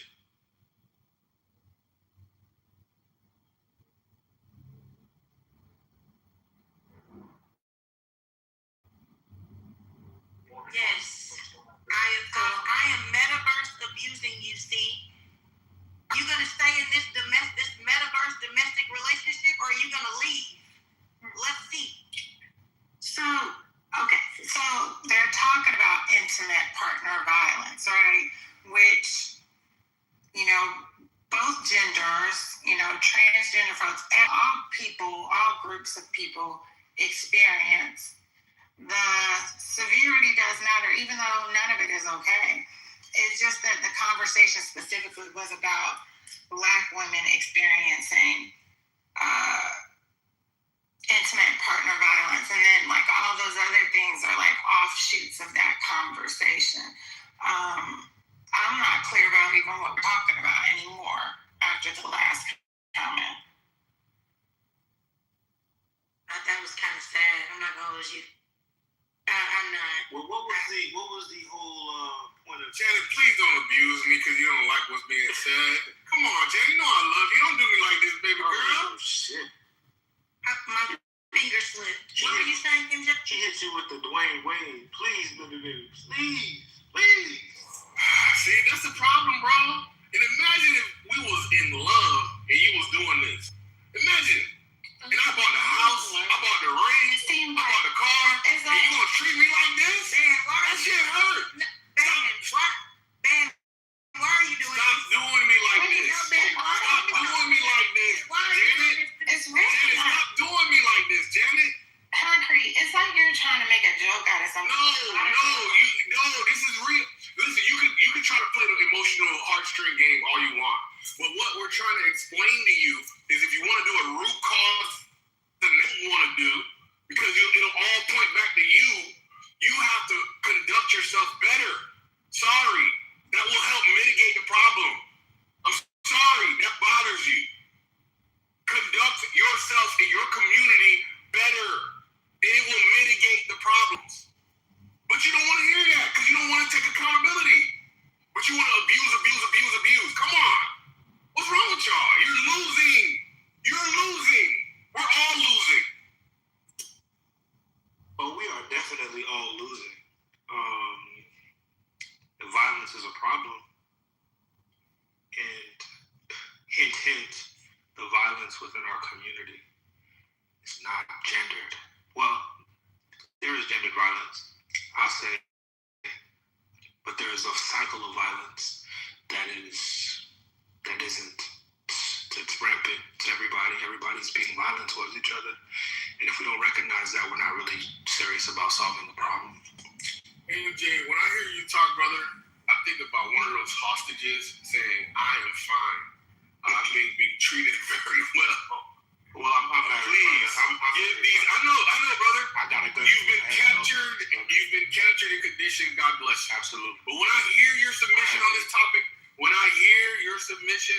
topic, in this moment, I hear somebody who has made a prepared statement due to their captors, dictating the terms and the language in the prepared statement, right? And by threat of execution, or maybe no food, or you sleeping on the floor. I don't know what it is. What is your opinion of femicide? Concrete. What is you and the other gentleman that you're speaking to? What are your all's opinions on femicide, and how do you handle interpersonal or interrelationship? That's a new word. I like that one too. I think femicide is the topic du jour to try to gain some sort of upper hand in social dynamics devised by crew promoting it, right? I think that's what's happening. Yes, Yes, I think we're always in a power struggle, socially, economically, psychologically, and there's always a group who, for good reasons or not, or otherwise, trying to gain an upper hand, right? For So you believe the conversation is people trying to gain an upper hand in a gender war? That's what you're saying? Yeah. Gain an upper hand in any context. I mean, this is not a real conversation. I don't know why you gotta wait till response. You've been going on. I think you got it, but now you're just over talking because you don't like the reality. And I don't know why big grown women hate reality. I don't know why big grown women are so affected by people's other. Hold on, MJ. I'm trying to fucking. Nobody is affected. I'm trying to soapbox. I don't know why big grown, educated, accomplished women. I don't know why big grown, educated. Accomplished. I don't know why big grown educated women. I don't know why big grown educated accomplished happy women are so hurt by somebody's. Don't know why. I don't know why. Didn't come. I don't know why I didn't come. I don't know why it's the problem, but I hear the age range and I say, God damn, we are fucked. This is how big grown women comport themselves on these fucking silly, stupid. What are you even talking about? We are fucked as a community. I'm sorry. You can't even imagine if there was like a mortgage. At some point, like you have to let it. Imagine if there was like a mortgage on the line or some child's educational plan on the line, like real consequential things on the line. Imagine how you fucking conduct yourself. On an internet conversation, you can't conduct yourself like a human being. It's fucking crazy. Are we all having the same And conversation? Lisa, none of that was addressed to you, Lisa. That was Janet and Sunny. Janet and Sunny. Not to you, Lisa. You were a queen. Mute him, please, because he's going to keep talking. Or move him to the audience, because he's just going to keep talking. Nobody is even giving an opinion. Like, what are you even talking about? Like, what is it that you're referring to? All I've done is ask questions to understand what your position is. Like, literally. What are you talking about? Like, you are the one who's unhinged. Like, literally. You are yelling. No, I'm talking about concrete. He's absolutely yelling and screaming and actually saying nonsense. Like, what in the world? Yeah, all I'm saying is there is a problem, but many people are more concerned with the gender war than actually talking about real resolutions to the problem, and that's real. We can't deny that as long as we've been on Clubhouse. I mean, people would rather, men this, women that, than actually talk about what we can do to stop what's happening. But I don't think the conversation about intimate partner violence has to be a gender war. Like, that's part is what I'm confused about. I don't see that as versus hand down type conversation. I guess I'm confused about what the topic is. It doesn't have to be that, but it somehow always becomes that, and you gotta really just listen to these conversations to see why. Like, damn, if somebody mentions the effects of child abuse on someone's, likelihood to be violent as an adult, nobody wants to talk about it. Nobody wants to talk about some of the real solutions, real causes towards a cycle of violence that we're all, in some shape or form, experiencing as Black people. It's a lot of times the damn conversation be just straight up counterproductive, man. Because everybody just want to gender war it out. They want to, do the. Well, first you got to admit that there's a problem. And we tend to think that there is no problem. Men don't think that they have a problem with misogyny and violence and temper control, anger control, inability to problem solve control. I mean, it's just, let's just all say that this is a problem. And the solutions we were working on and whatever. And I'm gonna stick to mine. Get your mental hygiene fucking together. 100%. Stop looking at everybody else and concentrate on your dumb ass. I mean, look at yourself and say, what can I do to improve how I show up in this world? And then, it's like trying to critique everybody else. And that's the fucking problem. You got solutions for everybody else's motherfucking problems, issues, concerns, family life, financial life, personal life, sexual life, Christian life, but your own. But I guess to me that doesn't have to focus on men, right? Okay, now we're talking, Sonny. Now, hey, Sonny, I'd love to see a conversation. Men, me too.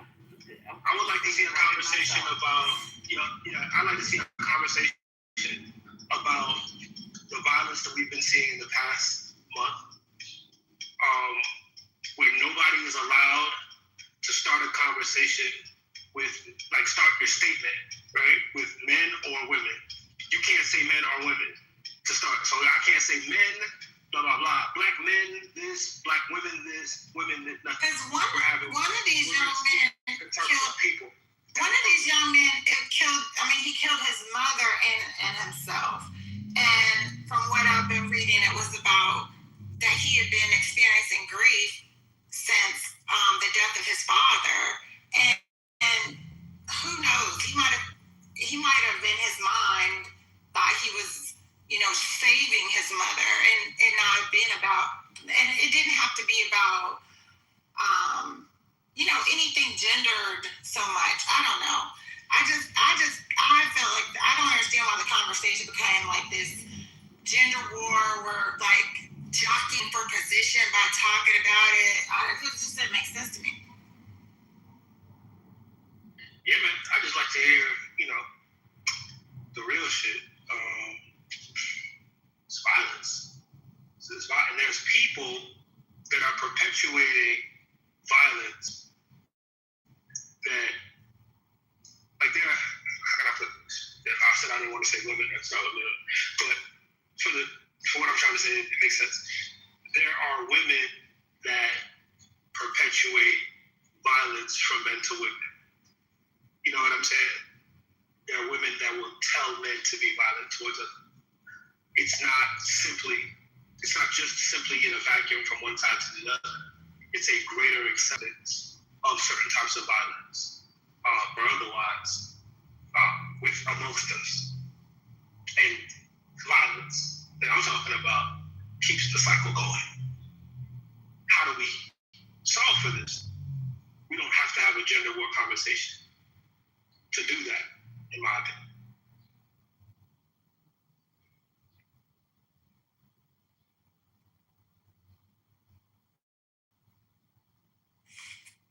Oh man, I didn't know I was off mute. Thank you for that, Jay. Hello, everybody. I hope you all are having a wonderful Thursday. Just wanted to, read this. I'm sure you all have read it, but for shits and giggles, for those people fewer in number that are reading the failing New York Times or watching fake news that think that I am anxious to end the war, if you would even call it that with Iran, please be advised that I am possibly the least pursued person ever to be in this position. I have all the time in the world, but Iran doesn't. The clock is ticking. The reason some of the media is doing so poorly with subscribers and viewers is because they no longer have credibility. Iran's Navy is lying at the bottom of the sea. Their Air Force is demolished. Their anti-aircraft and radar weaponry is gone. Their leaders are no longer with us. The blockade is airtight and strong. From there, it only gets worse. Time is not on their side.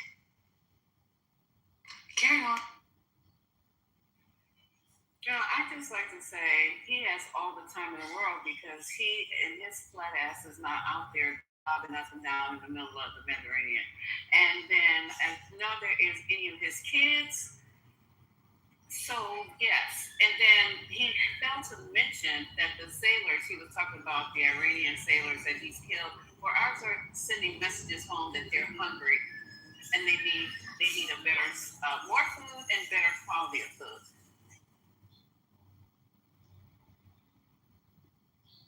Well, he said he got time today, so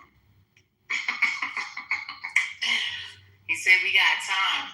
They don't have time, so do what you're gonna do. Make a decision. So First Lady, we have one carriers. They've been out for a year and they have not been home. Oh, I understand. I'm just telling you what the man said. That's all. But y'all can carry on with the war. The gender conversation. I'm with MJ regarding the fact of having a conversation without the gender war. Yeah, carry on. My name is Bennett, and I ain't in it. That was actually me. Can we just normalize?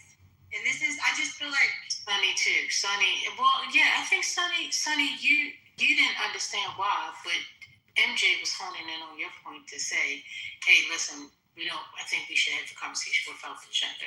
So the both of you. So thank you. Go ahead, Jen. And Rainbow, why the hell you put thumbs down on me? You want me to throw you out of here? Yeah, fucking up my farm. They just want the war. They just want the can we just normalize that if there's a statistic that is very accurate, it is astounding. Can we normalize that it is a rude and insensitive thing to do to bring up a statistic that is not as damning or volatile as the one being discussed? I don't know why we have to tell that to grown people.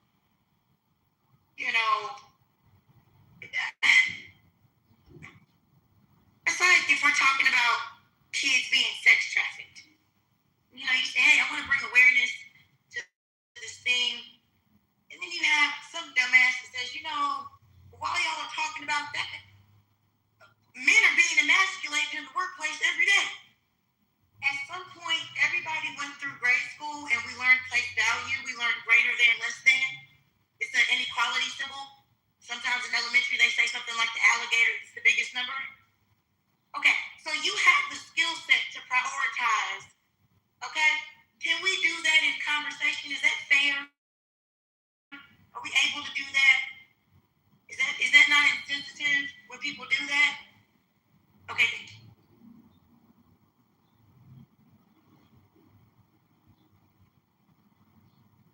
Well, I think you made it clear. Maybe didn't understand that ahead of time. Mr. Rizzo, I was trolling. I was clearly trolling, brother. God damn.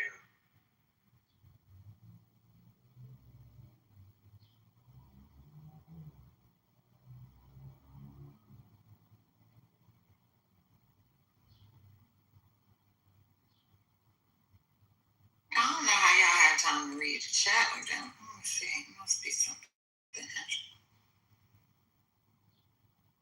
How these people don't understand trolling after 6 years of Clubhouse? This shit is wild to me. You can't see a troll when you hear one. You can't hear it. Tell a troll when you hear it. It's wild.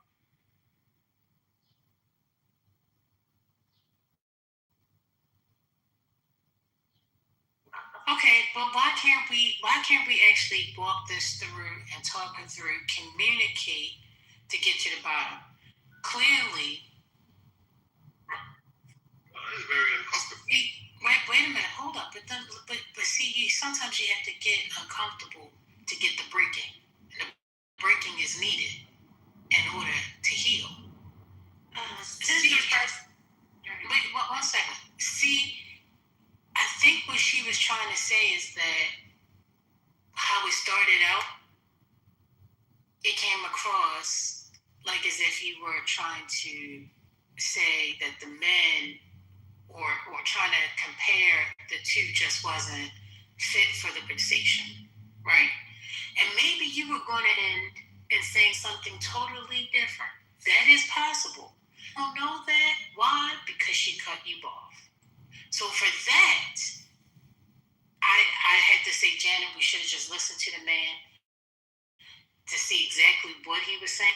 But are you talking about Concrete? No. See, Concrete tried to argue and say, let the off. That's how that situation blew off. And then he started, going off on his thing.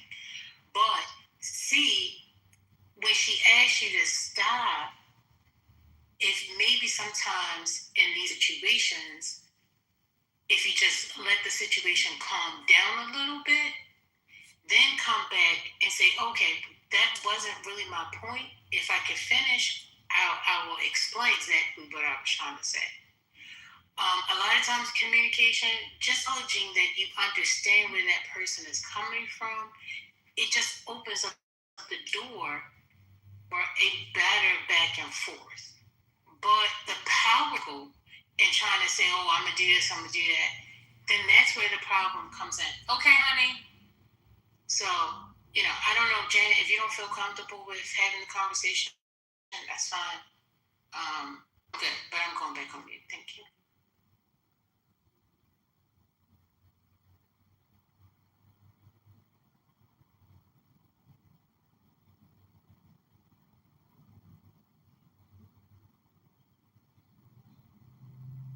Oh, I lost you?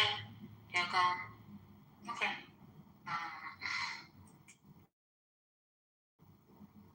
I was gonna say, oh, sorry. Hey, y'all, my bad. I was gonna say to you, First Lady, I think you raised an excellent point. I think some people lack self-awareness and social awareness to be able to have such conversations, especially that are very passionate. So some people are just not aware of them within their own rage or their own internal temperatures, and then also to read the room. So yeah. Wait, are you projecting right now, Janet? No. And I also wanted to say to you, Concrete, no. Because when you got very disturbed earlier, and I didn't like that for you. Passions were high, temperature was elevated, but I think we can have the combo. I think, though I do think that what I just said could definitely relate. You're not the only one in the room, Bookie, but that makes sense. And you so projection is when you accuse somebody else of the thing that you're guilty of. You can't complain about getting cut off and then you cut other people. Are you going to use that technique? Oh my God. So we're at number 2. It's the second time. It's okay. I believe in grace. All right, Janet, I'll be back. Now we're at 3. Okay, so that's my point, because when I tried to raise that with First Lady, I accidentally cut her off, and then I got on the phone. So I didn't make a point just because you popped back in here in mid-speech. I don't know. I guess this must be. I don't know what he's got going on, y'all. I don't know what's going on.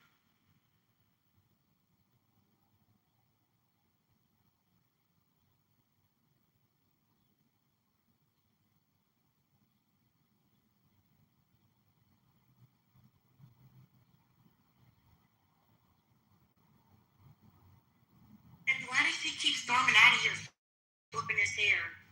Like, what is that? What? Marsha. Like, what is, is that, is somebody going to tell him to stop doing that? I literally feel hair flip when he storms out of here. Okay, brothers, I need a man in the room. Somebody's got to tell him not to do that no more. Yo, you know what I'm gonna say, so I'm not gonna say it. But yeah, that's hilarious how that happens. I knew you must have been busy earlier. Glad you came off the mic. That's fine. Every time never fails. Once you put that on them, it's a wrap.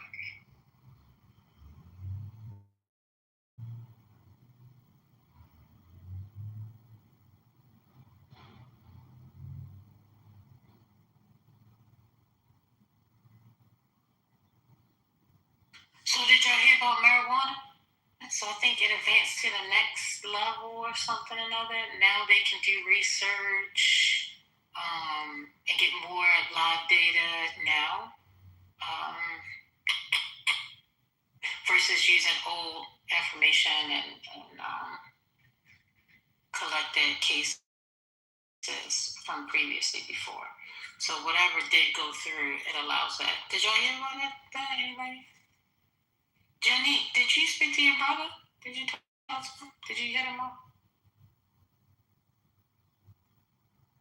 No? Okay.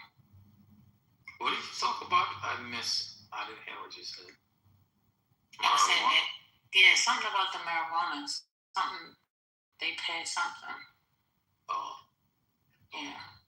So, okay. Yeah, I heard something from a distance. Apparently. What's Gemini? Gemini would know. Exactly, that's why I asked. What's Gemini? He's an expert. Right. We'll see. But I heard it's good news. Whatever news it is, I heard it's good news. Good news for weed heads like you? Not for weed heads, no, for those that that engage in flower. It's flower. That's all it is. It's natural. It's natural. So breaking news. There's a lawsuit from the former only black member of the NTSB, National Transportation Safety Board, the guys who investigate plane crash and whatnot. So he's suing. So within his court case, they got Freedom of Information Act requests to get the number of black people that were fired by Trump in particular high-ranking civilian position. So out of all the people Trump fired in high-ranking positions, 77% of them were black. This is within what division? Sorry. All across government. Oh, wow. If you're black, you got fired. That's why the guy is suing, and his case is going through the courts right now. He used to be the former mayor of Jacksonville, and Biden appointed him to the NTSB. And he said all he received in his case was a letter and email saying you're fired. There was not for cause, there was not for performance, nothing he didn't do, because it's a board. You gotta serve out the term on your board normally. People normally do. Presidents normally don't fire people from those boards. And he's suing, and he was able to get access to that information. 70-something% of SESs that Trump fired were black. That is, and we remember we've been talking about that, but we didn't know the number. I was just talking about anecdotal people I know who lost their jobs in DC. But I didn't know it was that high. I would have bet my life that it was like 50. But 70-something% is fucking ridiculous. I believe that because of DEI, that's why. Nigga, shut the fuck up. Man, but please, anyway. Stay on mute. Stay on mute. Lucy, why are you a truck driver? Because of DEI? That's the only job the white man could have given you? Shut the fuck up. No, but DEI could have gotten you into a position you weren't entitled to, and that's why you're fired. And you're not fired for performance. Because schools see normally when you're fired, you this motherfucker. Exactly. But even still, that's not DEI. So that's why more black people are in the I'm not going to argue with someone who is clearly not informed on what DEI actually is or the inclusion part. So it's just crazy to me that you have made this generalization about what it is when it's clear that you know nothing about it. So I don't think respectfully, I don't think you can contribute to this part of the conversation. Go on. I do, because it includes minorities and people. And who's man, shut up. So the point here, somebody asked what's an SCS. Lucy, shut the fuck up, girl. Chill out. We don't want to hear from you right now. He can learn in the goo. But they're part of DEI, though. But what's your point? You have no point. So an SCS, so in the federal government, there are different pay bands, different pay systems. So there's general service, which most everybody fall under, and then there are other special pay bands. But the senior executive civilians, NCS means senior executive civilians, those are above the GS 15, and they're not capped what a congressman makes. They could make more more than that. So that's what we call SCS. So all the leaders, when you're assistant secretary and the CFOs, the directors of that, those are normally senior executive positions. I would like to. No, Emma, please continue. My phone is. Yeah. So we were talking about this, and the fact is that, as somebody who served in government before, and we're talking, and I know a lot of people who actually got fired, like people who I worked with. That was CEOs of federal agencies. That was CIOs. Out of all the people I knew who was SCS is black in a major position, only one of my friends, he's a CIO of a federal agency, was able to keep his job. And I don't know how he was able to keep his job, but he kept his job. But mostly everybody I knew in that particular position, chief information officers, chief technology officers, director of budgets, CFO positions, director of procurement, head of contracting. Mostly all the HR people I knew were gone. All the DEI people I knew were gone. So 77%. That is. I would have never guessed that number would be so high. Not even accounting for Trump. That's how egregious they were.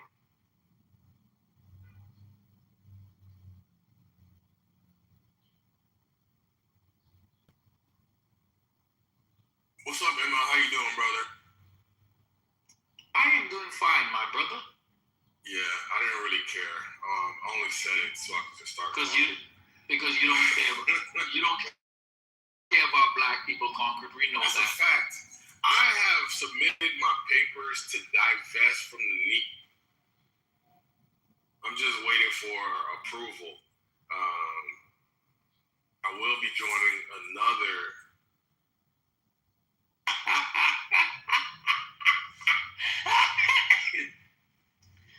There is a God. The hand of God came down, Concord, and shut you the fuck up. But anyway. I want us to normalize not having to announce when we're moving the fuck on. You get what I'm saying? Like I don't want anyone to feel like you have to have that moment of, I have to take this, I'm going home. No, just go home. You understand? Like if you want to move in a direction that suits you, we encourage that. Just like we used to have the button that said leave quietly, we want to encourage y'all to do that in your real world as well. Thank you. So with what Concrete was saying, I'd just like to take this moment to officially invite and announce. Thank you, Concrete, for talking about you want to disengage from Negroes. We're going to have. You see why? 20. Okay, I'm sorry, sweetheart. I'll let you go right after me. We're going to have a special guest. There's an entrepreneur and a religious man, a man of the faith on this app. I think he calls himself Man Baby. He has purchased 30 acres of land in Georgia. And I don't know all the particulars behind it. That's why we're going to let him present it in the 420. He is going to establish a town for a select group of African Americans. And you have to be screened, application process, the whole thing. And they're going to build a community that is exclusively for African Americans who are African descent. And the name of this community is going to be Negro Land. So I took a poll yesterday to see if anybody was really interested in hearing his presentation. And 52% said yes. So we will be Concrete if you want to disengage and leave. I'm sorry for the background. Disengage and leave. Maybe you might consider coming to the seminar in reference to Negro Land being presented by a person with the name of Man Baby. No, I'm disassociated from all niggeristic behaviors and. That's not a word. It's nigeritic. Especially since the niggas are so out of control. It's nigeritic. We talked about this. Who put a bee in Janet's bonnet? But this is not it. This is not it, Janet. You're never gonna dominate me, Janet. this is what you need, I don't want to be your pet. I don't want to. Please, I'm not your pet. Find other pets. You can go like get a cat or a hamster. You don't need humans to be your pets. Anyway, I don't know what's going on. It's like people want to control people. And that's that demon spirit. But she want. Anyway, it is what it is. But Lisa, brings out the special part of me. I don't know why, but what concrete? I wish we could police our own better. You see how ML like commended me getting mod abused and Janice like being like real over the top with it for no reason. It's like, come on, like why we treat each other like this? Even if it's on the internet, even if it's on the internet, or even I'll just take it to be the same thing in this context. No, I celebrate. No substantive difference. Anyway, this is so stupid. Anyway, yeah, we gotta do better, man. Like y'all love having upper and like class division, right? Because that's really what it boils down to, right? They gave you a toy on the internet, and they saw how you were so easily fucking persuaded to act like a tyrant, and that's the Stanford prison experiment, right? Once you get that toy, you lose all sense of everything. It's crazy. I don't know why people succumb to it like this. It's weird, but whatever.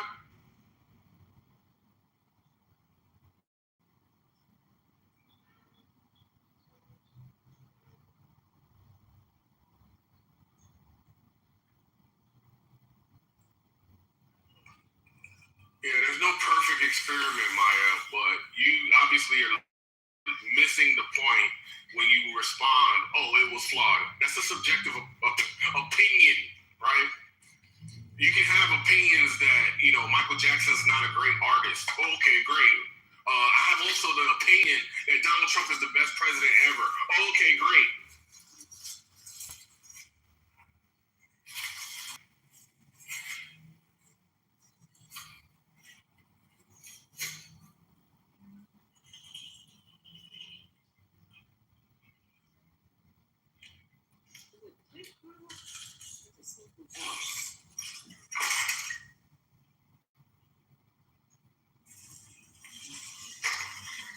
Yo, ML, why are you such a bad leader, bro?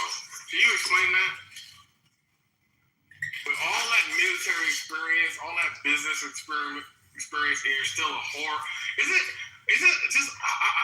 like am I leading you right now, Concrete? Is it you're leading your community? You're leading the room. You're leading the room.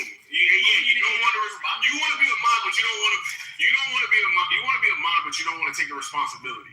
That's part and parcel to the fucking experience that you wanted, right? That you're engaging. You just want free labor.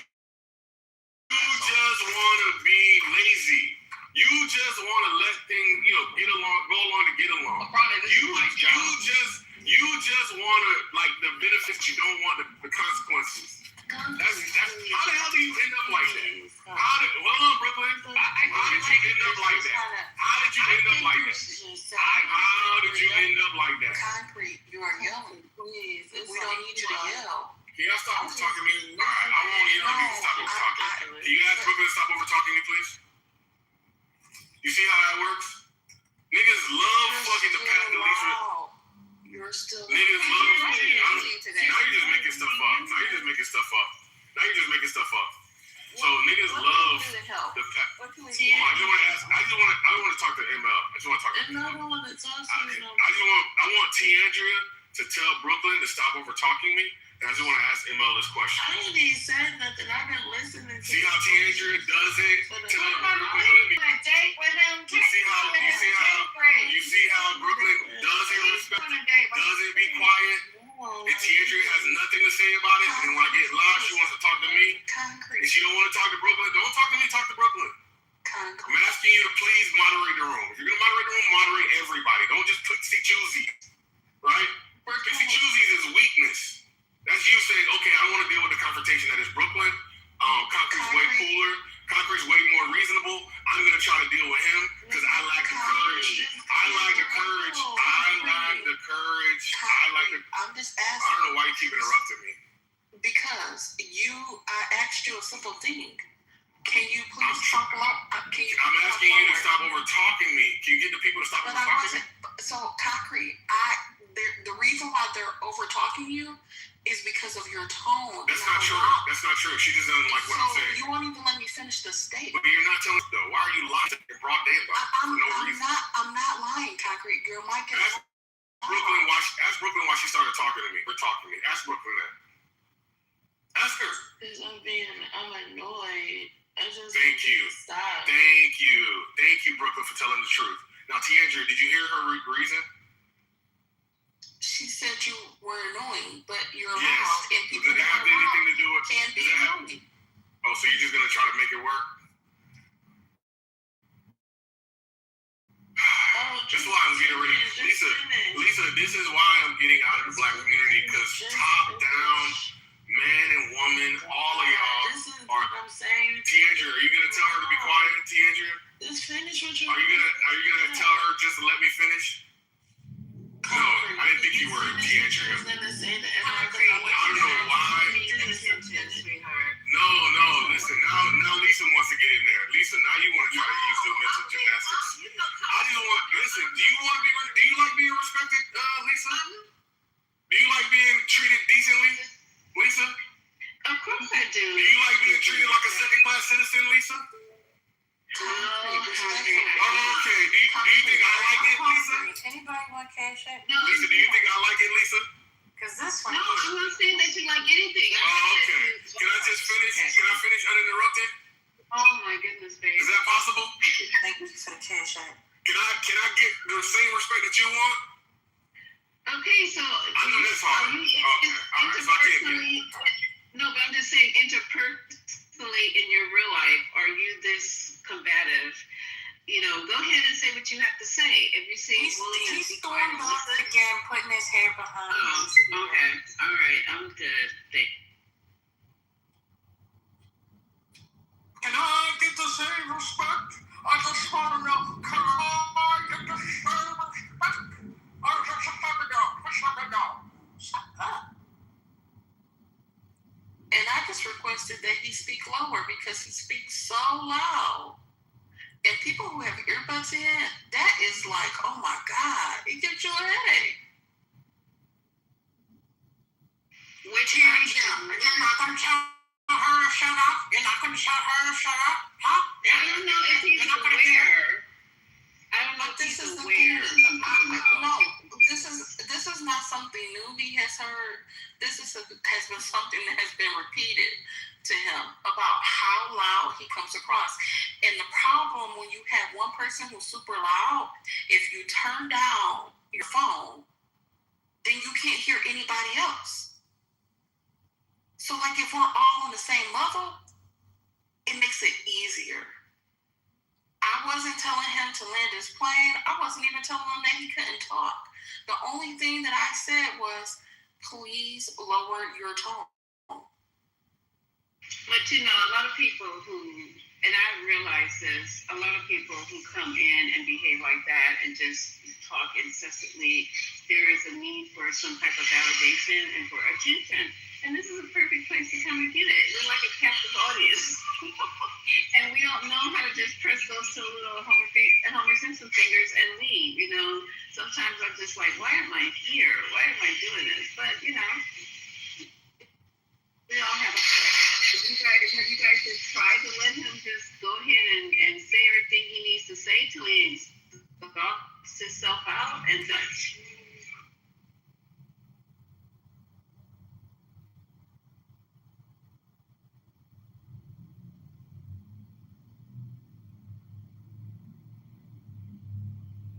Then I'll just leave.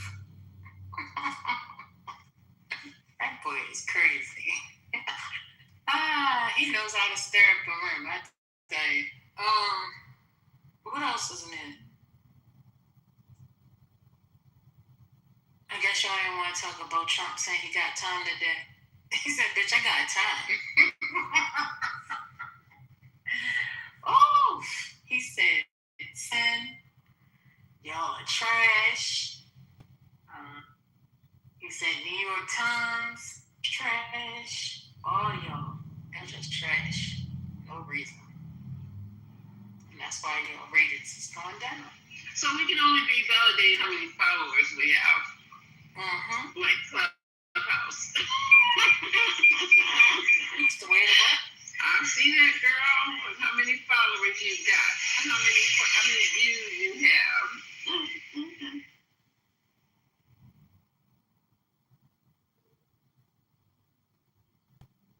Who would have thought this is where we have come to? Everything is dependent upon the number.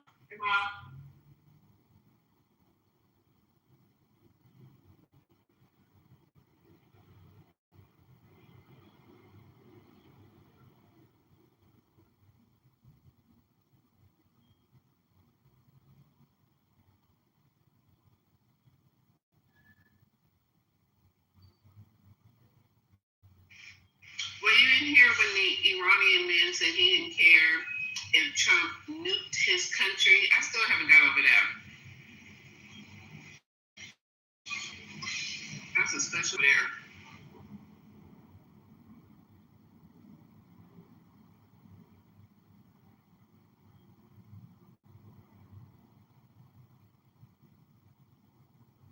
No, I'm not ready for that. I'm not ready for that mindset. What did you say, Lisa? Was I here for the Iranian? The Iranian who said, his name is Ali? Yeah, we're not ready for these people. He said that he doesn't care if Trump nukes his country. We're ready for that. It's also in here, we're not ready for that kind of war. We're not ready for people who have that mindset. Because we're not. We're not prepared. We're not ready.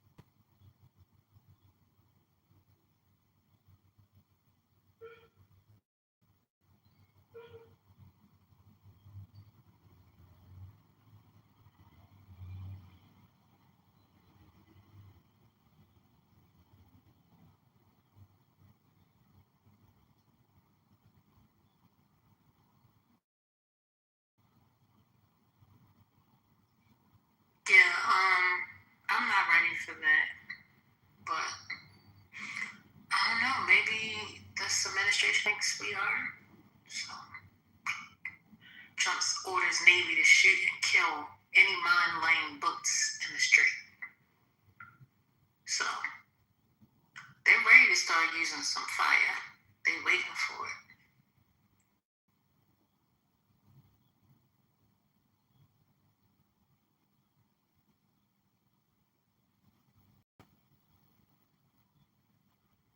And our wonderful gas oil prices have again rose.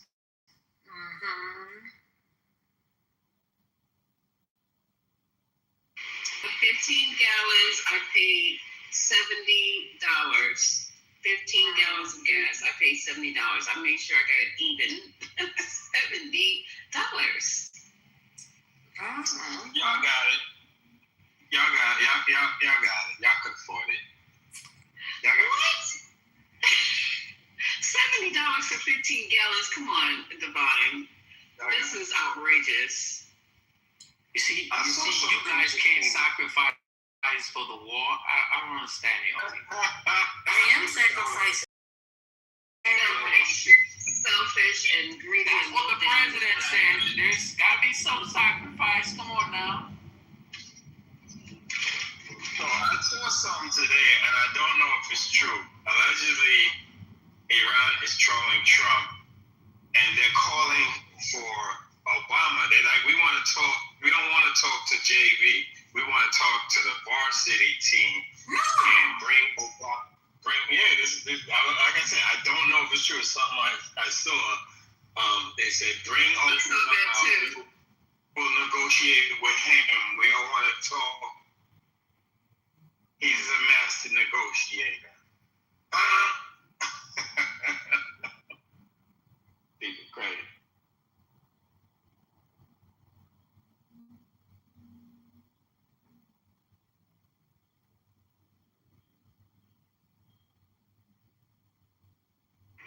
I know you guys are missing Obama right about now.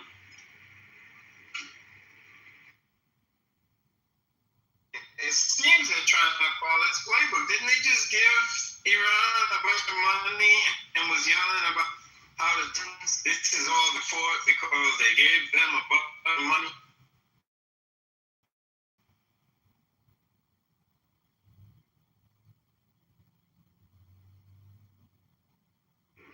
I'm not sure what you're talking about. What money are we giving Iran right now? I don't know. Something I heard.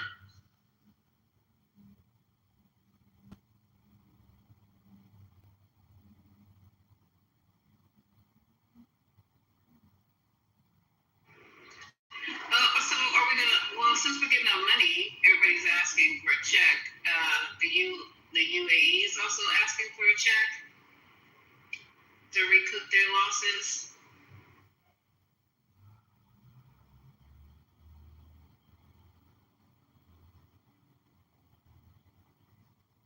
What was the question again?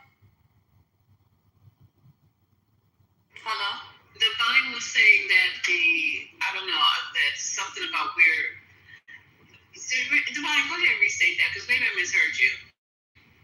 I said I heard that this administration has given money or is allowing Iran to make money. The same playbook that they said Obama did. They gave them a bunch of money. So now the Trump administration is doing the same thing. Like I said, I don't know if it's true.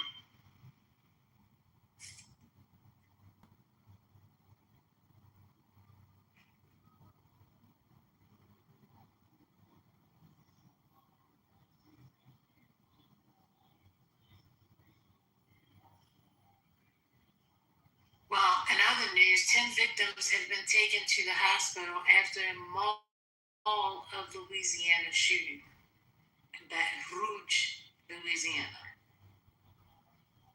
So, I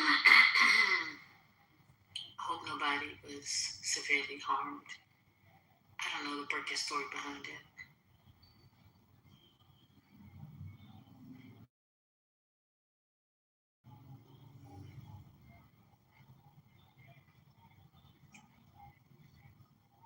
Oh, and the pop star singer David has been charged with murder and possible child pornography, sex abuse of a middle-aged girl. So they did charge him. Now, wasn't she 14 years old and she also mutilated her body? I gotta there was some interesting stuff that they released the other day. I need to go pull that article. This is horrific, not just killing her, he did some other horrific things to this child. Yeah.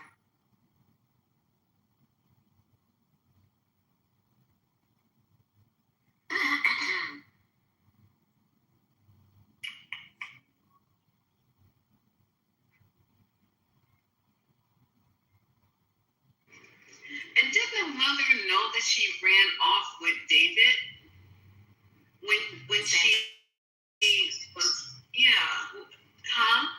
I said, I think so.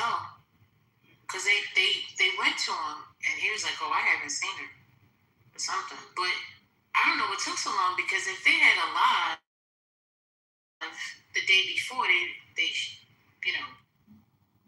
recorded the day before, I don't understand why they couldn't have found some evidence on him a long time ago. But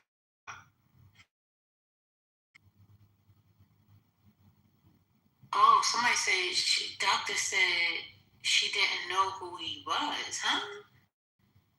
What do you mean?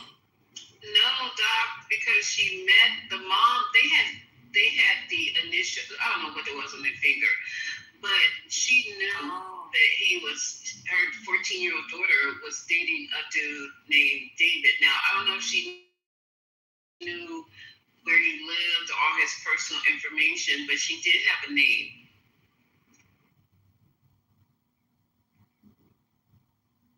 Because she knew they had matching tattoos. So they literally had matching tattoos. The girl had, to my understanding, had ran away a few times. Yeah. At 13, she went missing. That was what I heard. Yeah. In addition to that, there were reports that he maybe had given the mother money. And that they were, but it's so much speculation going on right now. But she knew who he was. Some of the other people that were like surrounding, because like 13, you're in school.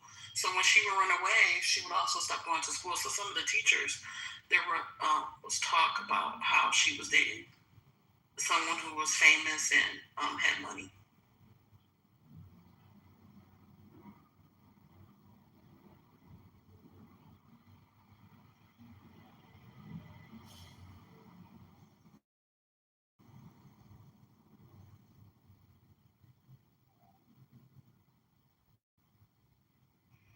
You're right, because he was coming to the house. They were dating at some point before she just took off. He started courting her or dating her, taking her out to the movies and all this kind of stuff like that, and returning her back. So for a 13-year-old, I am almost, I would definitely know a lot about somebody who's taken my 13-year-old daughter out of my house. But Lisa, to that point, they both had matching tattoos, and the tattoo was on her finger. Oh, so that's why he took the finger. Oh, he took her finger off? Yes. I didn't even know all that. I heard mutilation, but I didn't know that was one of the things he did to her. It's trash.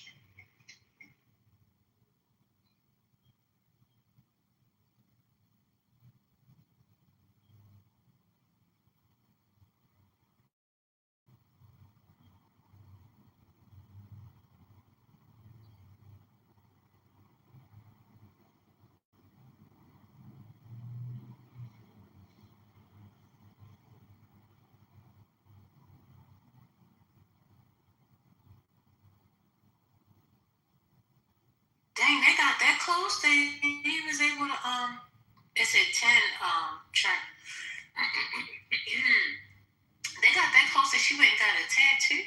Oh my goodness. Yeah, and the mother knew it was a matching tattoo. That was wild. Well, wait a minute. And then how do you say that the mother knew but didn't know who this David guy was? Like, because the mother actually knew. Like, okay. What I don't understand is you're telling me that the mom knew, but she didn't know that Dave was an entertainer or popular. She didn't know that part. Because that's what the mom is not saying that she didn't know, but some of the people that he knew said that he was paying the family hush money.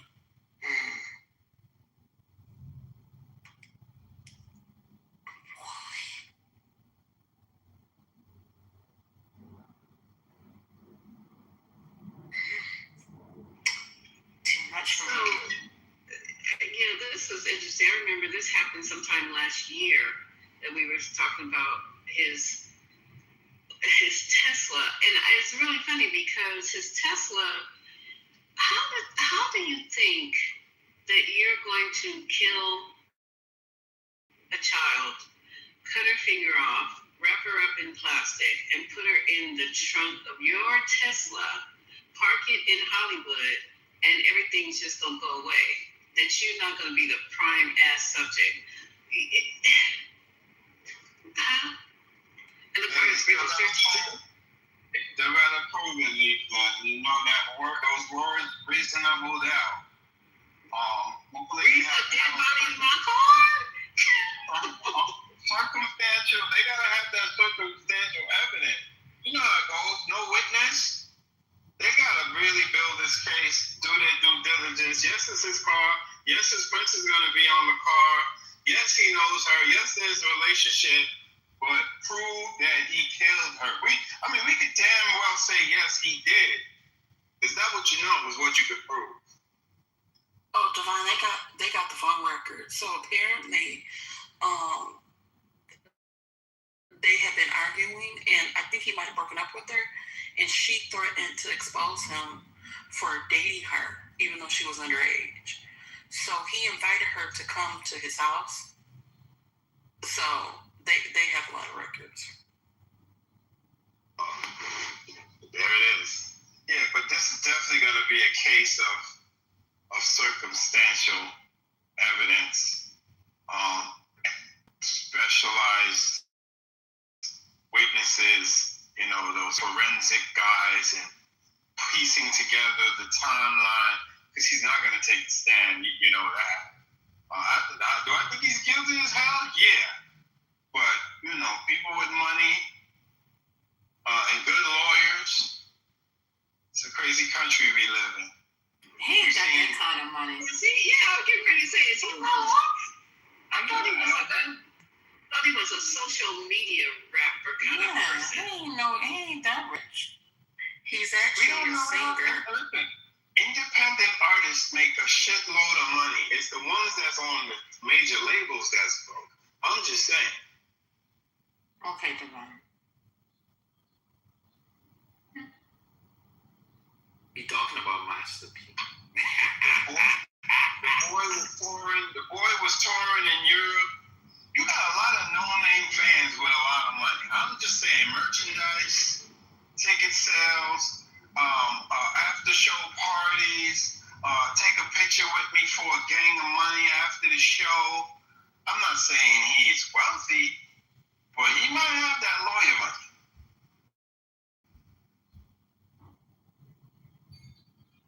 Not to pull off what you trying to push. What you trying to push is some above. I was gonna say a total thing was he transferred all his assets to his mom's name because he knew something was coming along. So in and of itself, that is kind of like, why would you just randomly do that? How old is David? She was 13. How old is he? Or was he? Or is he? How old is he now?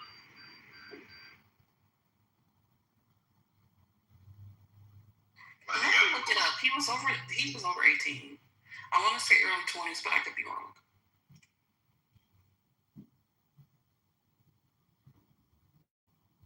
Stand by. I know you got big news. We're talking about David. He's trifling himself. 21. At the time of her disappearance, he was 21, a 21-year-old with a 13-year-old and a mom. Okay, I'm not going to get too deep into it because 21, 13-year-old daughter. Okay.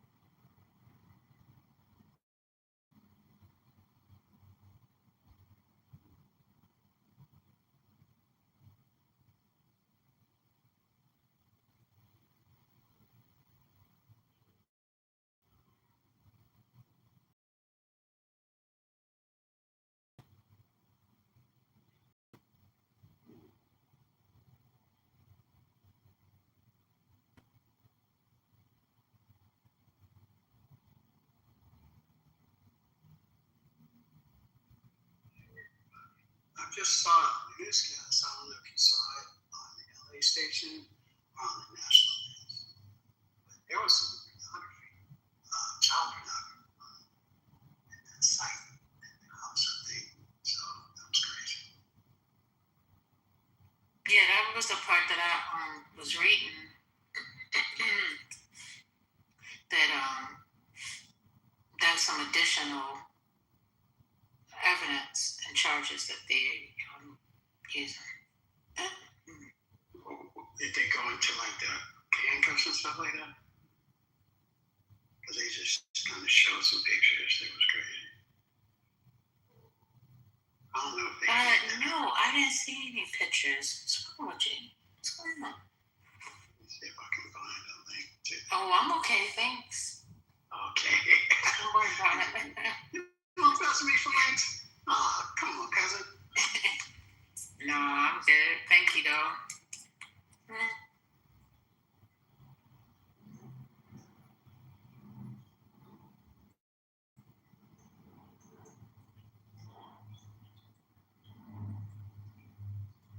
I'm amazed that he put out so much content that seemed to forecast what has happened. What are you talking about? They said his songs talked about the stuff that he did. I watched videos. I watched all the videos. I didn't listen to all the songs, but I watched all the videos, and it was just like a script. He got the girls getting stabbed and thrown against the wall, and got her arms getting cut off, and different videos though. It's like, and then he got himself in one video. I think it's called Rhea, and it's like there's this one character called Pain he created, and Pain looks just like his anime version of himself, but it has bandages around the eyes, like he's blind. But when the bandages get stripped away, it's like he's the evil side of David, and that's the one that stabs. He cuts the girl's arms off, dismembers her.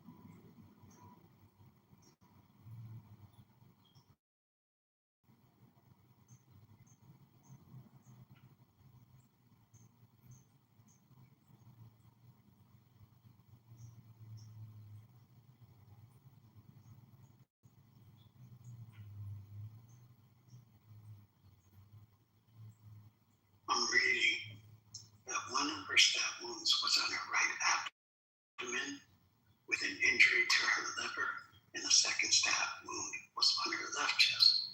And that's exactly where the animation depicted her getting stabbed by a steam side.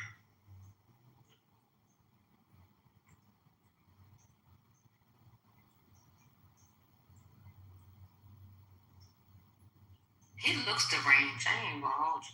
Have you seen him before? Oh my goodness. I've seen him. No, I'm gonna have to look. Something about his eyes. Something about his eyes.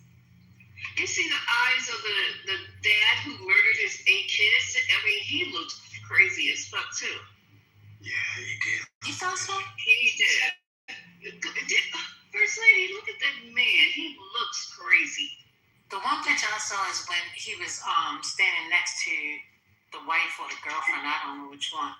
But when he was standing next to her, he had a smile on his face and he was holding her. That picture didn't look I didn't see that one. Okay, I don't know which one. It's one of him by himself. I don't know where it came from or whatever, but he looked like he was struggling, like he had some demons. And I was listening to a psychiatrist speaking on some program. I don't know what I was listening to. And he said, anybody in your family who has consistent discussions about demons, point blank and period, he said they're in a special place, and you need to seek intervention. We just don't talk about demons. That's just not something that we just, at least to my knowledge, the people just engage in unless there's something deeply wrong with you. Well, but see, here's the thing, though. We don't know yet if the whole demon thing is something that's actually external to the person, or if it's actually something that's internally an internal construct, you know? No, I don't. Explain it to me. I don't understand. I mean, I'm just saying, like, it doesn't mean that the person isn't crazy, but what's making the person crazy? It could be some external force, you know? It doesn't really take away from the fact that these people are, you know, dangerous. Does it matter, though? I mean, it doesn't matter. Oh, okay. If it's internally or externally that's causing your situation, the bottom line is that you need intervention. You need help. And there's nothing wrong with that. You know what else is it could be a central problem here? They found meth in the girl system, you know. So everybody involved could have been outside of their, you know, their normal. In the 13-year-old system, methamphetamine? Yeah. How we know he didn't drug her? Well, I'm sure that was part of the grooming process, you know, keeping her lit.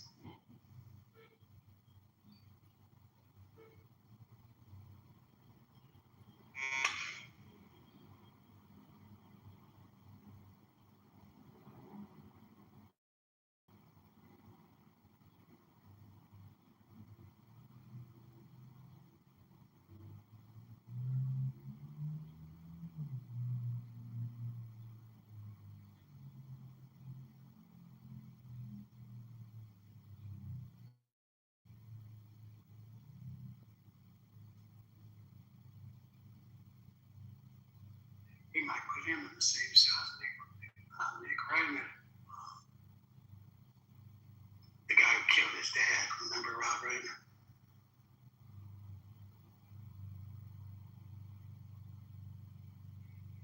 Damn, breaking news.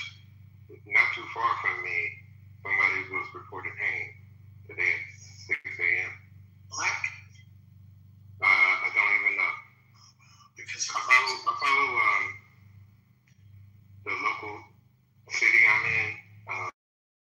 I use a news app called Newsbreak, and it collects things. So I follow this little thing because it's local.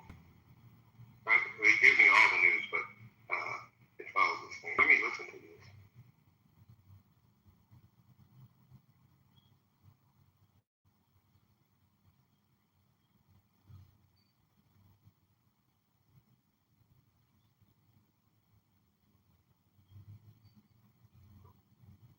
So it's not a false alarm, it's confirmed. I don't know. Weren't you guys talking about the other day some man who hung himself in front or on the side of a police station? Well, was that ever resolved? That was the police have always say when they see somebody hanging, they call it a no foul play. But just the common sense of understanding what hanging is and how difficult it is to be able to tie a noose and then climb up the tree yourself and then hang yourself. You know what I'm saying? And in DC, where they don't even have trees to support body weight like that. Right. Unless you're in a city park, like they do have some parks where people go hiking and biking and stuff, like mountain biking, maybe. But even the trees are not like in the South where you got big ass heavy trees that can support human weight. I'm saying this as a person who hunts and I climb trees with a fucking stand.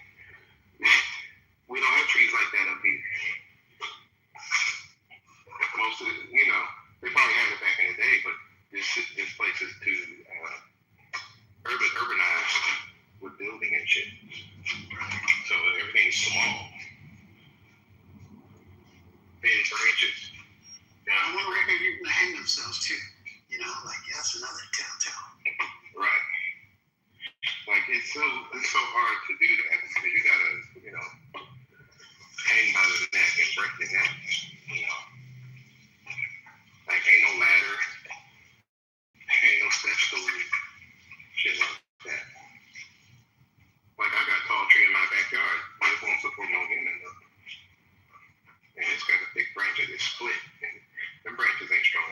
nobody. It seems unlikely that black person to hang themselves too. Well, yeah. No, this person in the report they said they were Hispanic, but no, they were black. Just because they had a Latin name. Hell, Brazil got the most black people in the world outside the country. So the Washington hanging, that was a black man. Yeah. With the initial report when it first came out, they said it was a Hispanic person at 19. Wow. I was from WUSA 9, which is the quote-unquote black channel that you can trust, quote-unquote. That's one way of diffusing. Well, we could tell it was a diaspora reflector who probably wrote that, you know what I'm saying?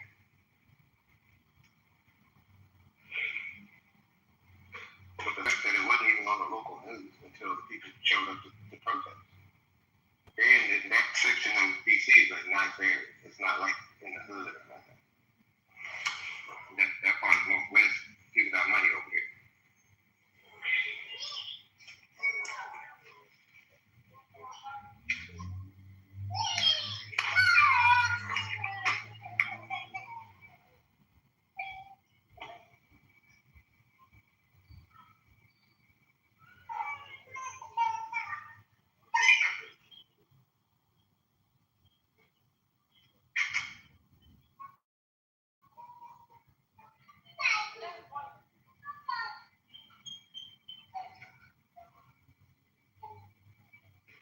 I'm just thinking about this. I can't get over somebody who would murder a person and just put him in my own car and go park it.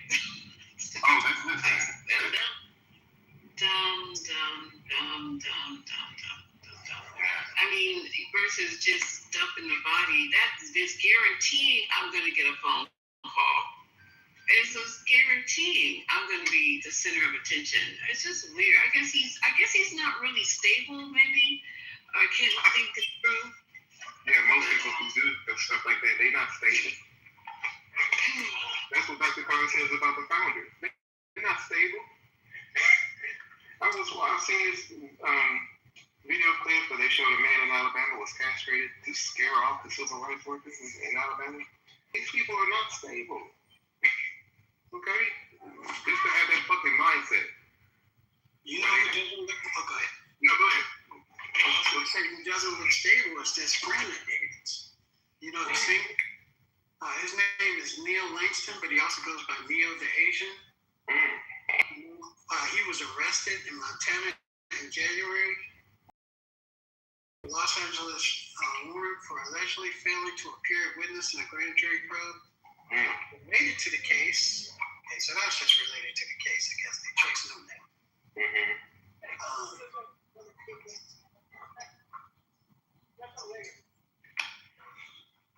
You know, and he's in the video though. Like in one of the videos, they were like all doing some weird, blank EX stuff. I hear the kids in the background, so you know. I think it's something to do with some kind of, jealousy factor here. Leaving that body in that car is crazy. Yeah.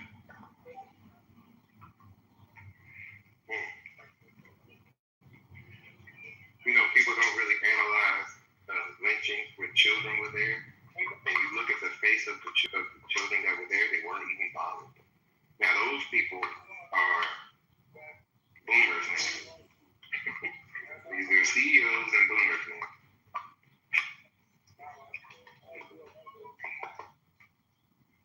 So David's got a picture of both of them laying kind of on some pillows, and David's hand is underneath the Neo the Asian's body, and David is wearing a t-shirt that says, "Sounds gay, I'm in it."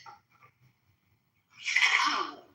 It's just one of those situations that starts to pile up. Now you're trying to say he's gay, but then you say, or somebody said that he had child pornography on his phone. Was it? Well, that's what I'm trying to get to. We're trying to solve this on Clubhouse. other situation a while back. Remember, we had the room we were trying to solve what happened to those those two political people that got murdered, shot in their front door. We solved that. We knew who did it, and we solved it. But I'm just trying to. It's just to me, David, a young man dating a 14-year-old. I'm starting to go back to the parents, the mother, the father. When you let your daughter leave the house, I hope I'm getting this right, and he was 21 at the time when he started showing up to the house. He's 21 now. I'm sorry then. So that would, I don't know how old that was, but. Well, it's probably, think about that when you go to the parents, right, which is a good starting block. These things are normalized.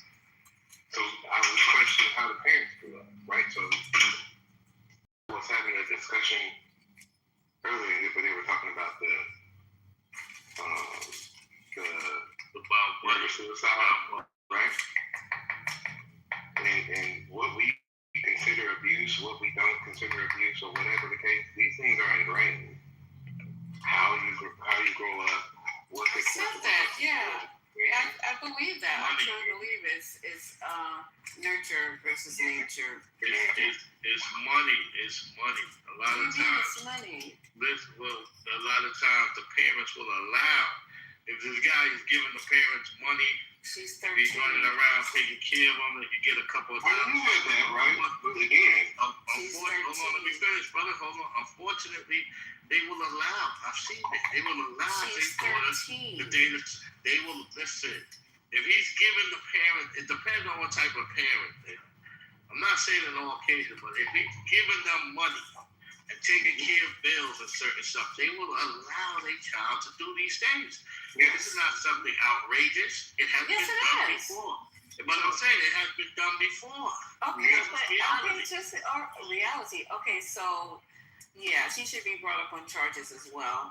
Yeah, child trafficking is outrageous, but that's how this country was founded. And she should be brought up. The mother, in her grieving state, should be brought up on charges as well. If you guys are saying that at 13 years old, she allowed her daughter to date someone who was out of her dating range, dating period at 13, it to me is unusual.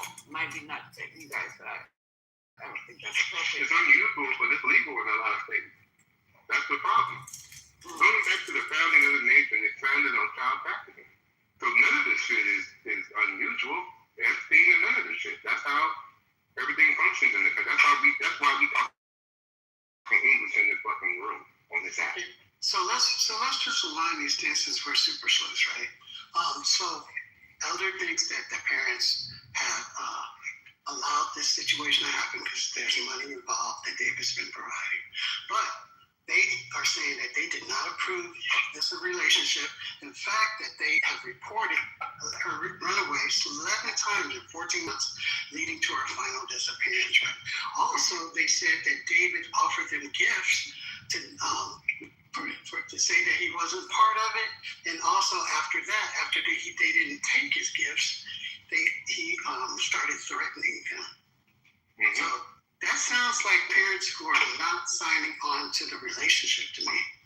That might be true. It might be true, but here's the thing now it might be true. I'm not sure about this case particularly. I was just making general, these things have happened in the past. Now, a lot of times when they're exposed, and it's exposed now, they have to do something to cover themselves up in some cases. So of course they're gonna say, well, no, this was outrageous and we would never do this. Because now they're being exposed. But in some cases, I'm not saying with this parents, but in some cases they allow these things to happen. You know, an example of that was R. Kelly. That was an example. R. Kelly was a perfect example. They allow their child to date these older men if these men are financially good. Now, I'm not with this case, I'm not 100% sure, but it happens. And it's just reality. Like the brother said, this is the American way. It's a shame. This is what it has become. Well, I'm gonna say let's say they didn't allow it. The culture allows it because how many times you go to the police, especially from a woman's or child's perspective, and you report a violation? Do they even believe you? There are even parents who don't believe their own kids.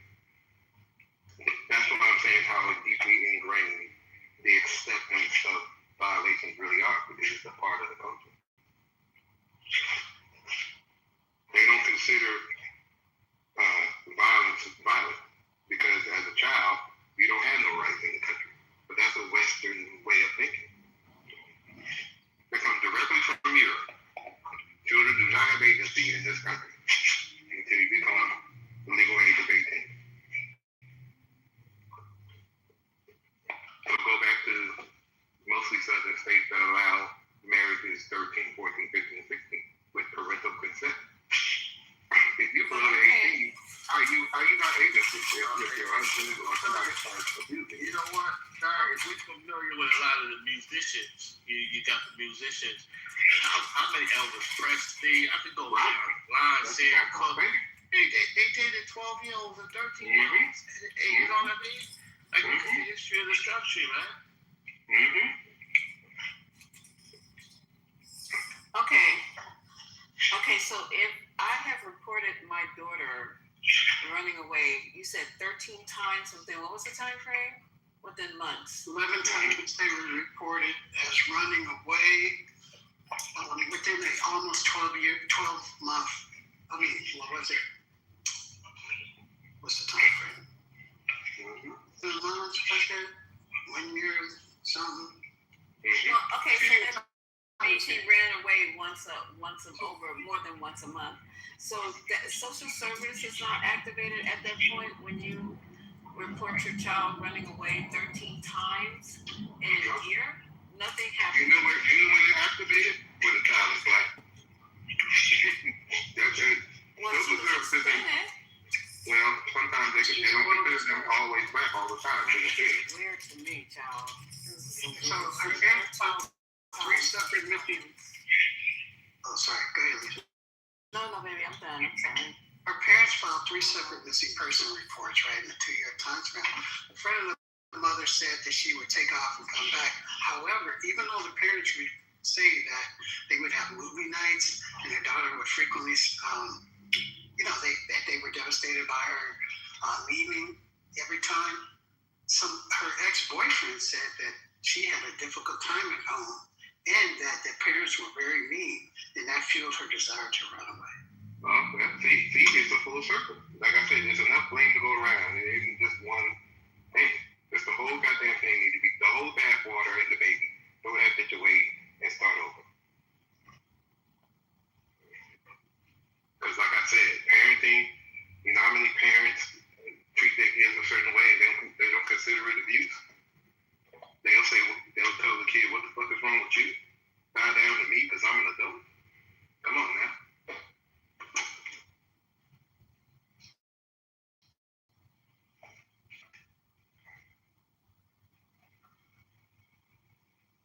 How many parents make their household uncomfortable for their kids? And some do it on purpose. Neo, the Asian, said that they all use meth together. You know, meth makes more sexually. Wait, what? Okay, this is getting way too crazy for me. So the mom is feeding the 13-year-old meth as well. No, not pimping her out. Oh, not the mom doing meth. They're all 3 of them are doing meth. Neo, the Asian, David, and Celeste Rivas, they're all using meth together. You know, like they're.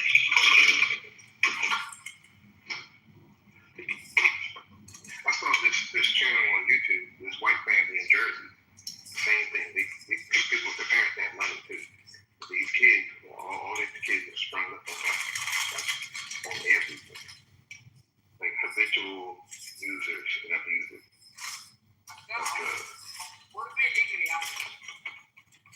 Hey Ty, you remember you remember a song by the Whispers called Lost in Struggle? Mm-hmm. Y'all are making it seem like it is so normal. I'm sitting here outraged at this whole situation. It's not normal. You already know it's not normal. Girls walking out the house, mom taking payments. So she was taking payments. Why are you reporting it to the 13 times if David is paying you to let your daughter go out with an old ass, well not old, but with somebody who's clearly out of, should not be associating or dating or even talking to, dealing with. So how is that going on?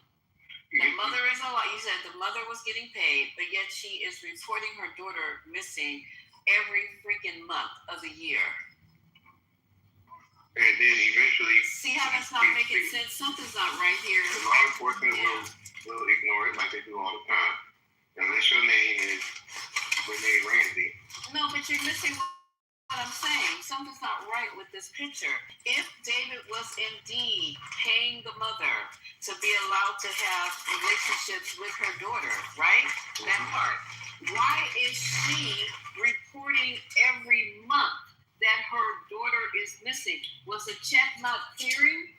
Something's not right. Something is not right with this story, and I'm trying to suss through it. So maybe I'll be quiet, go do some reading, and then we can talk about it later on tonight. But that's not adding up. If you paying me, if I'm going my daughter out and you're paying me, it makes no sense. I'm gonna dry up my money, my resource. Why would I be going down to the 126 precinct to say my daughter's missing every fucking month? Maybe the money is not that significant to them. Or those movie nights, porno movie nights. Oh my God, I love. I'm just.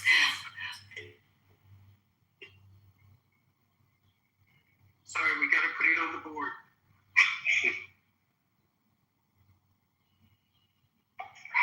So there's social services or child protective services never was involved with a 13-year-old who is reported missing 13 times in a year. They never were. I want to know how many times does child protective services come in with people with money? I don't even think they deal with people with money. They don't have this lady, this family, the parents. Okay, I don't know enough. Let me be quiet. But from what I'm understanding, they don't have money. She wasn't. Where they live? They wasn't in the hood or somewhere? Someplace in California. I left. What neighborhood did she come from? Not saying that the neighborhood means anything, but what neighborhood did the Hispanic girl live in Southern Cal? I'm not sure.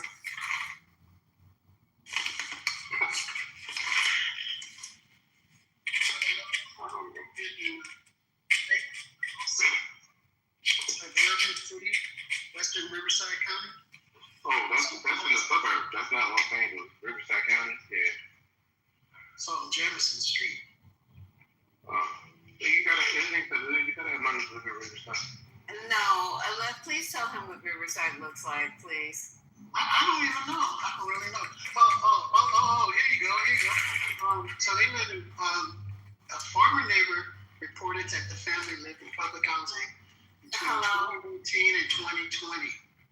Oh, they have public, well, when I was there, they didn't have no damn public housing. Yeah, Riverside is not, that's where you go when you can't afford. I could be wrong. California people can jump in. The cost of the house. That was 30 years ago, so it might be different now. Yeah, that was more than 30 years ago. So they lived in public housing. So she needed that money that you said David was giving her to date her daughter.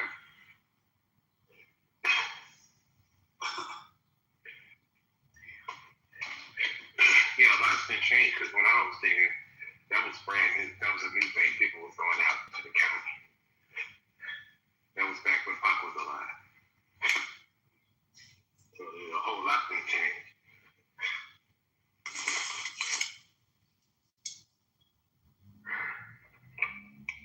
Yeah. I had enough breathing dust. I did some work. I got to replace my ceiling in my family room, so I've been tearing it down. The fucking old school insulation, the fiberglass. Yeah, I had a safety goggles and mask. And oh my God, I'm just looking at the screen. Y'all, we're boring the room. Let's talk about politics. Nobody wants to hear about David killing a 13-year-old. They don't want to hear about David. They want to hear about we got to do something. They want to get a Trump conversation going. No, so Trump is firing all the generals. He's firing up everybody. He's saying, is this new? No, but Trump himself said he's unhappy with generals and he'll fire any of them. Is this new? It's ongoing. It's ongoing, right? Oh, okay. Because when that chief of the Navy, he ran from HATSF trying to say, you can't fire me. He ran into the room with Trump, and Trump said, yeah, you didn't build my battleship fast enough. Oh, you're talking about the Trump fleet that he wants to build, the Golden Fleet. That's right. That's right. They're not moving fast enough. That's crazy. As an ex-Navy person, like, what the fuck is wrong with this dude? Oh, yeah. You're tired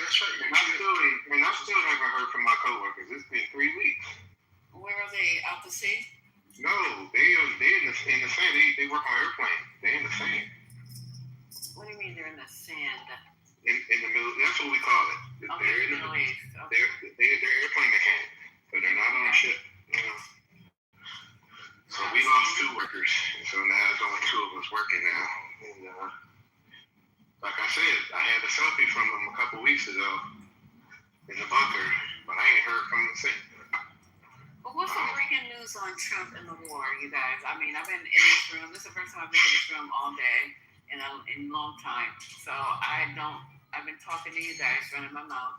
So what's the breaking news on, we need to talk about political war stuff in here. So does anybody know any breaking news that's going on as far as the war is concerned? The First Lady told us that President Trump has released the truth saying that he got time today and he don't care how long this war takes. Well, we knew that already. Well, Trump took an L. He's going to lie. America took an L. So, America took an L. Okay. Trump's been announcing that they are now clearing the mines of the Strait of Hormuz, right? But there's lack of evidence in what we have in terms of, GPS and all that marine traffic kind of stuff isn't really showing that, right? So it's kind of hard. I guess the ships are invisible. And then Iran is actually, they've already verified that they're laying even more mines. So that's an interesting real world rebuttal.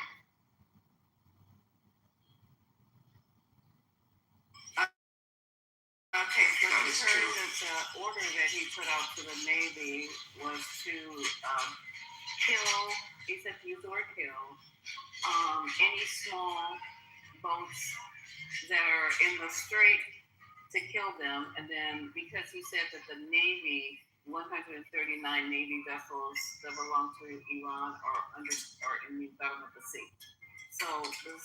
Yeah, kill all the little small gunboats that are terrorizing everybody, I guess. I mean, America need to understand they're fighting 3 different countries. Russia and China. China's providing all the locations, So Middle East is messed up. Iran, you're fighting 3 different countries. You're fighting Iran, you're thinking you're fighting Iran, but you're fighting actually China and Russia. They're doing the same thing. And how is that possible, sir? You're saying they're supplying them with artillery, drones, bombs?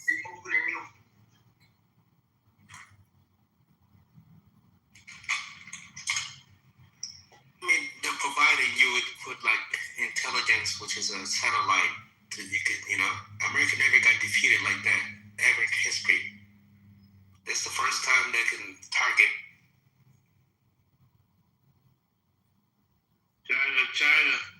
China's about to go into Taiwan. They know that America cannot fight 2 battles. They cannot. Then when is that report? No, they've sending soldiers around Taiwan. They've been trying to invade Taiwan. They've just been holding. Oh yeah, they've been beating Taiwan up. Yeah. If they want to go into Taiwan, there's nothing we could do about it. That is absolutely true. Even if we weren't in a war right now, we still couldn't do nothing about it. We're too far away.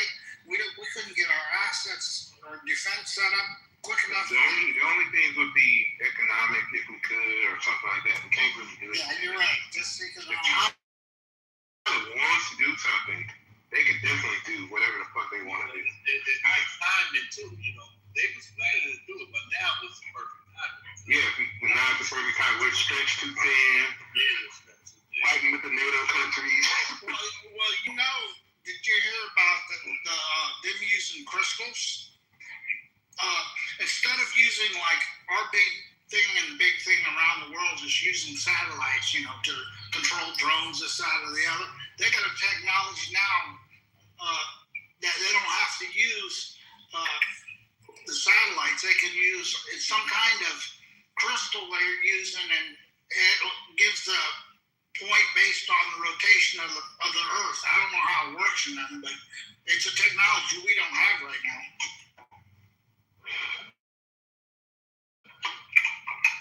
I think 4% of our Navy is actually in that region, and we are not stretched too thin.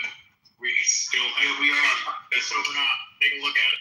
6% is the max at any given time of our U.S. Navy that is in the region of the Hormuz Strait. I'm an educator, and my sister's an educator on the Lincoln.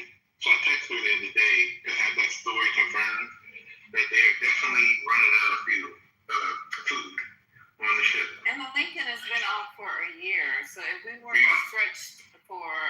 not stretched, sir, why is it necessary for one of our aircraft carriers to be deployed for 1 year?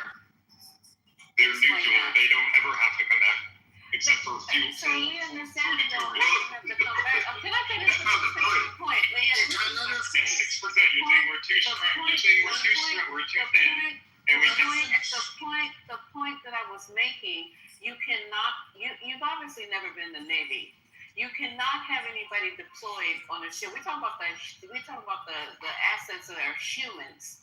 The ship could be out there forever, but the humans that are on this aircraft carrier in those kind of conditions lived on an aircraft carrier is not meant for you to be out there a fucking year. Yeah. They're having problems right now, sir. They can't get the supply because my sister was a signalman, right?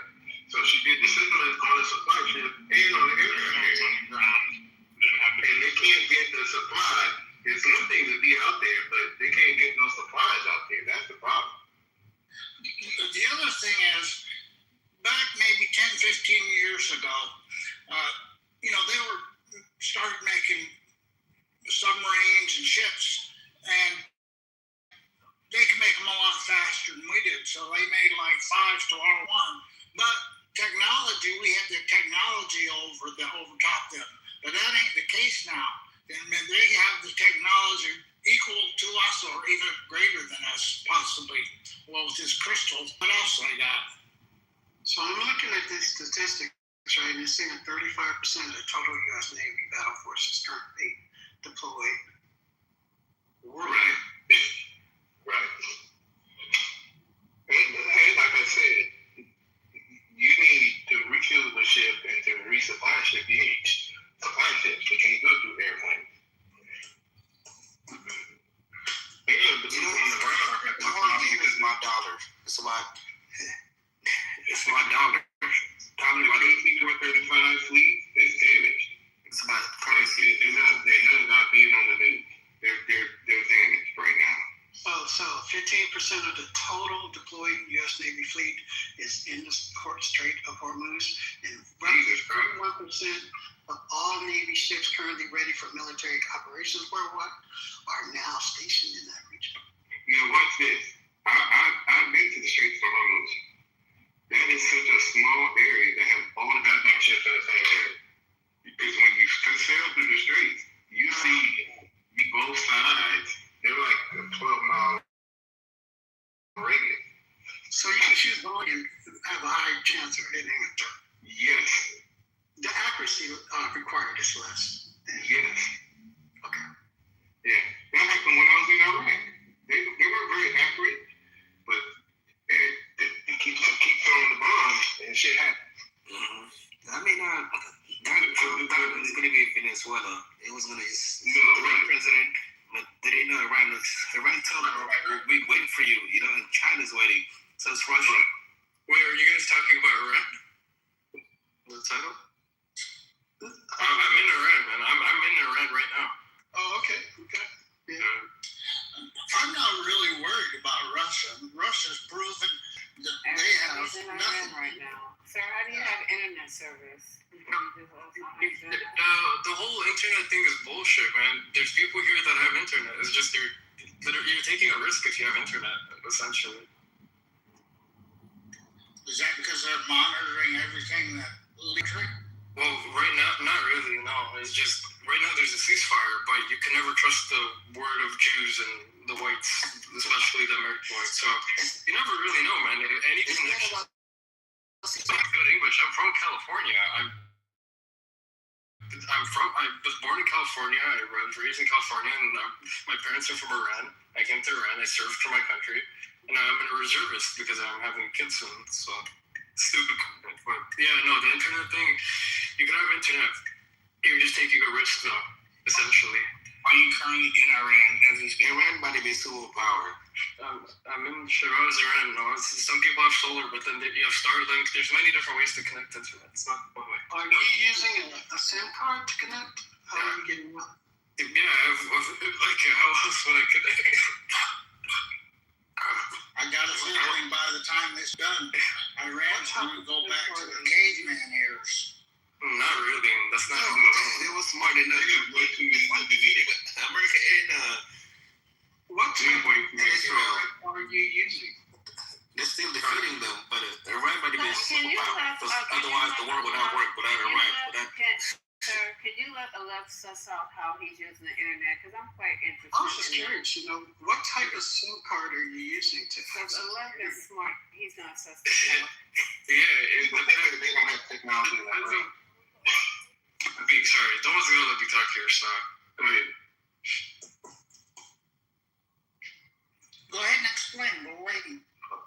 Yeah, no, you guys keep interrupting me, so it just depends on what you're. Again, if you let me speak, if you just let me, you know what? It's okay. No, I said it's just time. We're all waiting to hear from you. That's it. Just No, I tried to speak like 5-6 times and just kept getting interrupted. This other guy wanted to start speaking. It depends on what type of ADSL and VDSL you use, and there's different fiber optics. So what I'm using, you could either use your SIM card, and then there's an app called Viber, and you can connect your SIM through Viber, or you could just use Starlink. But you do need a VPN because the Clubhouse is literally banned. You can't use Clubhouse on. I'm not an Arabic guy. Who are these Pahlavi supporters that keeps go fuck yourself? But yeah, it just depends, man. There's different ways. I'm personally using my ADSL is slow, so I have my whole I have my fiber optics connected to Viber, and that's how I'm speaking. But I'm using a VPN at the same time, which is why my ADSL is slow. Is this government issued? What's government issued? Yeah, the SIM card. Well, I was a reservist, so my whole family, everything, we all have our SIMs. I did have but this isn't a government SIM, no. But I used to have a government issued SIM. Oh, okay. Who said Iran was about to be a superpower? It is. It's going to Dubai, it's going to Saudi Arabia, everywhere. We literally put the U.S. to shit, man. No one's going to take the U.S. serious after this. The term taco is more applicable to reality now than ever. I mean, look at Trump. He said a lot. He said he's going to blow us into... And look at this mad guy. These guys are retarded, whatever. He said he's going to blow us back into the Stone Ages or whatever the fuck he said. It's a liar. He's very scared. You know what I mean? You can't fuck with a country like Iran. What did he say? Every empire ended up dying in Iran. Every empire died in Afghanistan and Iran. Yeah. More so Afghanistan, not really Iran.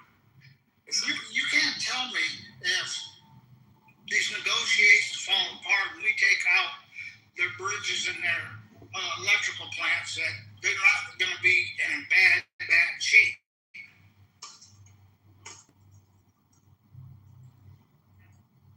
And Trump will do it. If it comes down to these negotiations falling apart, he's going to do what he said what he planned to do. It's about money. It's about America losing their power. The whole war is about power. It's not about power. Money. So we're not going to lose the domination. But you got to understand, they still have to go into the ground. They have to fight a ground war. Well, you guys know the U.S. didn't gain anything from this war. They lost money doing this. It's going to be a different war. It's the casualties. They already told Trump. His generals have told him, you can win this war, but the casualties is going to be at least 50,000, at least. They cannot deal with them type of casualties. That's why Trump doesn't want to go in there and do it. It's going to be a bloodbath. I don't see that. Win, but it's going to be what? How do you see that? They have Because Iran is 82 million people. That's why. Look what happened in Afghanistan. You're not going to conquer them like that. You're not going to conquer them. Okay, it's gonna be one at a time, though. It's gonna be one at a time. Go ahead, sir, Glenn, and then the other guy you follow. This dumbass doesn't know how to compare it to past wars. Compare it to Afghanistan. Sir, we don't have this conversation one at a time. So go ahead, sir, finish, and then the other guy, and then you last. Right. Iran is about, they say like 82 million people. I don't know. You will not be able, Iran is not like Iraq. You will not be able to conquer Iran like that. You're going to go in there. They've been waiting for this war for 47 years. You know that if you go into the ground, if you go into a ground war, you understand that there's going to be major casualties.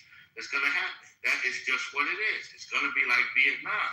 They're not going to conquer that country like that. All right, that's the Persian. That's one of the oldest countries. That's the Persian Empire. They're not going to allow you to conquer them like that. This is a holy war to them. So the casualties is going to be great. Yeah, but everybody's not in the war.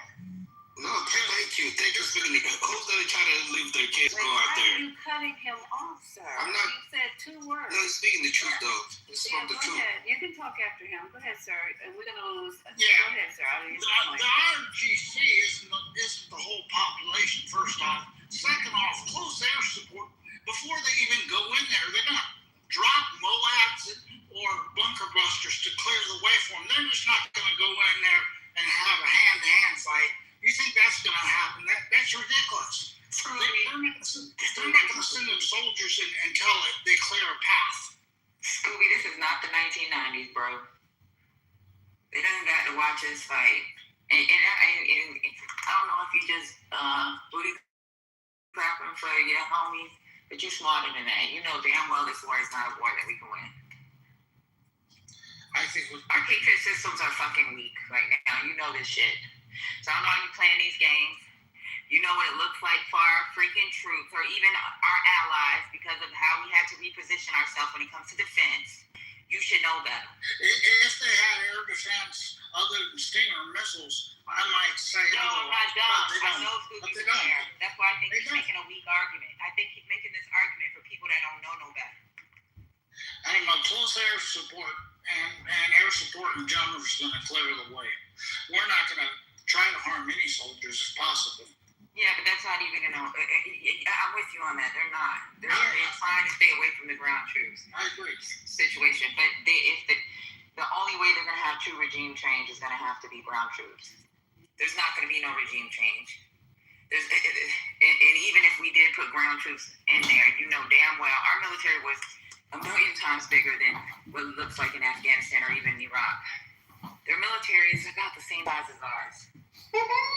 Fucking weirdo. And we're fighting in a region that they know and we don't.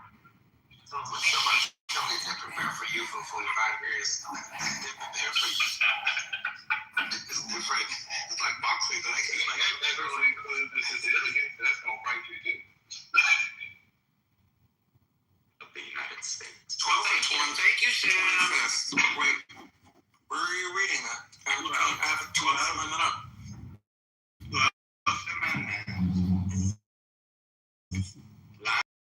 Yeah, but you can't be Speaker of the House and then kill the President and Vice President. No. Oh, I see. Sorry, there's 3 pages. Yeah, I'm sorry. No, correct. Was that a no? I'm thinking like the designated survivor dies. Like who's that? You're ineligible. They have to. Speaker of the House doesn't have to be eligible. Speaker of the House doesn't have to be elected to Congress. Not this year. I never knew that. Uncle Steve is here to help. But so Steve and I agree that it's clear that he would not be allowed. But let me pull up the research because some constitutional scholars say otherwise. Just thought it would be important to notice that Steve and Benjamin are both green buttholes at the same time. I was just going to say, too, I mean, there's also the point being that the Constitution doesn't matter anymore. We settled that in President Trump's first week of first term when we got rid of emoluments, right? I mean, emoluments is still in there technically, but it's not. Yeah, that's like it's a fantasy pretending that like that this piece of paper does anything if you still retain the military. That's kind of largely my point. Like, what prevents him from doing I just decided this thing today.